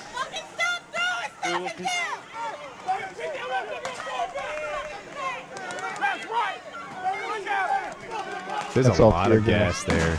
Yeah, they're trying to create a wall. These people sound like they're Fired onto the crowd complying. for a second time. They don't. Violence has erupted. No, they In the don't. city of Ferguson, they are firing. You come and get me. Like, no, that's not what you should say. I don't give a fuck. That's I don't give a fuck. You're about to. That's tear gas. Tear gas doesn't care how much you don't give a fuck. There's a surfing pig in my related videos. Yeah, I That saw that. It's pretty similar. Pretty similar. So, I don't know what to make of it. I'm kind of pro-cop in this situation. I don't know why they're rioting in the first place, but I'm pretty sure that's not the best way to air their grievances. I'm pretty sure that's much like us attacking Iraq after a bunch of Saudi Arabians who trained in Afghanistan attacked the World Trade Center. It's like, why not just Mexico? Fuck it. They're brown. Yeah. Attack somebody. I guess I just assume both sides are kind of wrong. Like, there probably was a little bit too much aggression by the police Right. up front, and then definitely too much aggression from rioters, because, you know, if you're a rioter, you've already gone a little too far. You say that, but the aggression that the police had pales in comparison to the aggression that what they'd see if I was a store owner. That's true. I'd just be Yeah, back so there I fully guess I just armed. don't know enough. Yeah, they'd be like, "Don't go into Woody's laundromat because that fucker's back there with a gun." Yeah. Loot everyone else. You better have a roll of quarters in your pocket. You walk in here, motherfucker. I just don't get that attitude in the face of cops and tear gas of, like, I don't give a fuck. Like, you would have, like, that's like the attitude of the cool kid in 8th grade where it's like, you didn't even Right. study for the math test? No, I don't give a fuck, man. I don't care. Like, no, you don't do that when there's people throwing lethal or potentially, you know, suffocating weapons Rubber at you. bullets are no joke. Yeah, get your shit under control. Give a fuck and leave.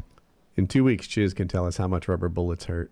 Yes. You know what we could do? Like we could get some tear gas, and that ain't so bad at all. I mean, it's not fun, but like nobody will get hurt no matter what. Like, I'll do nobody whatever you dies do. from tear gas. What if the three of us got into like a shed, like a garden shed, threw in a tear gas grenade, and saw who walked out first or last? I would do that. It's hardcore, man. Like, let's find a video. I'll find one of. I will do whatever you do, and I've seen like the military do this 100 times. It's dreadful, and they come out and they're vomiting and their eyes are running and all that stuff. But it sounds like a good video, so I'll do it. Anything for the So- views. So here is tear gas training for the uninitiated. Well, the Here we uninitiated. go. Oh, troops and dirt. Yeah, this is the sort of thing I've seen before. It's 5 minutes. Do we watch it all? What's the plan here? Probably not. Probably like the first 45 seconds you're gonna get a good idea, and then maybe if you skip to the end when they're coming out of the chamber.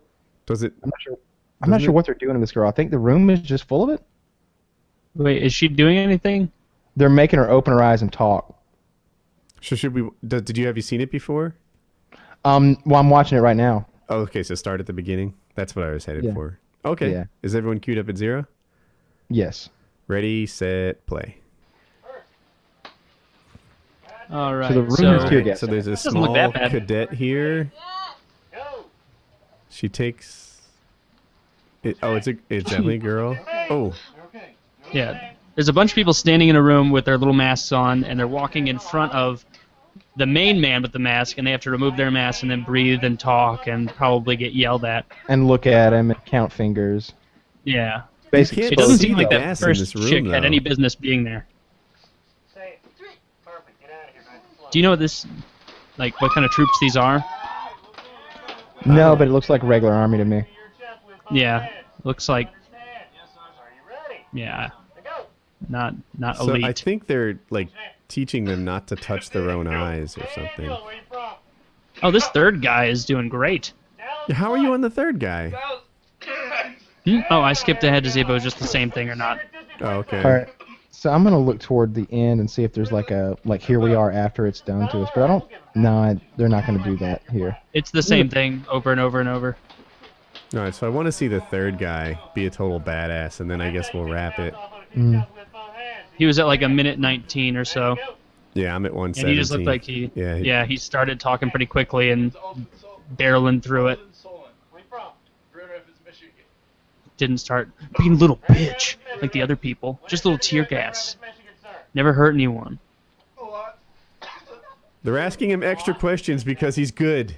Yeah, they're like, and what are your plans this weekend, cadet? Like, not this. He did do well though. He seemed less like choked up by the Effective. whole thing. Yeah. Yeah.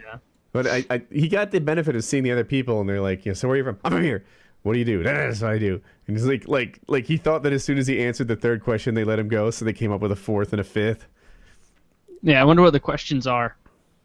Just basic. Are you having bullshit from the fun? top. No. You want to stay in the army? No. Well, you can't pay for college, so you have to. Fuck. All right, next. So what do you guys think? Was Jones right or wrong to blast this 16-year-old? Kyle, you haven't joined in yet. He was right. Totally right. He can do that. Yeah. It's a little weird because he's 16, but I mean, what? It's not like he sent him the kid's address. He just got some anger. He just got some prank phone calls and shit. It's not that big of a deal. I'm sure people wished him a good night, like he said too. I don't think that just because Jones is successful in life that he needs to be everybody's punching bag. Or anyone's role model. But you know, Do his there own seems to thing. be this general idea that like no matter what he does or what he says, that Jones needs to just take it. I'm like, I don't think so. I think and by No, the I way, I like what thought he the did. level of response he did was actually kind of gentle. All he did is ruin his phone number, whatever. Had that happen to me several times. I don't care. Do you guys see this new link? I do now. Philadelphia mom who carries licensed gun into New Jersey faces 11 years in prison. So this woman's from Pennsylvania, which for maybe non-Americans, it borders New Jersey, and she has a license to carry a gun, a concealed carry permit. And she didn't realize, I don't know what's wrong with her training, that her concealed carry permit only worked in Pennsylvania. Oh, by the way, she's a single mom, and I guess she lives in a dangerous neighborhood or something. It said something like that in the article, if I remember. So she's a single mom with 2 kids living in a dangerous neighborhood who thinks that she'd be better off if she had a concealed carry license, a permit to carry a gun. Fine. Then she takes that gun into New Jersey because she was like meeting a family member or something. And, I'm sorry, let me read this. She works 2 jobs, works late at night. She got robbed twice last year, so she got a gun to protect herself and her kids. She takes this gun into New Jersey where she's not licensed to carry it, and the court system in New Jersey is throwing the book at her. The maximum sentence is 11 years, 10 for having the gun, and 1.5 for having the bullets of the gun. It doesn't say this here, but I know that hollow points are illegal in New Jersey, so that might be part of the issue. She has no criminal background. She has no firearm disqualifiers. She had a license to carry the thing that she got in Philadelphia. She just happened to do what she always does, but do it in New Jersey. And I'm looking, I don't see it here, but I was reading more about the case elsewhere, and there's a bunch of things the New Jersey court could have done to like let it slide. They could have, oh, here it is. The prosecution could have like lowered it to another offense that she could have done.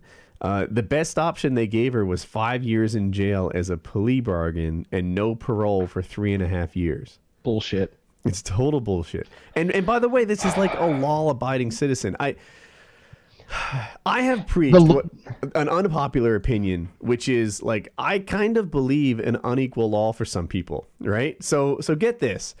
If you're like Trayvon Martin, right? Like this varsity football player, guy who's had several run-ins with the law before, serving a probation in high school for being high on weed, and doing, what was the sloosh or something? What was the like Skittles and iced tea? What was it called? The what? There was this drug that you get. Oh, it's called lean. Lean. Thank you. But, Yeah, well done. Skittles, codeine, and that watermelon tea drink that he had. You mix all that together, and So- you shouldn't do it, kids, because it's not good for you. It'll get you shot. So if It'll you're get you shot. if you like to do codeine, lean concoctions, you're on suspension, you get in trouble a lot, and then you like back talk to the police, I think it's within like okay boundaries for the police to say grab both shoulders or push you around a little bit or you know make you respect them, right? If you're picture like an emo 13-year-old who hasn't hit puberty yet skateboarding where he doesn't belong and then like back talks the police, I can kind of see, and this might come off like a racism thing, so make the skateboarder black, I don't care, but I can kind of see where like that little child doesn't need the same rough 'em up, you have to respect me treatment. You know, a stern talking to would be all the embarrassment he needs to stop being a dick, right? If there's some mobster and they want to throw the book at them and get them off the street for 11 years because, you know, they're carrying, they managed to get something on them, an illegal firearm, I can get that. A single mother like this, it seems like you should get a deal for her. She has no priors. She's just working She's late. clearly not a criminal. Like the criminal justice system is just that. It's about putting criminals in jail and finding justice for everyone else. And this is clearly a person who deserves justice, not jail. Yeah. But how are private prisons supposed to make money with that attitude?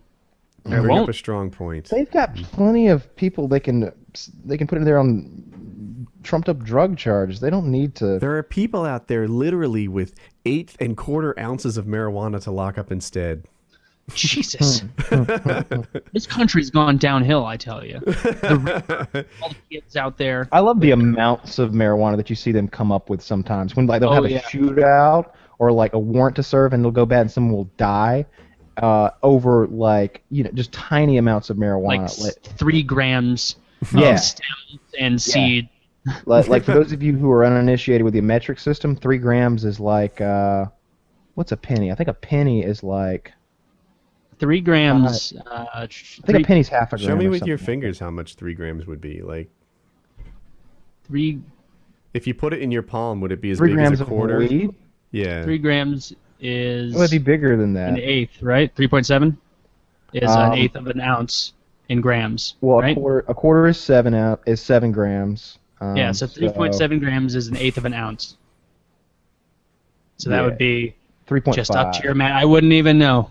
I wouldn't even know about that. Yeah, it's like Probably about like this. Like that. Not much.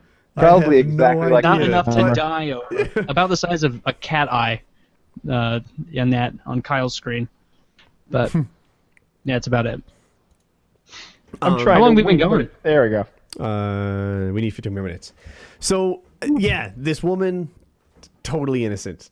Not innocent. Obviously, she's guilty. But God, what they're doing, throwing the book at her, not finding. They offered her 5 years. That's insane. I don't even understand the motivation or the other side. If she had priors and they wanted to do Maybe there's something. more to it than we're seeing. Maybe this lady's kid, like, They want him to do something. Maybe they're trying to. It seems insane for them to have no ulterior motive. There has to be something else to this story, honestly. Yeah, like there has to be right? something else because look at every other story on this website. None of them look reputable. None of them look like they are actually going by the facts. It looks like it's just a propaganda machine trying to garner feverish support for people of a certain ethnicity. Race. It seems like It it's would not be that. it seems like it's like, about there's a- white people being bad to black people on this Yeah, website. it's about Is that evil white true? people. Like, there's an article like, are there good cops at all? Like, is that really a question? Yeah, I Are saw- there good I cops? saw another. Are they 100% evil? So here are their top 5 articles. Unarmed black man shot by police in L.A. Number 2, black kids don't have to be college bound for their deaths to be tragic. Number 3, if they quote hashtag if they gunned me down shows how black people are portrayed in the mainstream media. Number 4, are there any good cops out there? Number 5, friend who witnessed Mike Brown shooting speaks. It's a thing that champions issues of injustices done upon the African American community, I suppose. And it looks like there's just no way that unless this is like a 1 in 100 case of ridiculousness, that this is the whole story. There's just no way. Right? Like maybe she walked into a store that like forbade it, or she, that her license didn't, apply there or something like that. Like there's just no way. Like Well, I her think license it's did not us, apply but where they're she not was, telling but- the whole story. So even though she shouldn't be in jail, they're not lending any credibility to her by not giving all the details, because this is too silly to believe this is the whole thing. All right. Look at that baby's weird shaped head. I admit that the source seems really bad. Oh, whoops. So I'm giving you another link, which in that case was the same link. I'll fix it. Here's USA Today. Perhaps a more reputable source. Well, obviously more reputable than that last one. Carrying And, a gun way worse than beating your wife. They agree with the root 100%. There's Okay. nothing in here that counters it. Dun, dun, dun. She got Bullshit. pulled over for a traffic violation, and then she volunteered that she had guns, which is, I don't know Pennsylvania, but North Carolina, that's what you do. Like you hand them your concealed carry and tell them about your weapon at the same time. Like it's how you start the conversation. Listen to this bullshit comment. Listen, the Washington Post Radley Balco quotes anti-gun activist Brian Miller gloating over the result. Quote, Fortunately, the notoriety of this case will make it less likely that Pennsylvanians will carry concealed and loaded handguns in New Jersey, thereby making them and the Garden State safer from gun violence. What an asshole. I mean, the logic checks out. Yeah, Here's the this thing, lady, people don't that's know what that she was doing there. This lady said, I'm going to get up to some gun violence today down in Jersey. Let me just get my license and my handgun. What's that, kids? No, I'll be back later. I'm going to do some gun violence in Jersey. I'll be back in a little while. No, fuck no. She's trying to protect herself. Her being in your state made it a little safer. She's been robbed twice in the last year, and she's a single mother. She works 2 jobs, so she's late at night on the streets. And she got a gun to protect herself and her children because, like I said, she's a single mom. She got pulled over for a traffic violation, and she volunteered to the policeman that I have a gun in this car. And I swear if I was a cop, I'd be like, shh, dude, you don't really have a gun, do you? No, I do. It's right here under my elbow. You don't really have a gun, do you? No. Oh, no, Dude, not I've me. seen this situation happen before. That's the thing. I've seen issues where like someone carried so South Carolina does not reciprocate Georgia's carry permit, and vice versa. We don't reciprocate each other. Don't they But now? I've seen, Am I crazy? unless it's recent and I You tell wasn't the story, aware. I'll look it up. But in times past they didn't. And I know guys who have went to South Carolina carrying their concealed handguns, walked up to some cops and started talking to them about it, and they're like, "Oh, well that doesn't reciprocate here. You need to go put that in your car and unload it, man. You can't have that here." And he's like, "Oh shit, I didn't know. Yeah, better safe than sorry, right?" And that was the end of it. Like, those were good cops. They had no interest in locking someone up on some bullshit charge when it was clear they were accidentally breaking a law. When someone accidentally breaks a law and no one gets hurt, Yeah, fucking I mean, let them go. Yeah. But for the still record, stupid. Kyle was right. I was wrong. South Carolina still doesn't honor Georgia. Bitch. I'm thinking about getting the Utah one while I'm just because I hear everyone is Utah pretty much. Really? I think thought it was Connecticut- Florida.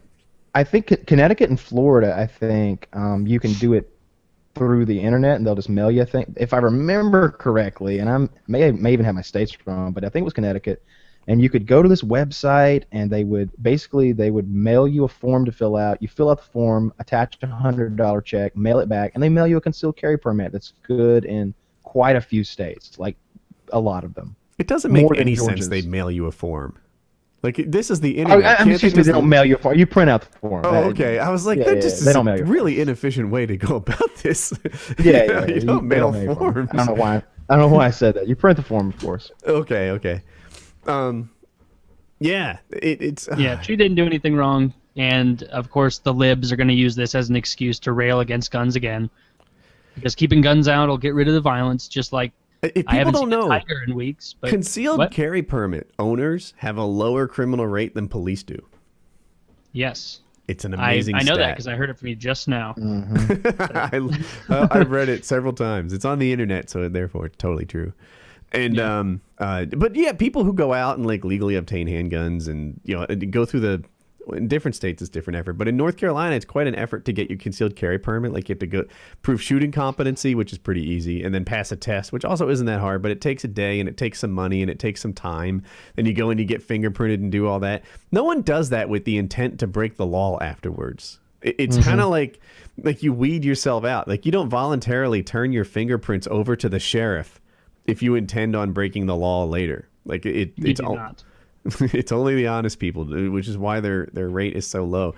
When concealed carry permits first became popular in the U.S., people thought there'd be like gunfights over parking spots and things like that, but it hasn't happened at all. And it's been the case now that like concealed carry permits have proliferated throughout the states for like 30 years now. So the data's in. Homicides by gun are way down compared to where they were before then. And I'm not one of those guys who thinks that more guns means lower gun shooting. Like some guys are like, if everyone has a gun, everyone will be afraid to shoot. Yeah, that's just as retarded. It's just as To dumb. me, it is. There are a lot If of people everyone who had line AIDS, up no one would worry about it.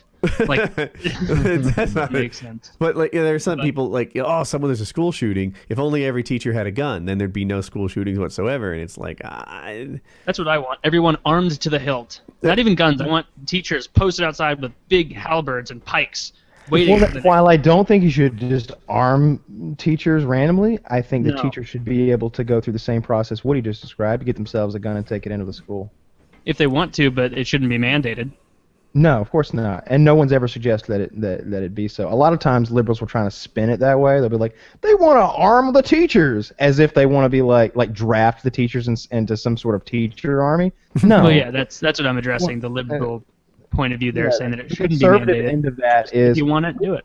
Yeah, the conservative end of that is we'd like a system where, the teacher went and got licensed. All the faculty knows about it. And they've got a concealed handgun. I'd Yeah, also you should be have okay to with do some that. kind of training if you're a teacher. I was about to say that too. Like I'd be even more in favor of it if there was some higher burden to bring it to school. Yeah. Right? Like if you're an air marshal, your marksmanship has to be really high.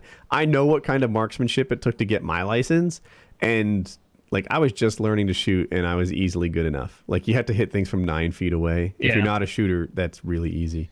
And for a teacher, maybe you prove something a little better. Maybe they mandate something about your holster. Like what are those SEPTA holsters or something that have a little locking button on them? SERPA. SERPA, yeah. So certain police agencies, what do you call a group of policemen? I can't think of it. Precinct. Offices? Precinct? I'll work with that. Right. Certain precincts mandate that you have a holster so that like you need to press a button and pull on the gun as opposed to just like a random person being able to take it from your waist. Yeah. If that was mandated on teachers, I think I could get on board with something like that. Like I'm not totally carte blanche just handing out guns to teachers for fun, but I could see that. I can see somewhere, somewhere in between concealed carry and air marshal, like a midway. I'd like to see. I don't know why they just don't give them shotguns. Maybe give all the teachers a shotgun, and they just got it there. That's a terrible idea. They like could just that. lean That's it an up by the awful idea. chalkboard, or I guess whiteboard nowadays. Yeah, lean it up against that thing. What could Just give them one of those Taurus judges. Those are shitty. Can't kill someone unless they really know what they're doing. You'd be surprised. Those things. Well, it depends. You can shoot. They shoot like 410s, don't they?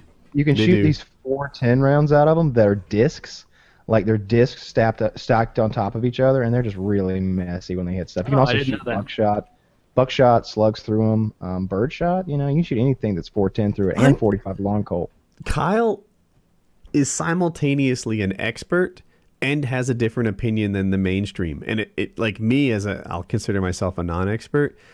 I can't tell who's right. Like, for example, Kyle likes birdshot as a defensive round.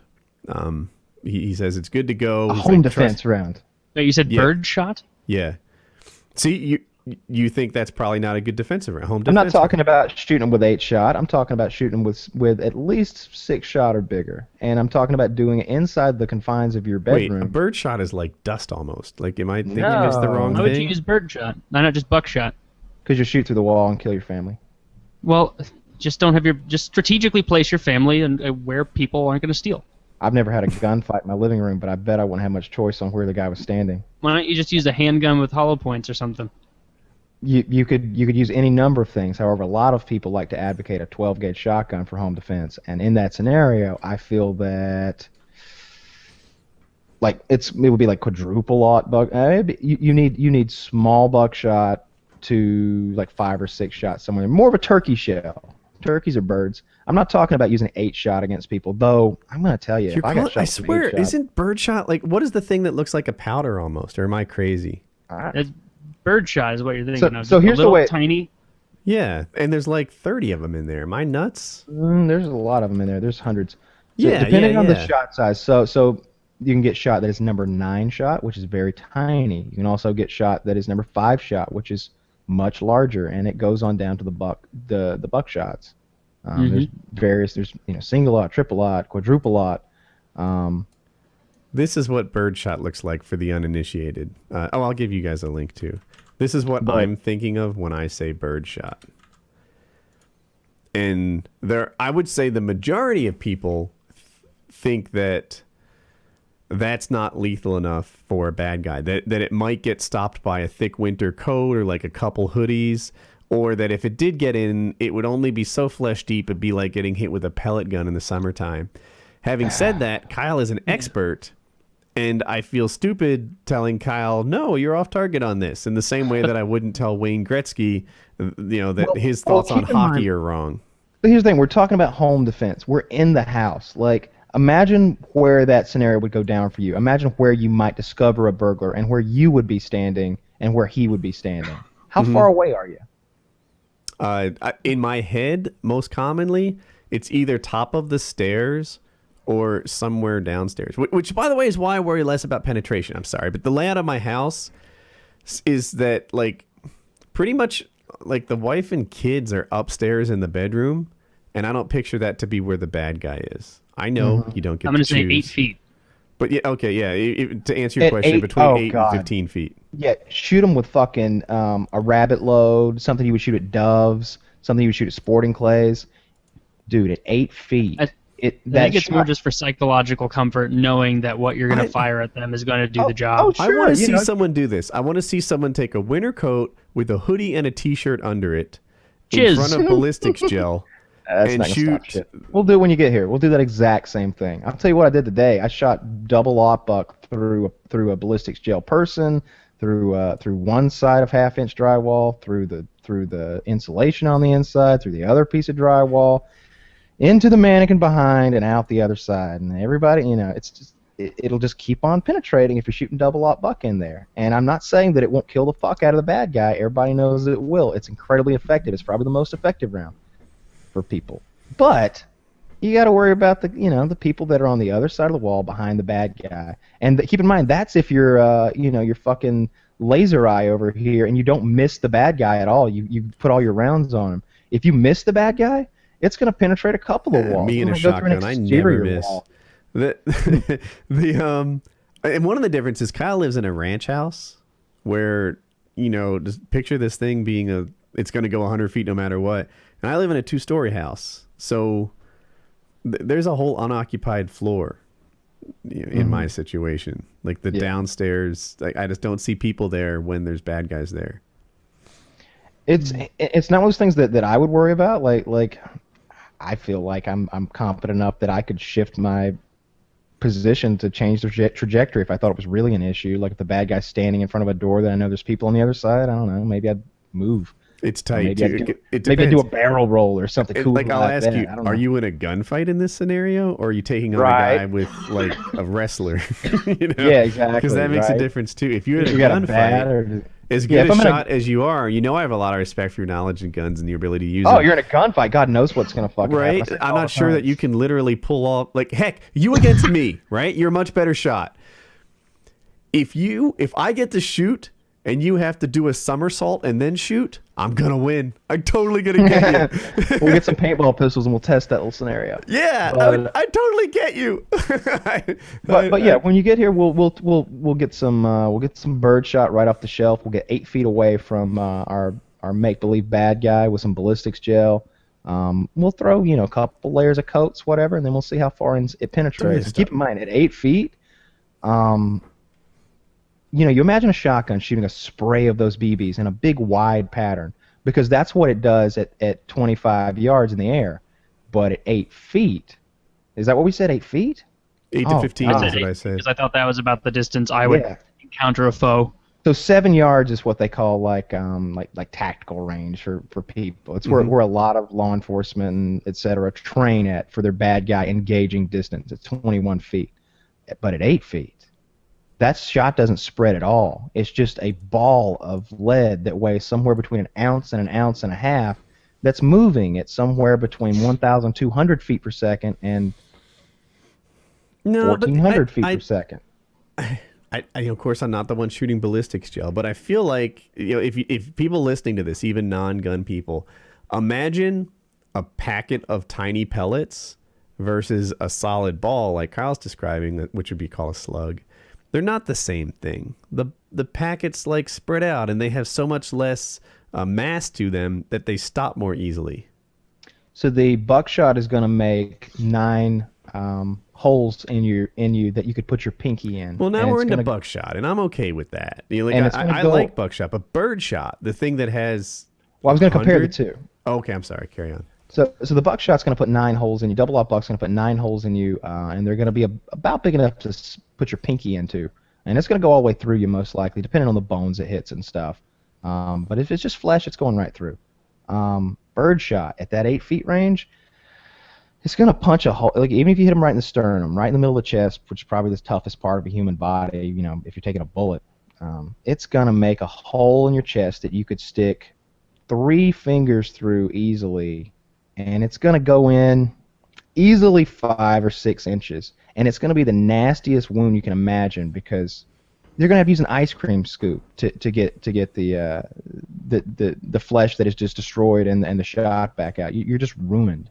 It would be awful. And on one hand, I'm hearing you, and I'm completely convinced, right? And like the ice cream scoop was a particularly effective wound description, but most people seem to think that birdshot doesn't penetrate enough, and that a lot of people would just get it like a very large flesh wound on their chest, and that would be the end of it. You think One of they're those crazy? times where I Huh? don't fully put a believe. flesh but I don't wound know on a enough to dispute one it. t- Yeah. I put a little so who flesh don't you wound on a fully deer believe in one this time. case, Kyle or the world? I shot a deer at about 5 feet with a 12 gauge birdshot, and it fucking died, like right then and there.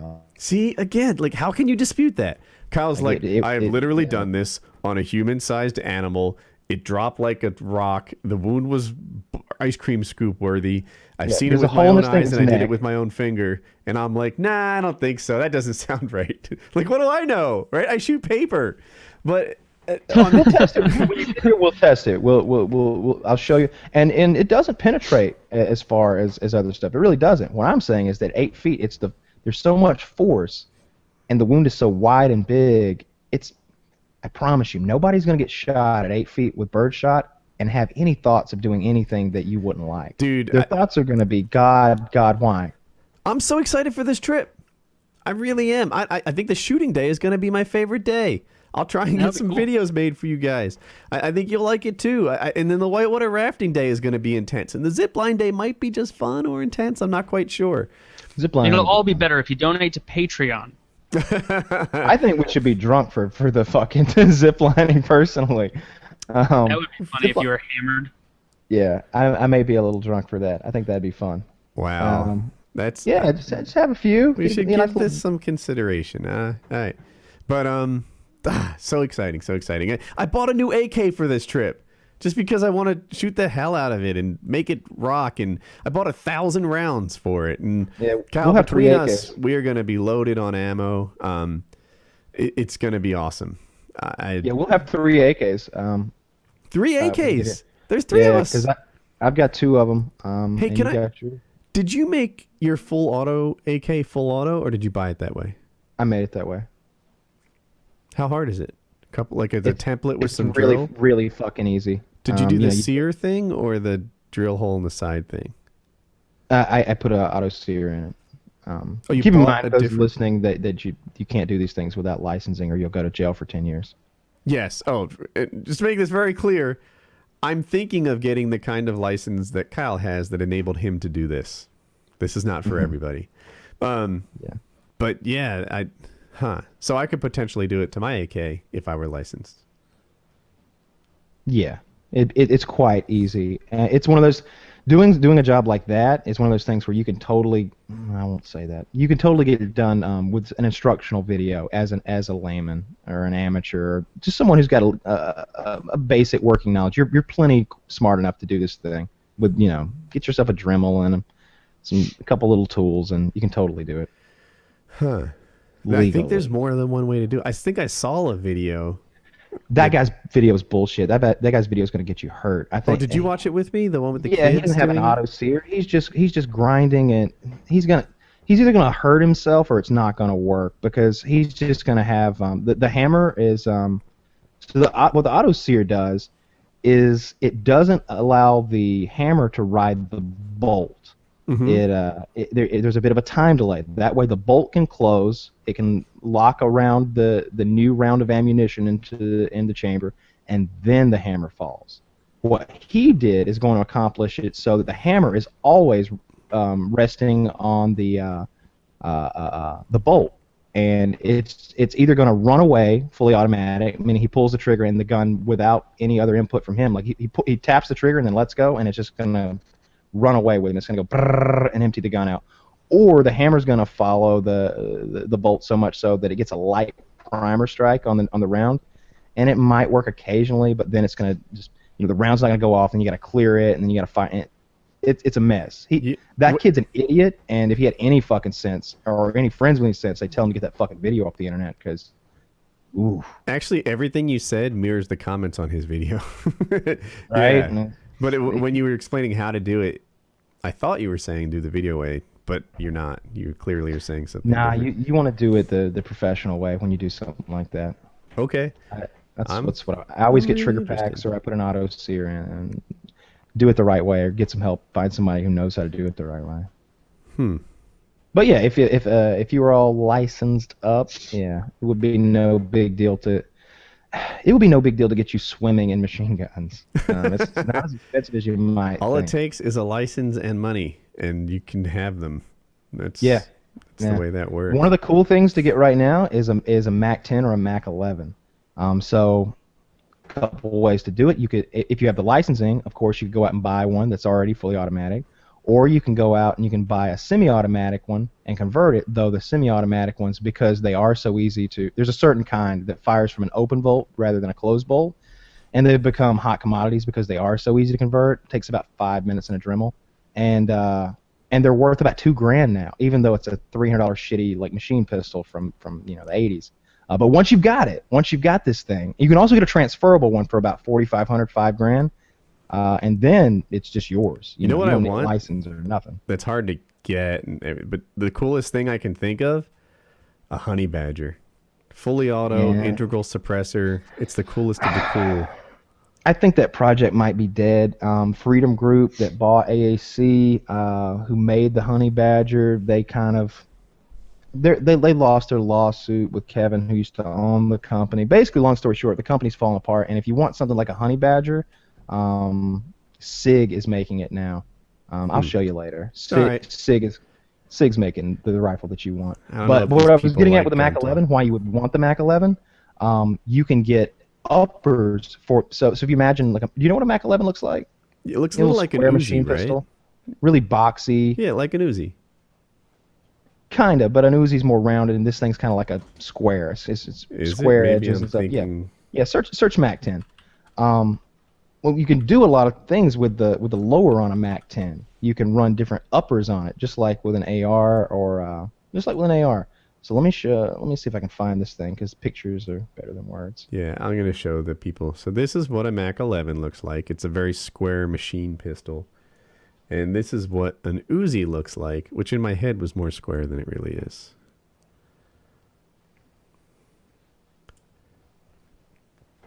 Okay, so the first thing I'm going to show you is a 5.56 millimeter upgrade for your Mac 10, basically. You put this upper on there, and all of a sudden that Mac 10 will shoot 5.56 through it. Let me, here's your link.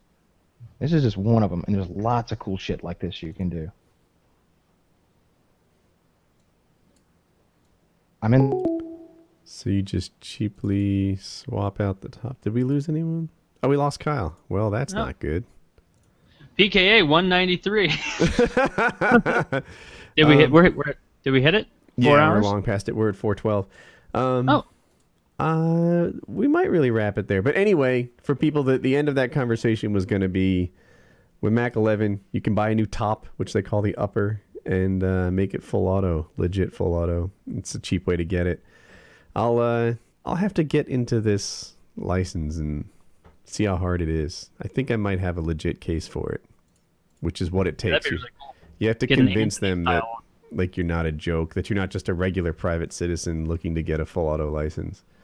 That I'm not just some normal fuck like you guys. No, like No, I'm basically, joking with you. I know. yeah. But for people who aren't you, if you really want to start a business making guns or in the firearm world, then you can get this license. If you're just a regular person trying to get the license to get their hands on cool guns, then you're not supposed to be the person they give it to. So anyway, that's Painkiller already, 193. Awesome stuff. Check out 193. I'll have links in the description. Check out AppWin. They were our sponsor. Check out the Patreon. Vote for us on iTunes if you give us a high rating. We Yes. appreciate that. That's really nice of you. I'd like to be, one of those top podcasts. And Complain to JD2020 a little bit. Just about old problems with Call of Duty's long past. Also follow me on Twitter, there you go. not Kyle. So Kyle doesn't have a Twitter. Funny how that goes. Oh yeah, I never realized that. All right. But yeah, check out this stuff. There's some links in the description. We appreciate your support, especially the Patreon. And have a good day. Yep. Bye. Thanks for listening.